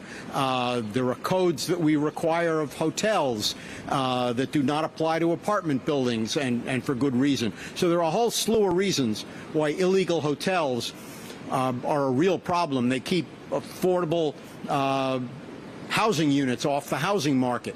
So back in 2004, we found our way, luckily, to something called the Office of Special Enforcement, which was already working on this issue. And I remember vividly our first meeting with them. I remember thinking, first of all, I had never seen such an enthusiastic group of city enforcement people so on top of an issue, so enthusiastic about getting the job done. And I remember thinking, I wonder if these people are going to get in trouble. You know, they're so on top of their jobs, and I wasn't used to seeing that in city enforcement people. And through now 3 mayors, OSE has done that job. They've had the strong support of 3 mayors now. It's enormously important. The illegal hotel law that we got passed in 2010, that I sponsored in the Assembly, would not have happened, could not have been drafted without the technical help of people in OSE, in the Corp Counsel's office, and in the Buildings Department, because they knew the intricacies of the multiple dwelling law, which is about as bizarre and intricate a law as you'll ever want to bump into. And without stop, they have been on the job for New Yorkers ever since, and the results we're seeing today are part of it. So thank you, Mr. Mayor. Thank you to OSE. This is a terrific step forward. Thank you. Thank you for your word. Thank you, Assembly Member. Our next group of speakers will be the Coalition Against Illegal Hotels, represented by Tom Kaler. Please join. And join. Tom, I'll leave it to you to introduce everybody. Oh, yeah. Hey, y'all. My name is Tom Kaler. I'm with the West Side Neighborhood Alliance and the Coalition of Illegal Hotels. Leslie, come on in. Vivian, my colleagues in this. We have been fighting illegal hotels in New York City, as Assemblyman Gottfried pointed out, since 2004. That's right, 2004. It's been 18 years that we've been working on this problem. But today is a bellwether day in this fight, because today, standing with us, fighting for our homes and fighting for our safety in our homes, is our mayor. And this is going to change the complex of this fight altogether. Now, illegal hotels remove housing stock from the market, but they also compromise our safety. As New Yorkers, our safety at home is based on the fact that you know your neighbors. You know who's in your building. When you find strangers in your building, you should be afraid, no question about it. Since May of 2019, there's been 253 shootings in illegal STRs throughout this country. In New York City, we've had 3 of them since November of 2021. So this is now going to stop. With the reporting law that was passed in 2018, with the registration law that was passed in 2021, and with the commitment and support from our mayor standing with us, our message is clear. If you are going to operate illegal hotels in New York City, you are going to be found and you are going to be stopped. I mean, as New Yorkers, we love our tourists. We love the tourists to come to New York. This is a fabulous thing about this time. We just don't want to live with them. Besides that fact, we have world-class union hotels in this town supporting the workers and supporting all the tourists who come into this town. So let me just say to the platforms out there who are aiding and abetting, to the illegal hotel operators who are operating in this city, with the mayor at our side, your days of stealing housing in New York City are very, very numbered. Thank you all. Thank you, my colleagues. Thank you. From spokesperson. This is worth nothing. So I present it to you because I can't ever be accused of giving you something of value. Okay. Thank you, Tom, and thank you to members of the Coalition Against Illegal Hotels. Obviously, you've heard a lot of support for our office. It wouldn't have been possible without the support of the folks gathered here today and others. It also would not have been possible without the support of my incredibly talented and hardworking staff. Deputy Executive Director Francine O'Keefe is here today, and the countless attorneys, inspectors, researchers, computer staff, and comm staff that work to put this all together. I thank you on behalf of the city. And now we'll open it up to questions and answers. Thank you. I can't recall if it was you, Mr. Mayor, or the Executive Director, but you mentioned that there are several investigations going on. We're watching live now from Fox, always bringing you top stories and headlines from across the country. We are going to take another quick 2-minute break, just about 30 minutes away from the January 6th hearing to resume once again. We'll bring that to you. And when we come back here on Live Now from Fox, we are having some tape playback of President Biden and the President of Mexico speaking in the Oval Office. We'll play it from the start right here on Live Now from Fox.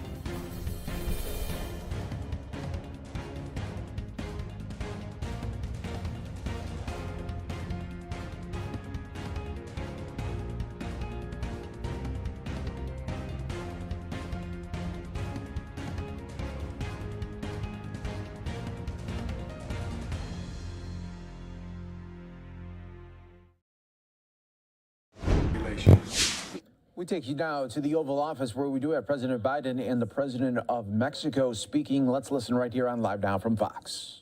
As I told you from the beginning, and I mean this, we see Mexico as an equal partner. Y como le dije antes, nosotros vemos a México en pie de igualdad con Estados Unidos. Our nations share close ties and family and friendship, and we're united through our values and our history. Y en realidad nuestros países tienen lazos de familia, de amistad, de amigos, y en realidad compartimos los mismos valores y estamos enlazados a través de la historia. And for me and my administration, the U.S.-Mexico relationship is vital to achieve our goals of everything from the fight against COVID-19 to continuing to grow our economies to strengthening our partnerships and addressing migration as a shared hemispheric challenge.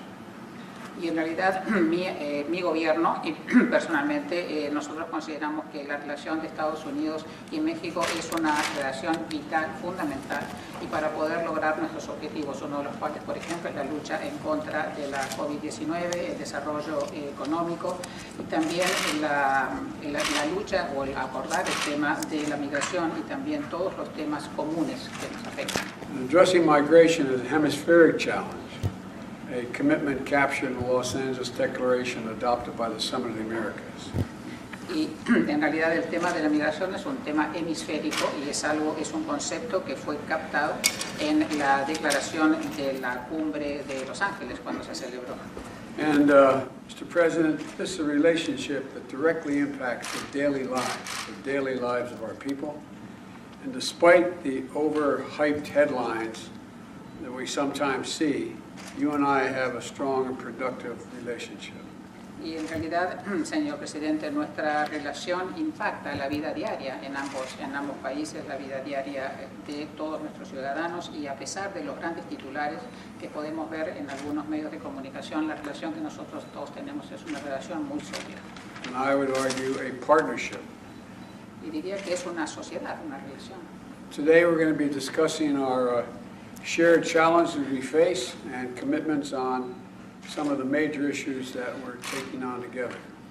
Y hoy vamos a hablar no solamente de los desafíos compartidos, sino también de los compromisos que vamos a abordar para solucionar estos temas. One of those is migration, at historic levels throughout our hemisphere.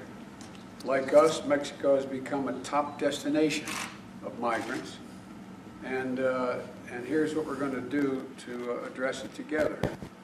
Y en realidad el tema migratorio ha llegado a niveles históricos aquí en el hemisferio, y es un tema que afecta no solamente a Estados Unidos, sino también a México, porque México en este momento también es uno de los destinos elegidos por los migrantes, así que es algo que vamos a trabajar de forma mancomunada.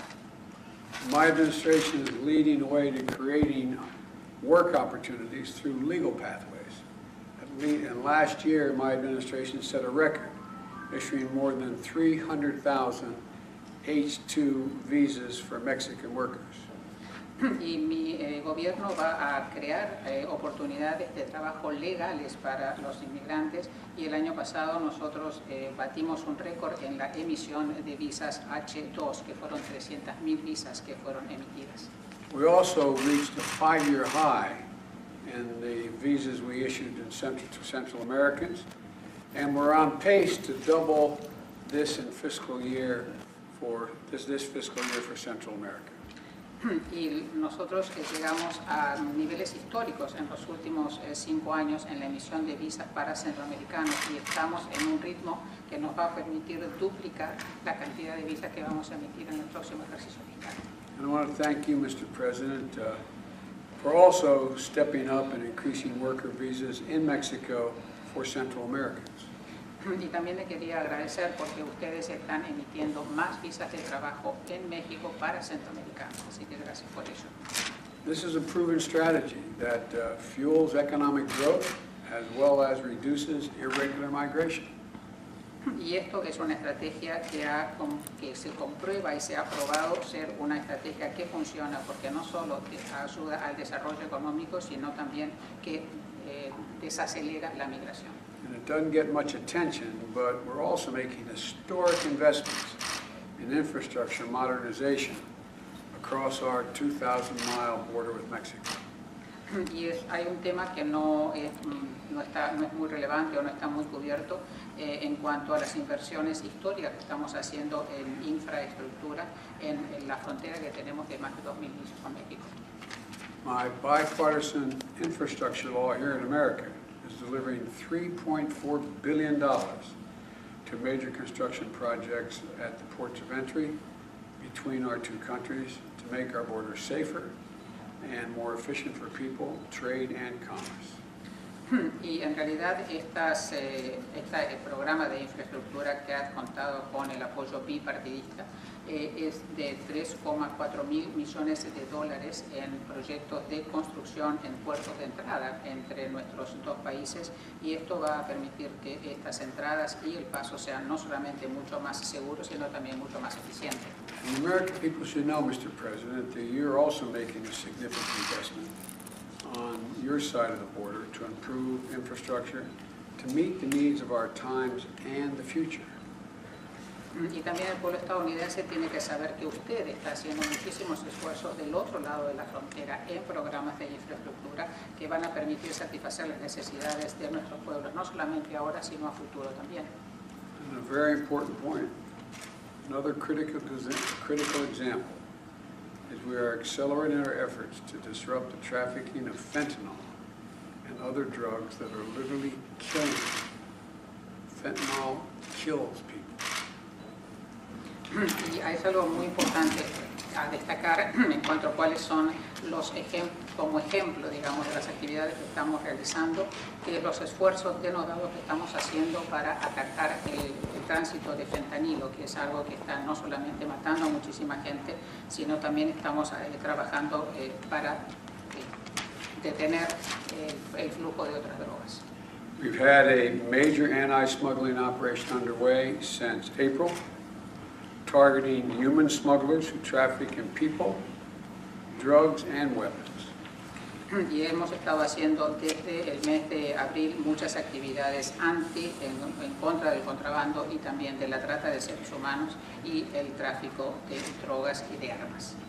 Toward this effort, we've deployed 1,300 additional personnel, conducted 20,000 disruption operations, and we've made over 3,000 arrests, all since April. Y desde abril hemos destacado más de 1.300 efectivos, hemos realizado más de 20.000 operaciones y hemos también llevado a cabo más de 3.000 arrestos. And we've been conducting mirrored disruption operations along our shared border with our Mexican partners. Y también hemos estado haciendo diferentes tareas conjuntas de disrupción con nuestros socios mexicanos. But as you know, Mr. President, we need every country in the region to join us in tracking this multi-billion-dollar smuggling industry that's preying on our most vulnerable, including the 53 souls who died in a tractor-trailer in San Antonio last month. En realidad, como usted sabe, este tiene que ser un esfuerzo mancomunado, conjunto con todos los países del hemisferio. Tenemos que atacar esta industria de $1.000 millones, es una industria del contrabando, es una industria de la trata de seres humanos y que afecta a los más vulnerables, como por ejemplo las 53 almas que hemos encontrado, las 53 personas que hemos encontrado muertas en un camión en San Antonio, en Texas. President Obrador and I will also be talking about enhanced enforcement measures, including reparation efforts. And today, we'll agree on our next steps together on all these fronts because we know we have to meet these challenges together. Y en realidad vamos a trabajar de manera conjunta en todas estas esferas. También vamos a hablar de cuáles son los pasos que tenemos que seguir en el futuro para poder abordar estos desafíos de forma conjunta. Mr. President, again, welcome, and I look forward to our discussions after this introductory meeting. Señor Presidente, bienvenido nuevamente y espero tener una conversación muy fructífera con usted. Nos da mucho gusto, presidente Biden, estar de nuevo aquí en la Casa Blanca. We're so happy, President Biden, to be here at the White House once more. Envío un saludo al pueblo bueno, trabajador, progresista de los Estados Unidos. And I send my greetings to the good, hardworking, the fine and very progressive people of the United States. My greetings. Este es el segundo encuentro que en apenas 8 meses This is the second meeting in just 8 months.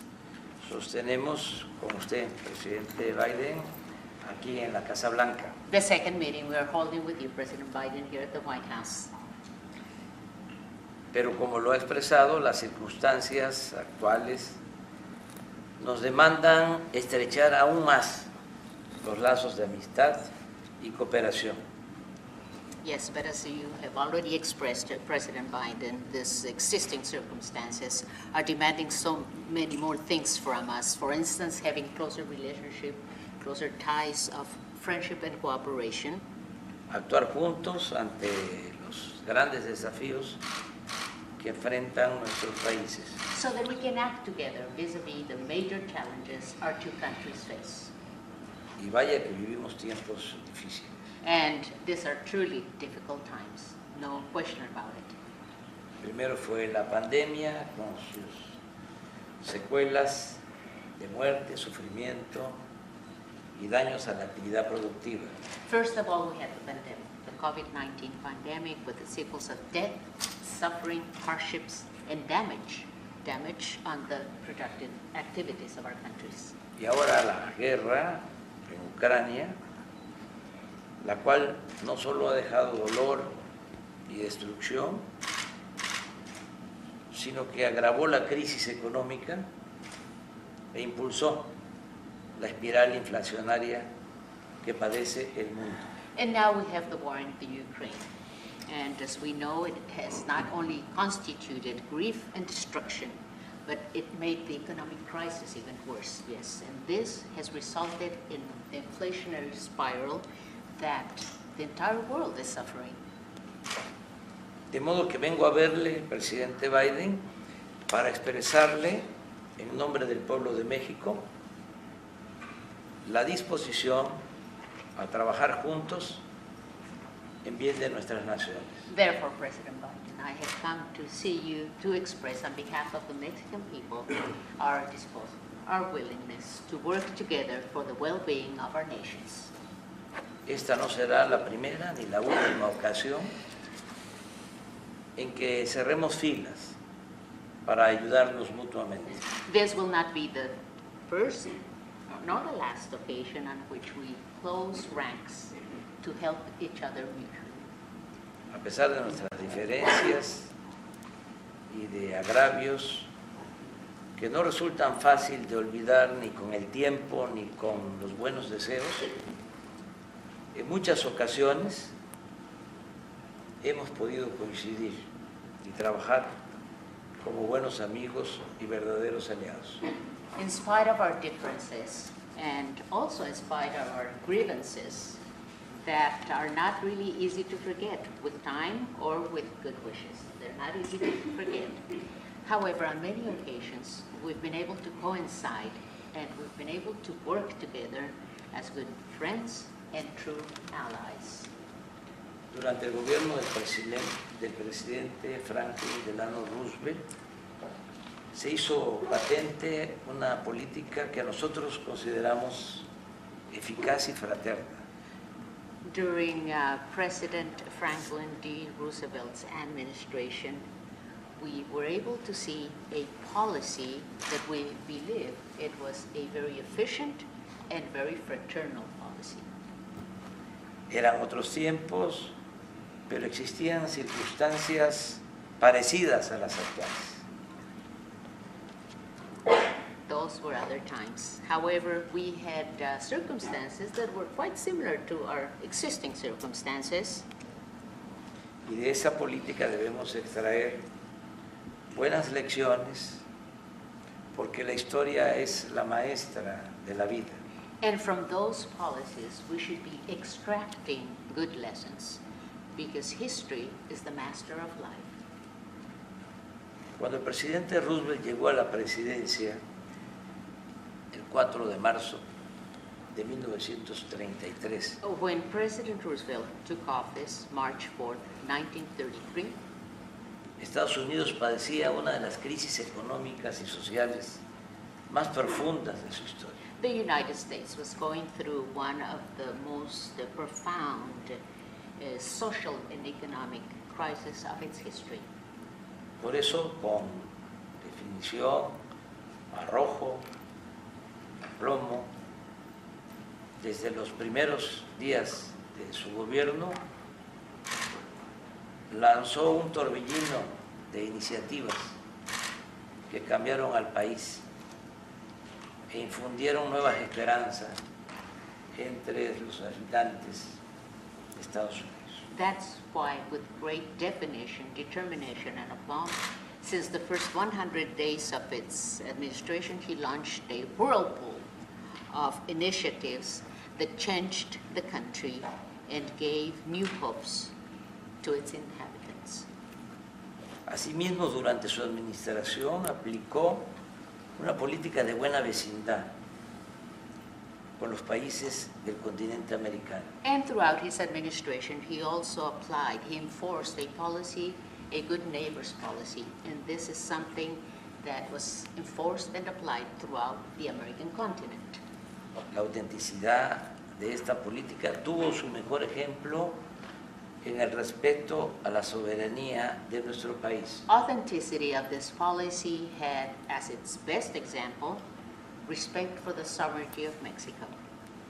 En esa época, en México, el gobierno del presidente Lázaro Cárdenas emprendía reformas profundas.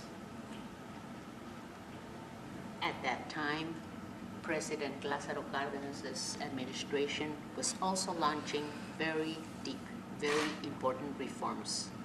Fue entonces, en 1938, cuando se llevó a cabo la expropiación petrolera. So then, in 1938, that's when the oil expropriation took place in Mexico. Sin embargo, las diferencias se resolvieron mediante el diálogo y la colaboración con dignidad. However, differences were addressed and solved through a dialogue and collaboration with dignity. Esa política de respeto a la soberanía de las naciones dio frutos, creó condiciones favorables para que los gobiernos de Estados Unidos y de México actuaran como aliados en la Segunda Guerra Mundial. This policy of respect for the sovereignty of our country, of the nations in general, gave us very good fruit. Yes, for instance, it created conditions which were very favorable conditions for the governments of the United States and Mexico to act as partners, as allies throughout the Second World War. La alianza fue mucho más allá de la mera cooperación en el esfuerzo bélico. And this alliance went beyond, over and beyond mere cooperation in this bellicist effort. Cuando Estados Unidos entró a la guerra, when the United States went into the Second World War, miles de estadounidenses fueron reclutados por las Fuerzas Armadas. Thousands of Americans were recruited by the armed forces.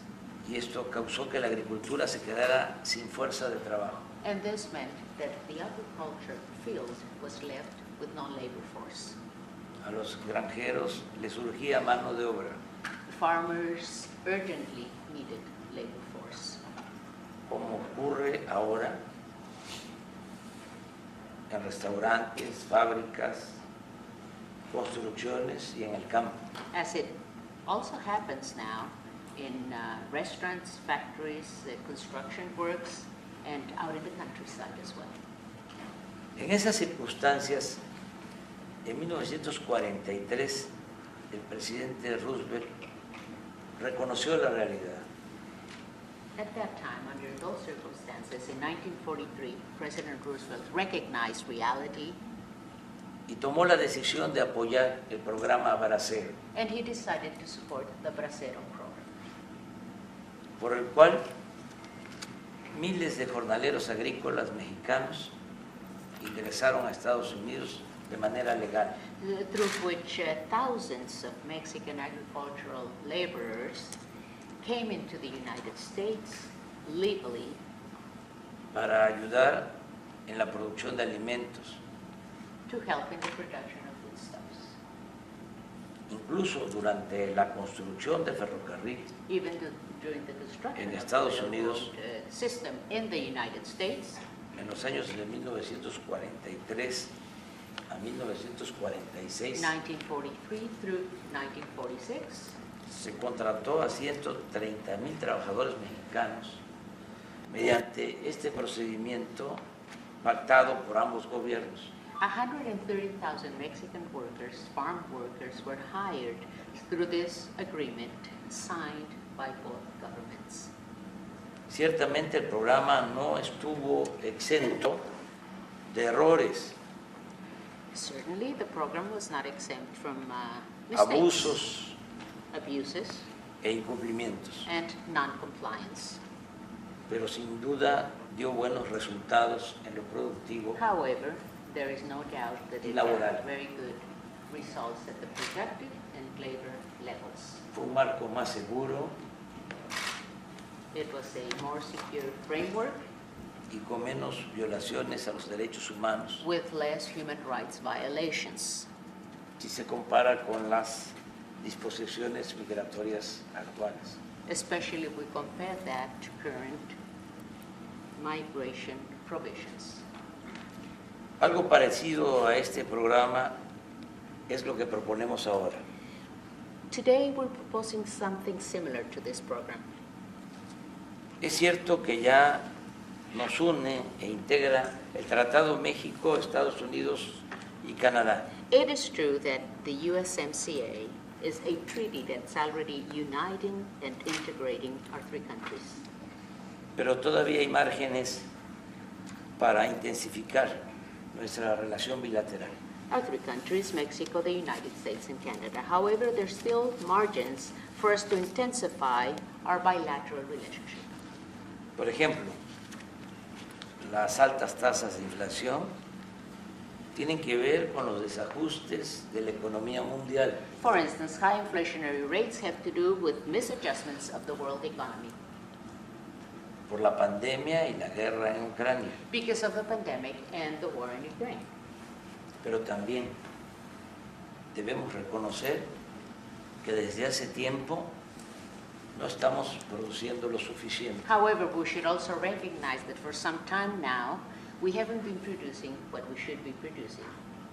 En las últimas 3 décadas se aceptó de manera cómoda que China sería la fábrica del mundo. In the last 3 decades, it was very comfortably accepted for China to become the factory of the world, Con la falaz idea de que en la globalidad no era necesaria la autosuficiencia alimentaria, energética y de otros bienes, porque podíamos importar lo que necesitáramos. And this was due to the fallacious idea that with globality, it wasn't necessary to continue our self-sufficiency in the production of foodstuffs. Because we were able to produce energy and other goods, we didn't have to do it. It wasn't necessary because we could always import them as we needed them. So self-sufficiency was not necessary. Sin embargo, la realidad actual nos hace ver que es indispensable